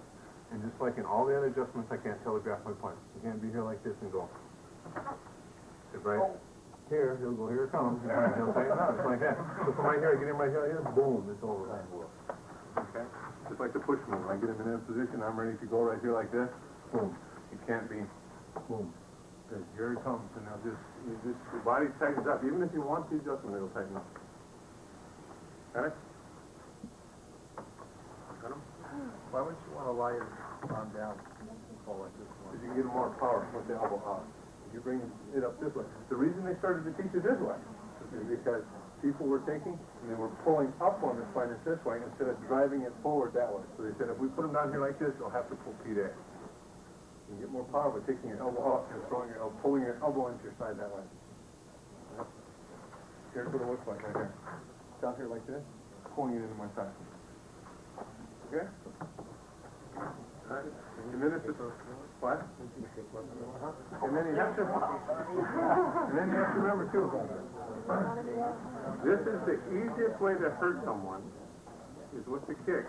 Especially if I recoil on this one again. Now I can never, pretend like I'm tying a little doggy up here and I don't want to flower out. Yeah, flower out. I want to, as I kick that in there, I want to kick it and I want to hold it there and then slowly come off again. Okay? So they'll get in a position here like this, boom. kick it right into the neck. All right? All right? Got it? Wait, one other thing I was thinking about there. What's the pull move? Oh, pull move versus the push move. When would you choose? Acute. All right? You guys have heard this story. When you can't handle it. All right? You can't handle it. That's right. When you can't get one to move one way, you can opt for the other one to do it. All right? Because you figure, let's say someone comes in your office, it's a brand new patient, and they come in, they're a size that you could either push or pull them, or they could go to the knee chest table or the high-low to be adjusted. They can be on any table because their body style suits that for both you and for them. How do you decide where you're going to adjust them? Conditionally, or whatever you're best at, or what? Patient comfort, or patient comfort. And who knows the most important thing in the first visit is you have no idea which move is going to best affect the patient's problem and get it to move the best, nor do they know which way they can receive the adjustment the best way. And how are you going to decide that? Trial and error. And the longer you're trial and erroring, the better chance you have to try to figure it out on the first or second guess if they have to go through all four or something. But that's one thing you want to relay to the patient. Listen, I got to figure out the best way to get this set. First, I'm going to try to do it this way, and I'll put them on the side, and maybe if I look at the film and I see there's a lot of posteriority but very little rotation, where would I get most of my P to A? We're talking here. Push. All right. Versus, I got a guy that was golfing or tennis, and he did a lot of this and had it spun around a lot, but there's very little posteriority. Pull, and eliminate more rotation with the pull. So those are the two things I can maybe decide after that. I have a great big guy. Maybe I'm going to go to the knee chest right away, not even fool with side posture if it comes on there. But ultimately, when I try to give the adjustment, I find out, man, I pull him, and it just explodes and goes off. And he comes back the next day and goes, man, I don't know what's wrong, but it sure seems to bother me from what you did to me. I said, what may have happened? Too much. You rattled too many things when you did it that way. So maybe then you turn them over and you push and you just get a more one click, not so much rattling down there, and he responds better. And vice versa. You come back in and you push somebody and you get what you think is a pretty good set or very little action out of it, or a lot of action, whatever happens, and the patient responds negatively, then you may have to go the other way. And it may either be a lot or less that happens, but they respond better to it. So that depends on the patient. You have to figure that out for that. Common sense things, when if this was a hip prosthesis in here, you wouldn't want to put this up and you wouldn't want to kick it. Same thing with the DJD hip. You wouldn't put that up and put a lot of force on it. You wouldn't want to do that. I would put that down, or else I would opt to push and then put very little pressure on that stabilization as I tried to push it. All right. What else?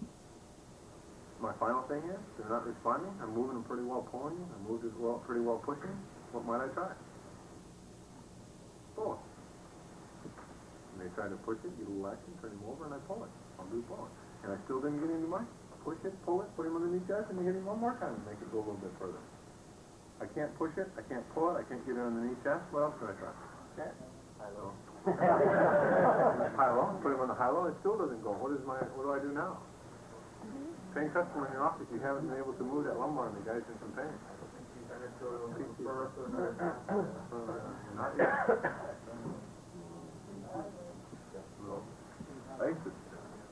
Ice it. Try later. Yeah. Try later. Exactly. If somebody comes in, especially if they come in probably in this area like me in Chicago, they may have driven for 45 minutes or an hour. They show up at your office in traffic, and by the time they get there, you got a bad little back. They've been sitting for an hour, and they walk in. They happen to be able to walk right in the adjusting room, and you walk right in behind them. How easy is it going to be to move that now? It's going to be pretty tough.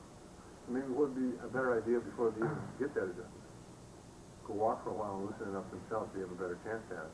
What Gonstead's approach to that was, there's only one thing that's going to fix this problem.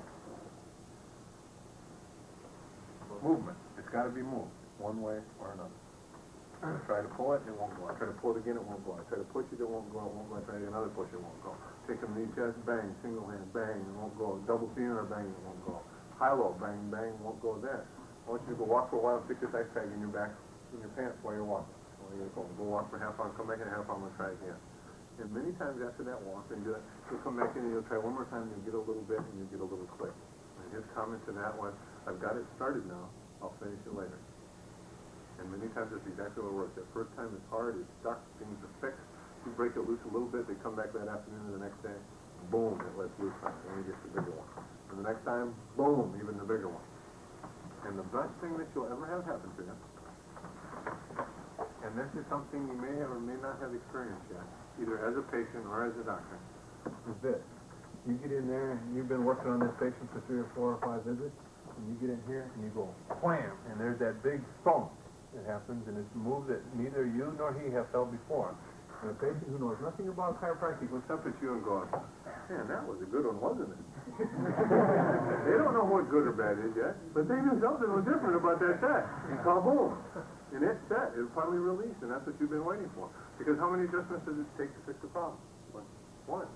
But it may take me 5, 6, 7, 8, 10 or something to get to that one that'll finally set it. And that's what you're waiting for. And that's the neatest thing, I think, when you finally have somebody who knows nothing about chiropractic and you finally get that one that really releases, and they go, man, that was a good one, wasn't it?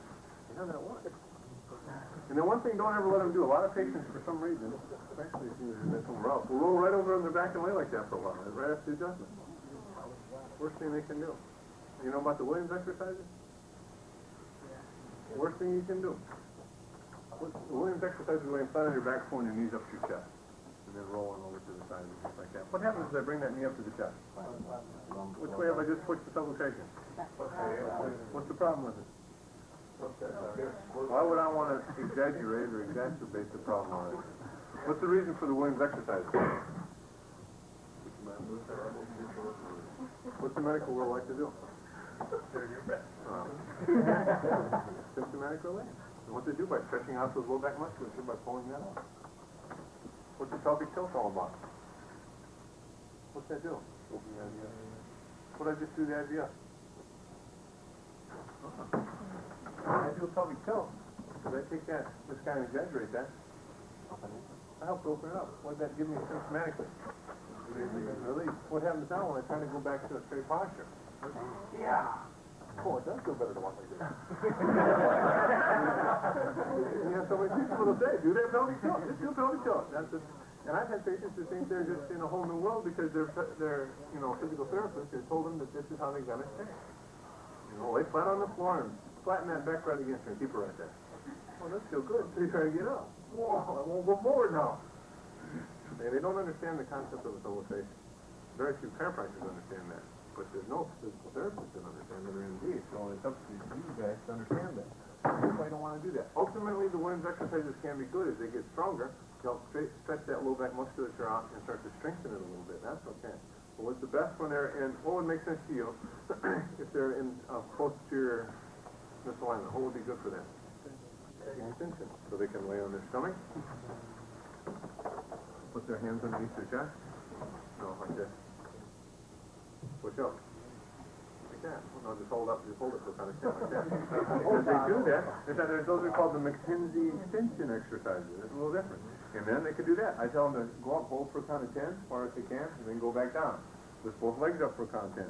Go back down. Do each way 3 times, and then you both together at the same time if they can do that. And that starts to tighten up this, and it starts to tighten up this. And push it in forward. If they can't do that, I'll have them lean against the countertop, lean forward a little bit, and then let their hips fall forward. And start to work with that. And ultimately, that patient comes back in, and I send out for the walk, and I can't get him some more. The next thing to do is then from that ice area there, let's say it's like a PLS, stand on the left side, phone contact, get on top of that, and then on the high-low, which is going to be a thoracic piece that will let me down so I can extend him as far as I want, I'm going to push down this way, and I'm going to start to what we call milk the joint. I'm going to start to work it out until I get that swelling out of that disc and start to get it further forward. I may do that for 5 minutes, so I'm going to walk, come back in, and now try to adjust it. I'll get some swelling out of there, I can get more action. Why is the joint hard to move?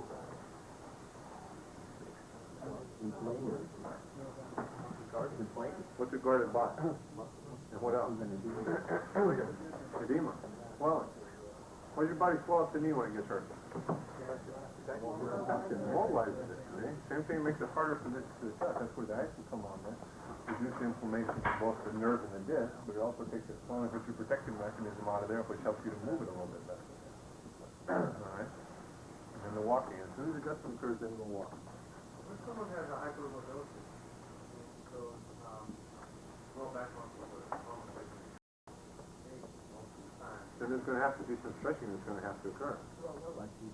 It's like, I get a disc across the chest, and, you know, and what happens to me sometimes is just get so tight that they won't release unless I lie down, put my legs, you know, have my legs up, my knees up. Right, and so ultimately you're probably going to have to try to stretch those out to some degree. But still, from the standpoint of a hyperlordosis, there still can be a subluxation. It's not that. You guys talk about anterior vertebra? Do you believe that? Some people do. Do you believe that's possible? It's just relative. It's all relative to... It's impossible from the standpoint of biomechanically to happen that way because of both the ligaments that's in front of all those bodies, which is called, and then the facet. For that actually to subluxate anterior, it would have to right up over the facet and go this way. You'd have to have a dislocation that's occurring. And that's biomechanical, that's not gynecology speaking. What happens though is this bone drops posterior like this. What's this guy look like? That's where you get the dishing. That's where you'll have people flip over on your back and when they push all those back. That's an old osteopathic move. That's nothing new. That's been around a long time. If you go to the bottom of the dish, that's where you'll find the posterior one many times. All right. I'm not saying that's because it's done, that's the way it works. All right. Any other questions about the lumbar push or pull? Just find a picture. Accept it where you find it. Right. That's on Gonstead's tombstone. You go up there and read that. Yeah, you put that on there. Where is it? Find the subluxation. Accept it where you find it. Fix it. Leave it alone. That was his words of wisdom. Is it when their patient's acute, is it better for the pull? Yeah. When a patient, yeah, that's the last thing we'll do. Then we'll practice it. Go ahead, Friday. That's where if you have it.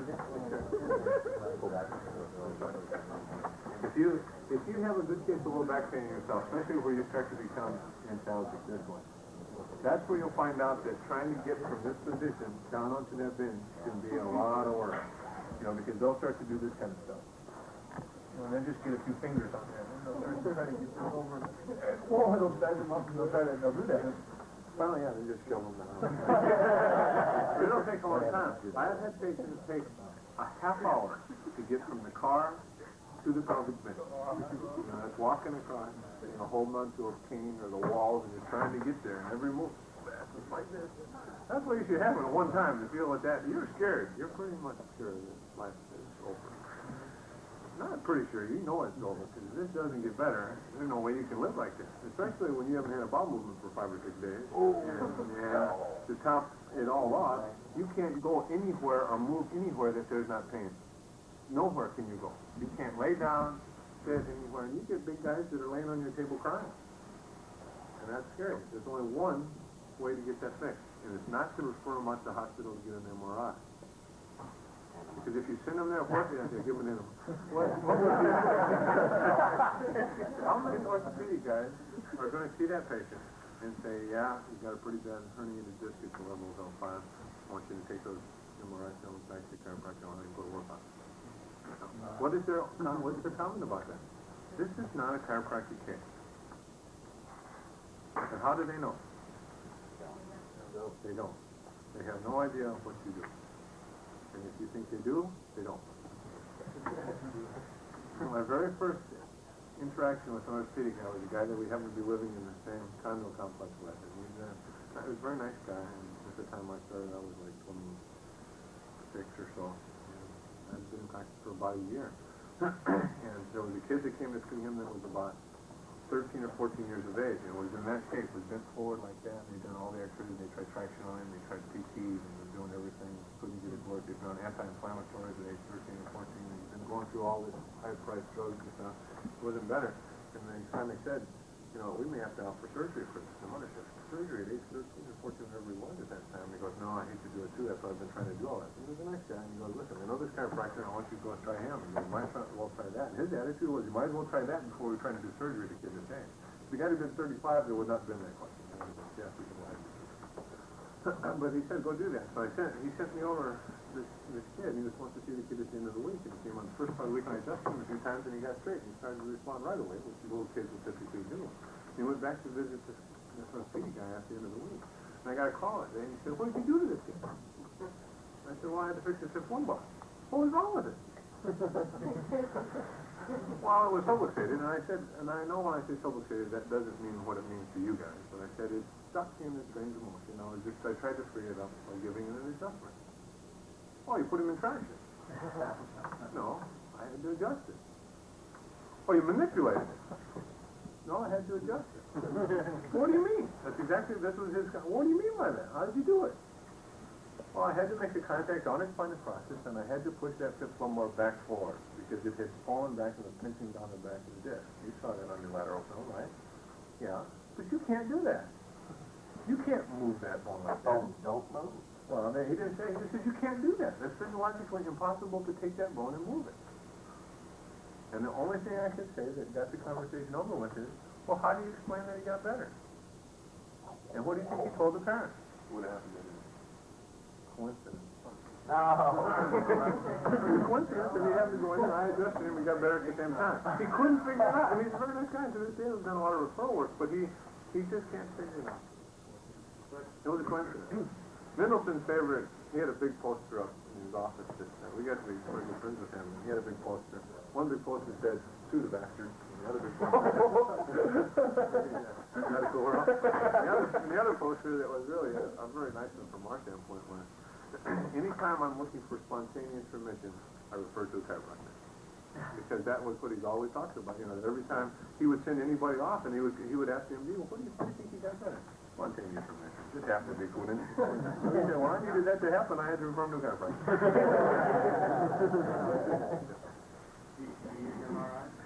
Do I? You mean, do I refer out to have one done? Yeah. No. If you don't need it, or you need it. Oh, no. In fact, in our area, I could do it myself. I mean, I can just say, go to this outfit, and they'll do it for me. But you know, I would. The only reason I would do that is, number one, is if the patient wasn't responding. And if the patient wasn't responding, then I worry about something going on that's maybe long term, which could be an old rupture or something like that may be going on, or a spur somewhere that I couldn't see for myself. So I explained that to the patient, and the guy said, we expect to see a change within the first 2 to 3 visits.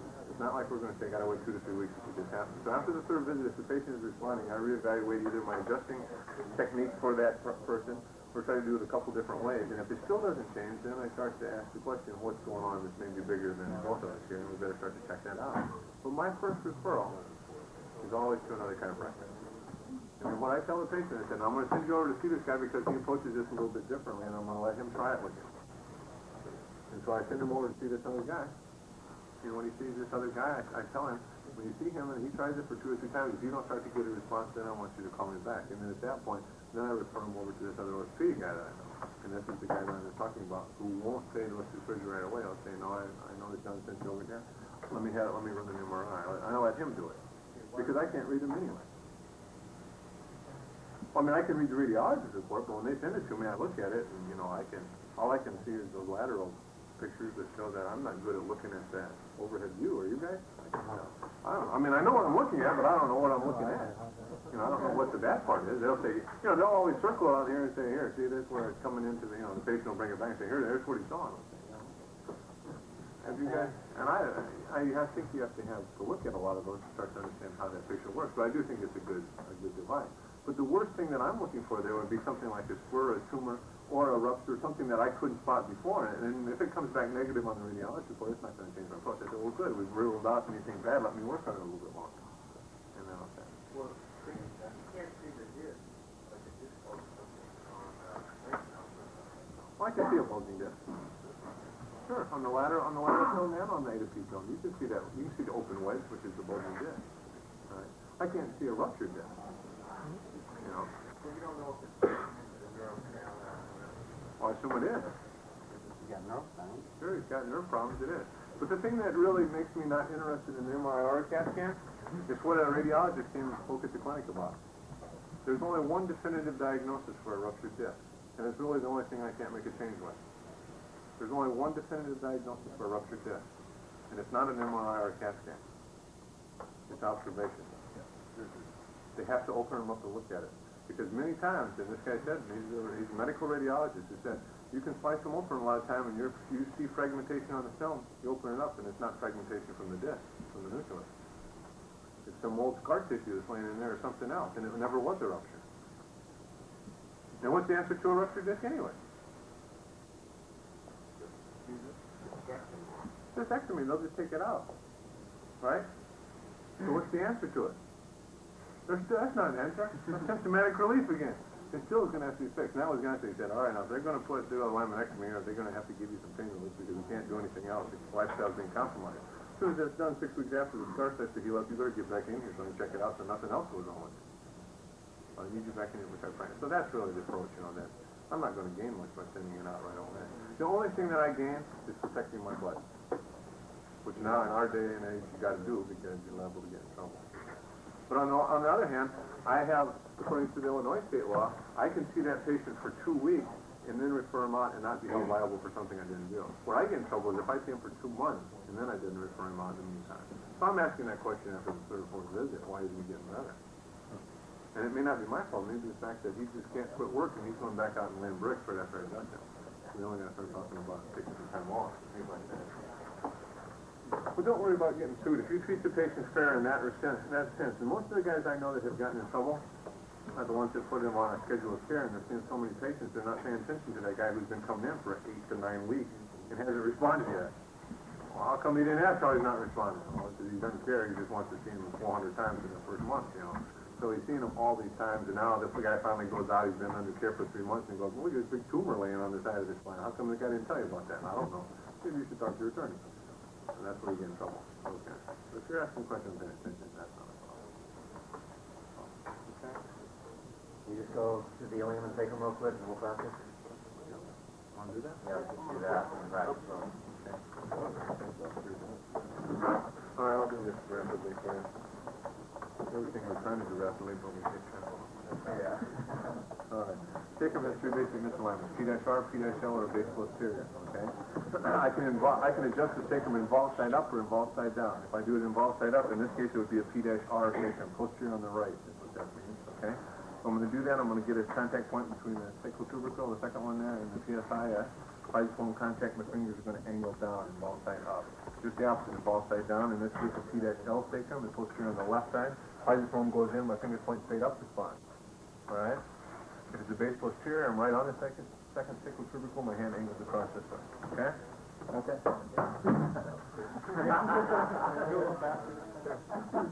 guys should know that. Tape will be in the library. If you miss something. No, watch the sacrum out here. I've got a P-L sacrum. Posterior on the right and ball side is up here, right? I'm trying to adjust the sacrum. It's rotated back. I got to push it forward. Physiform contact. Hand angles down across this way. Midway between the PSIS and the second sacral tubercle. The wider the sacrum is, the further out I'm going to cheat on the wings to get the rotation. Okay? Makes sense? It should. All right, make a contact. Next thing I do, push the shoulder up this way. This time now, when I get to the sacrum and the ilium here, I don't want to fool with this leg because the more I would bring this knee up, the more I bind up the SI joint I'm trying to adjust. I don't want to do that. So I want to leave it in a neutral position just right there. Step back, bring the patient over to me.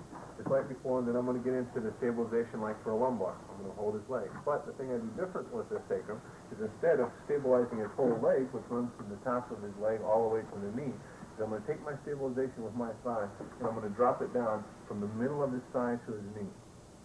Okay? I'm going to stay off his pelvis here, because I don't want to land right here, because what am I doing to the joint I'm adjusting? I'm locking it, I'm jamming it up. I'm actually squeezing it together and won't move at all. So instead what I'm going to do is I'm going to drop down, and I'm going to drop from the middle of his thigh down to his knee. And by dropping down there like that, as I drop on the bottom where I do the line, I'll open it up so I got some room to shove it into here, all right? When I make the contact, I push the shoulder up, I step back, brought it to me, get into the push stabilization, but then I drop my heel back onto the ground and I slide down on his leg a little bit, so I'm on the bottom half of his leg. Elbow down in the line of drive, and then as I go through, I'm going to be going, which is L5, that's one just plain line, by the way. As I go forward this way, typically the sacrum goes inferior, as it goes posterior, so I'm going to push the sacrum up at the same time. I'm going to torque up the old man, okay? So I'm setting the sacrum that way, all right? And ball side down is the exact same thing. If I leave this, now I have a P-L sacrum, it's down this way, my fingers point up the spine. And I do the same thing, but now I'm going to torque it up to get that rotation out of there, okay? Many times on heavier patients, and ball side down is easier, all right? I say many times, not all the time. The reason being is the weight of the patient is laying here, and I roll him forward, what am I doing to that SI? I'm helping, as I roll it over, see I'm helping that ilium to flare open a little bit. It opens the joint from the weight of the patient. And then as I land here like that, it even flares it open more, wham, and it'll go in. So that's what happens. The base posterior, I'm right on the second sacral tubercle there. Hand angles down across this way. Ball side up, base posterior, and ball side down. See the hand placement? So right there. Stand back, everything's the same except now I'm just going to go right through that L5 disc one. That's one in line. Coming back to, of all the segments, that takes the most force, base posterior segment. Okay? Got that? That's the pushing one. If I have a guy who's a golfer, baseball player, something that I've done this, what's the listing on that sacrum? PL, posterior on the left. So now you look at that patient, you bring the films up, and you say, well, what's happened to you? Your sacrum's been pushed way back on the left side. Were you doing anything? And they may have already told you that. Or the best one is, I don't know, I've been golfing. And it says, after I golf, I'm work. So I don't ask them at that point if they're right or left-handed golfer. So then I take the sacrum adjustment, or the sacrum, I take the film, and I look at it and I see that sacrum's pushed way back on the left. And I say to the patient, are you a right-handed golfer? Yeah. Well, watch what happens as they come through. You're taking that sacrum, you're twisting around. What I've got to do is I've got to get this thing to go back forward on that left side. I have to push forward. You've twisted this direction, so that's going to be hard right now to go back and golf. You fix it. What's the first thing that it does for his golf game? It improves his range of motion in his swing. And what do you need in golf? You want a free, easy swing. So he starts to play better. Who does he play with? Oh, the other guy. Here's the secret about golfers. They will pay any price to improve their golf. Include your office. And all you have to do, and that happens, is you just handle it. And I've never, ever, ever not said this to a golfer. And I look at him right now and I guarantee I'll lower your handicap. Yeah, right. And how will you guarantee that? As soon as you improve the range of motion and they're not going, they stem to stop their swing because they don't want to follow through because it hurts, they start to play better. And they start to play better, the handicap goes down, the trends start to come over. Really? And that's the easiest, it's a great way to get referral. But the most important part of that story, he understands that I understand what happens to the sacrum. I didn't just randomly lay him down here and say, oh, you got pain over there, let me smash into that left SI joint. It was turned a certain way, I had to push it back down to the left. All right?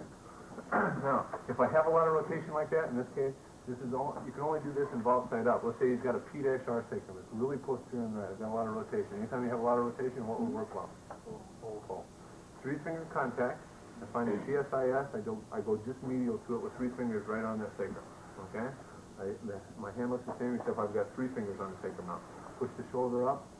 Leave the leg alone, step back, get into the kick stabilization right here. I'm going to kick that down, which helps to flare that ilium open and bring the sacrum forward a little bit. At the same time, I'm driving the sacrum forward with my hand. It's a great move when you have a lot of rotation in the sacrum. Okay. Almost sacrum. Got it? Okay. Go prone for a second. I have a really hard time moving the sacrum at all anyway, and I can't imagine trying to pull one. Is there any... I'll watch this one down here about it. The sacrum, usually, 2 things happen with the sacrum. The lumbar. Go on your side foot. In the lumbar, here's the typical way, and this may be your problem. In the lumbar, here's how most people will thrust when it comes time to thrust in this. You're getting in a position you want to thrust, and you watch my thrust. This is what's wrong with most people, lumbar push. Which way am I thrusting? Uphill. I'm wasting a lot of energy and a lot of power sliding up the spine. What I've got to do is get my forearm out in the line of drive and go straight through. And there's a lot of difference there, isn't there? You can really feel a lot more force coming to the bone as opposed to weight going up this way. The same thing with the sacrum. As I come into the sacrum, if I'm not aiming back through the plane line of the sacrum, whatever that is, it's tough to move it. As soon as I come down here, I'm trying to push it uphill, and it won't move. You've got to come right back through it, whatever that is. And everybody's sacrum is going to be different. If you've got somebody who's really hyperlordotic, if you get them down there, their sacrum might be that flat. So now I've really got to come right in. Right side. And you have other people who go flat and go straight at it. All right? But a sacrum's not hard to move. And I don't know if the Gonstead will teach you on that, but have you been to Mahor? No. Have you ever seen my father in that? Well, if you go to San Francisco, or you go to Palm Springs, Always, after his class, there'll be 50 people and they're trying to get adjusted. Just go and observe. It irritates me every time I watch. Here's what a sacral adjustment looks like. No matter how big it is. And then you ask anybody, anybody ever been adjusted by it? Tremendous amount of force, isn't it? And it looks easy, but it just wham, just because he's so fast. And if you've been to Mount Horeb, I know, but it looks good. But it's like boom, because it's all concentrated force right in that one spot. The guy's really impressive. I know. Is Ray Clinton. He's your height, but skinnier. He weighs 130 pounds or something like that. Great, I was watching this, I don't know how much. But he's little. But he could adjust anybody. I watched the push move because he relies on one thing. He's like lightning. He's just fast as ever. And he concentrates that force into one spot. He's taking the martial arts business. Well, who took first the Canadian guy? I see that. Did I tell you about the cube that's in your hand? When it comes to the punching part of it? I took Tai Chi for a while from a guy that was very good in studying art. And he said, there's little guys over there that could knock you off your feet and back 20 feet when they hit you. And not big, but what he said they would envision would be a little 1-inch square in the palm of your hand. And they would hold it right there, but all the force from the universe plus in their body came out and ended up right here. So when it was coming and it hit right here into you, there was every bit of their being was in that palm of that hand, and it would just knock people. He said it can just knock you way back. And you've seen, I don't know if you've ever seen people that do that kind of thing. It's such a tremendous force, and you can't figure out how a little person like that can do it. And it's the same thing. I think these guys who've been adjusting for a long time, they master that ability to just get everything right here, and all of a sudden, boom, it's just all right there. And the other thing that I know for a fact that is the secret to a lot of that, they can tell that instant that you let down. And they got you over and you just let it loose, wham, it's right there. It's over with before you ever had a chance to tighten it. And 98% is relaxation. And that's what's the hard thing to feel. And there's only one way to get that, practice. They can ask you what kind of person. They can touch your hand and you're touching the other person. And they touch on it a little bit. You can't really feel what they do. They touch on you and the guy who you're touching, he just goes down to the edge. And on the other hand, if you want to push them over, you can't move them. Oh, no, they look too bad. Yeah, I couldn't figure that out. There was a guy that taught us. Because stand there and he'd go, okay, and he's like this. And you could go up and just hit him in the chest, and it was just like you pushed into the wall. And he'd go over and hit you and knock you right down. That stuff irritates me though when I watch that. They know stuff we don't know.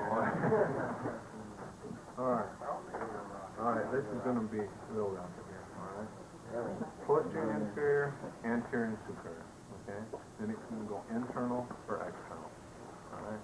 PI ilium, the best thing I can tell you about that is your finger point straight up the spine. We got a straight PI. The thing that we had trouble when we first started adjusting is we were all trying to adjust our PI iliums like this.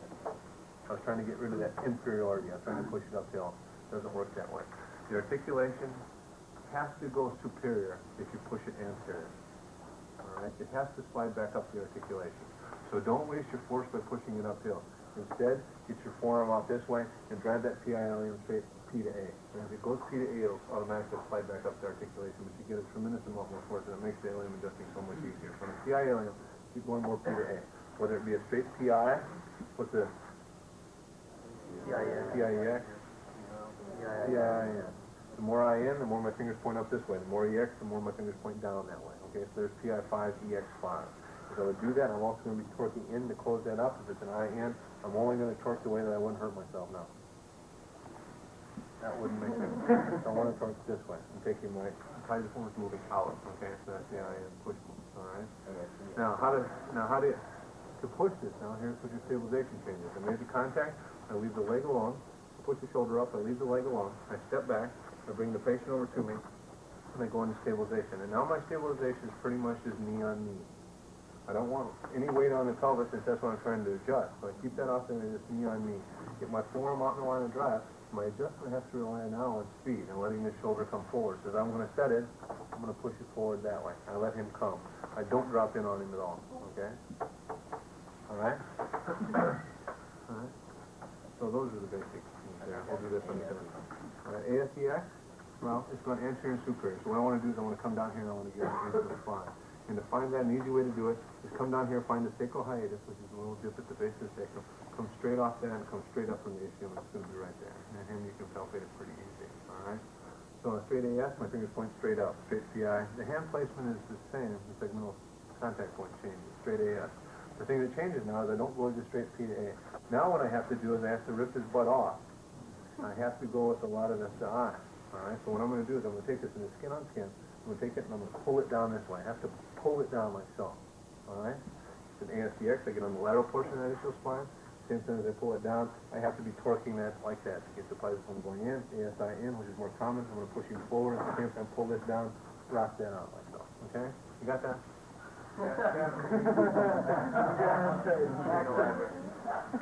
We'll practice this. PI and pull. PI and pull, just like the sacrum pull. Except remember I have 3 fingers on the sacrum? Now I'm going to take those 3 fingers and move them to the medial side of the PSIS. Going to the kick stabilization. As I kick, I'm getting rid of the IN. At the same time, I'm pulling it out. Why would I choose to do a PI and pull? What are the subscripts? PI1, IN10. Okay, a lot of rotation. Like a golfer. What's the zillion misalignment there? PX, IN. All right?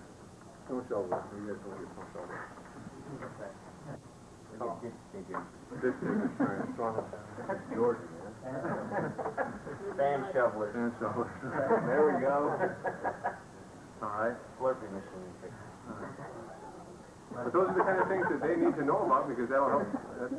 That's why a lot of people used to think Gonstead was some kind of a guru. They would say, how could you know that I was pulling that collar down the aisle like this? Because you were pulling it down, you were making this IN and this EX, you were making that collar. How could he know that? And he would, he'd watch him walking down the aisle, and you see this right foot pointing out that way, and he knows it's IN, and you see this one go in or go in as EX. So he walks in and says, you've been pushing those hay-bales with your feet again, haven't you? Or you've been doing that. How did you know that? He saw him walking away, and he knew that they'd thrown that hip out again that way. Whatever they've done, they've been doing something, they were pulling that way. How did you know I was pulling that collar from this direction? It's just biomechanics, that's what happens. You start to twist and stuff, you know, and the common thing with the hay-bale guys is they're taking and they're tossing them up this way. Yes, I am. All right? 2 biggest seasons in Mount Harvest, spring and fall. Plant, harvest. What do you think the biggest trouble was? No, biggest subluxation area one.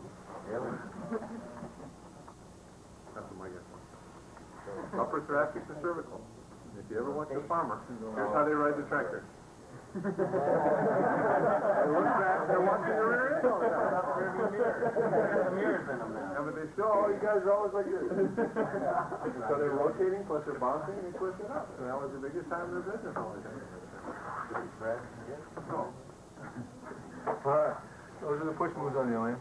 If I go to the pull moves, the pull moves are the easiest of all the lower end moves here. You have a lot of leverage, but again, you can abuse it. Because you can turn an EX into an IN because you can move it so far.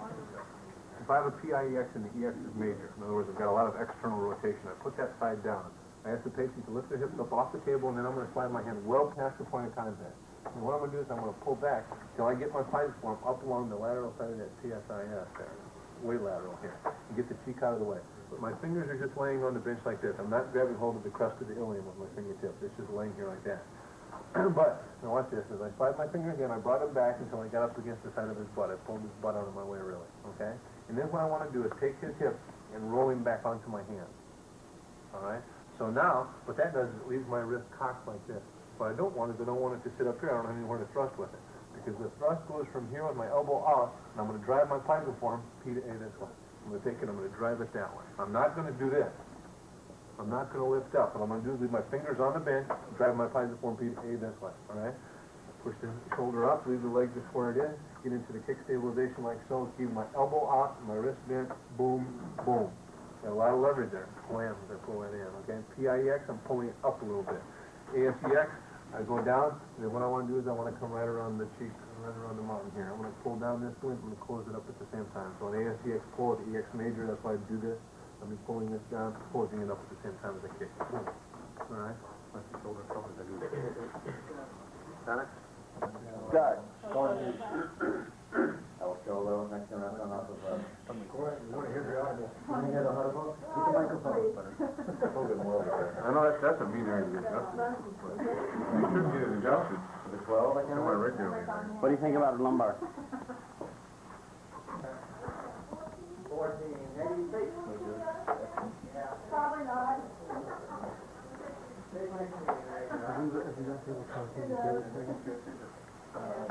Yeah.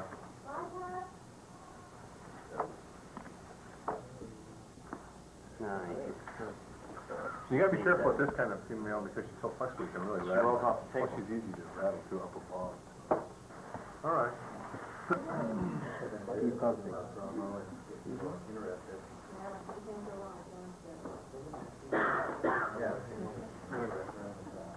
All right.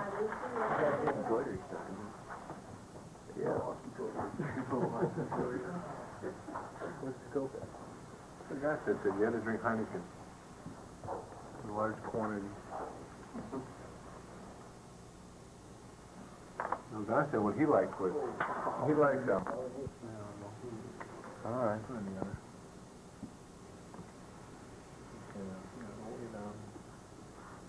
your knees back a little bit. You guys know all this stuff. I don't think it might be your idea. I'm gonna go way down. Nice. A little more. Way down. That was a hooping soccer. Gonstead goal.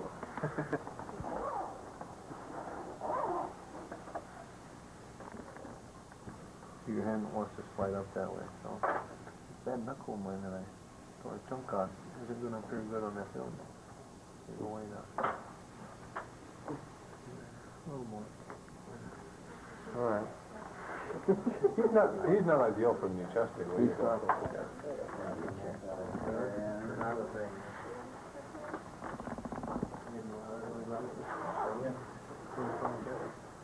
Alberta. I think so.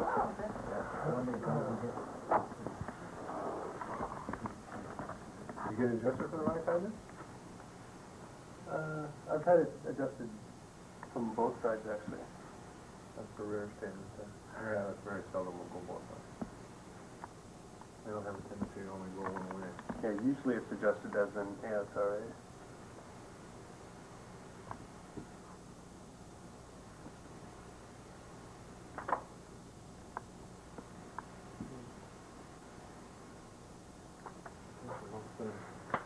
All right. We got a big Lincoln blown. God, there he is, being sensitive again.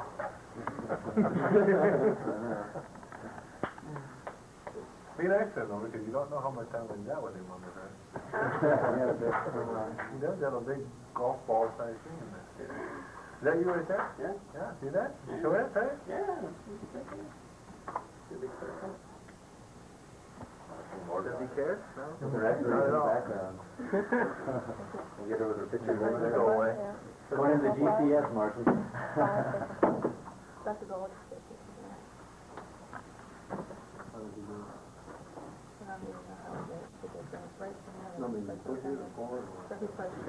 a pretty good picture, is it? What's that? Vancouver, is this in Vancouver? Yes. Scott? That's where I'd like to set up, actually, is in Surrey and South of Vancouver.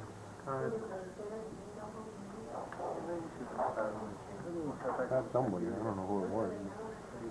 I know about 4 or 5 of them. The guy, I mean, I know. The guy I know the best is Keith Ennis. Oh, yeah. Ennis? He teaches MPI. Focusing. You push it down a little bit, it's And then focusing. focus it, and then you take the picture.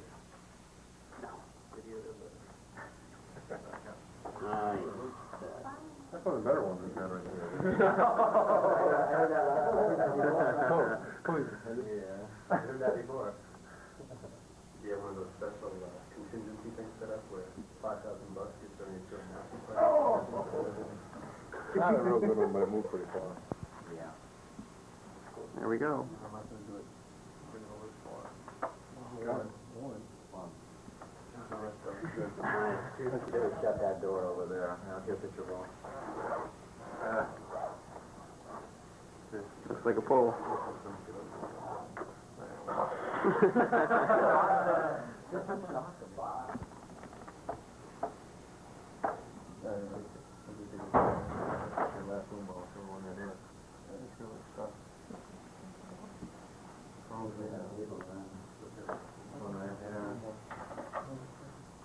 Not too bad.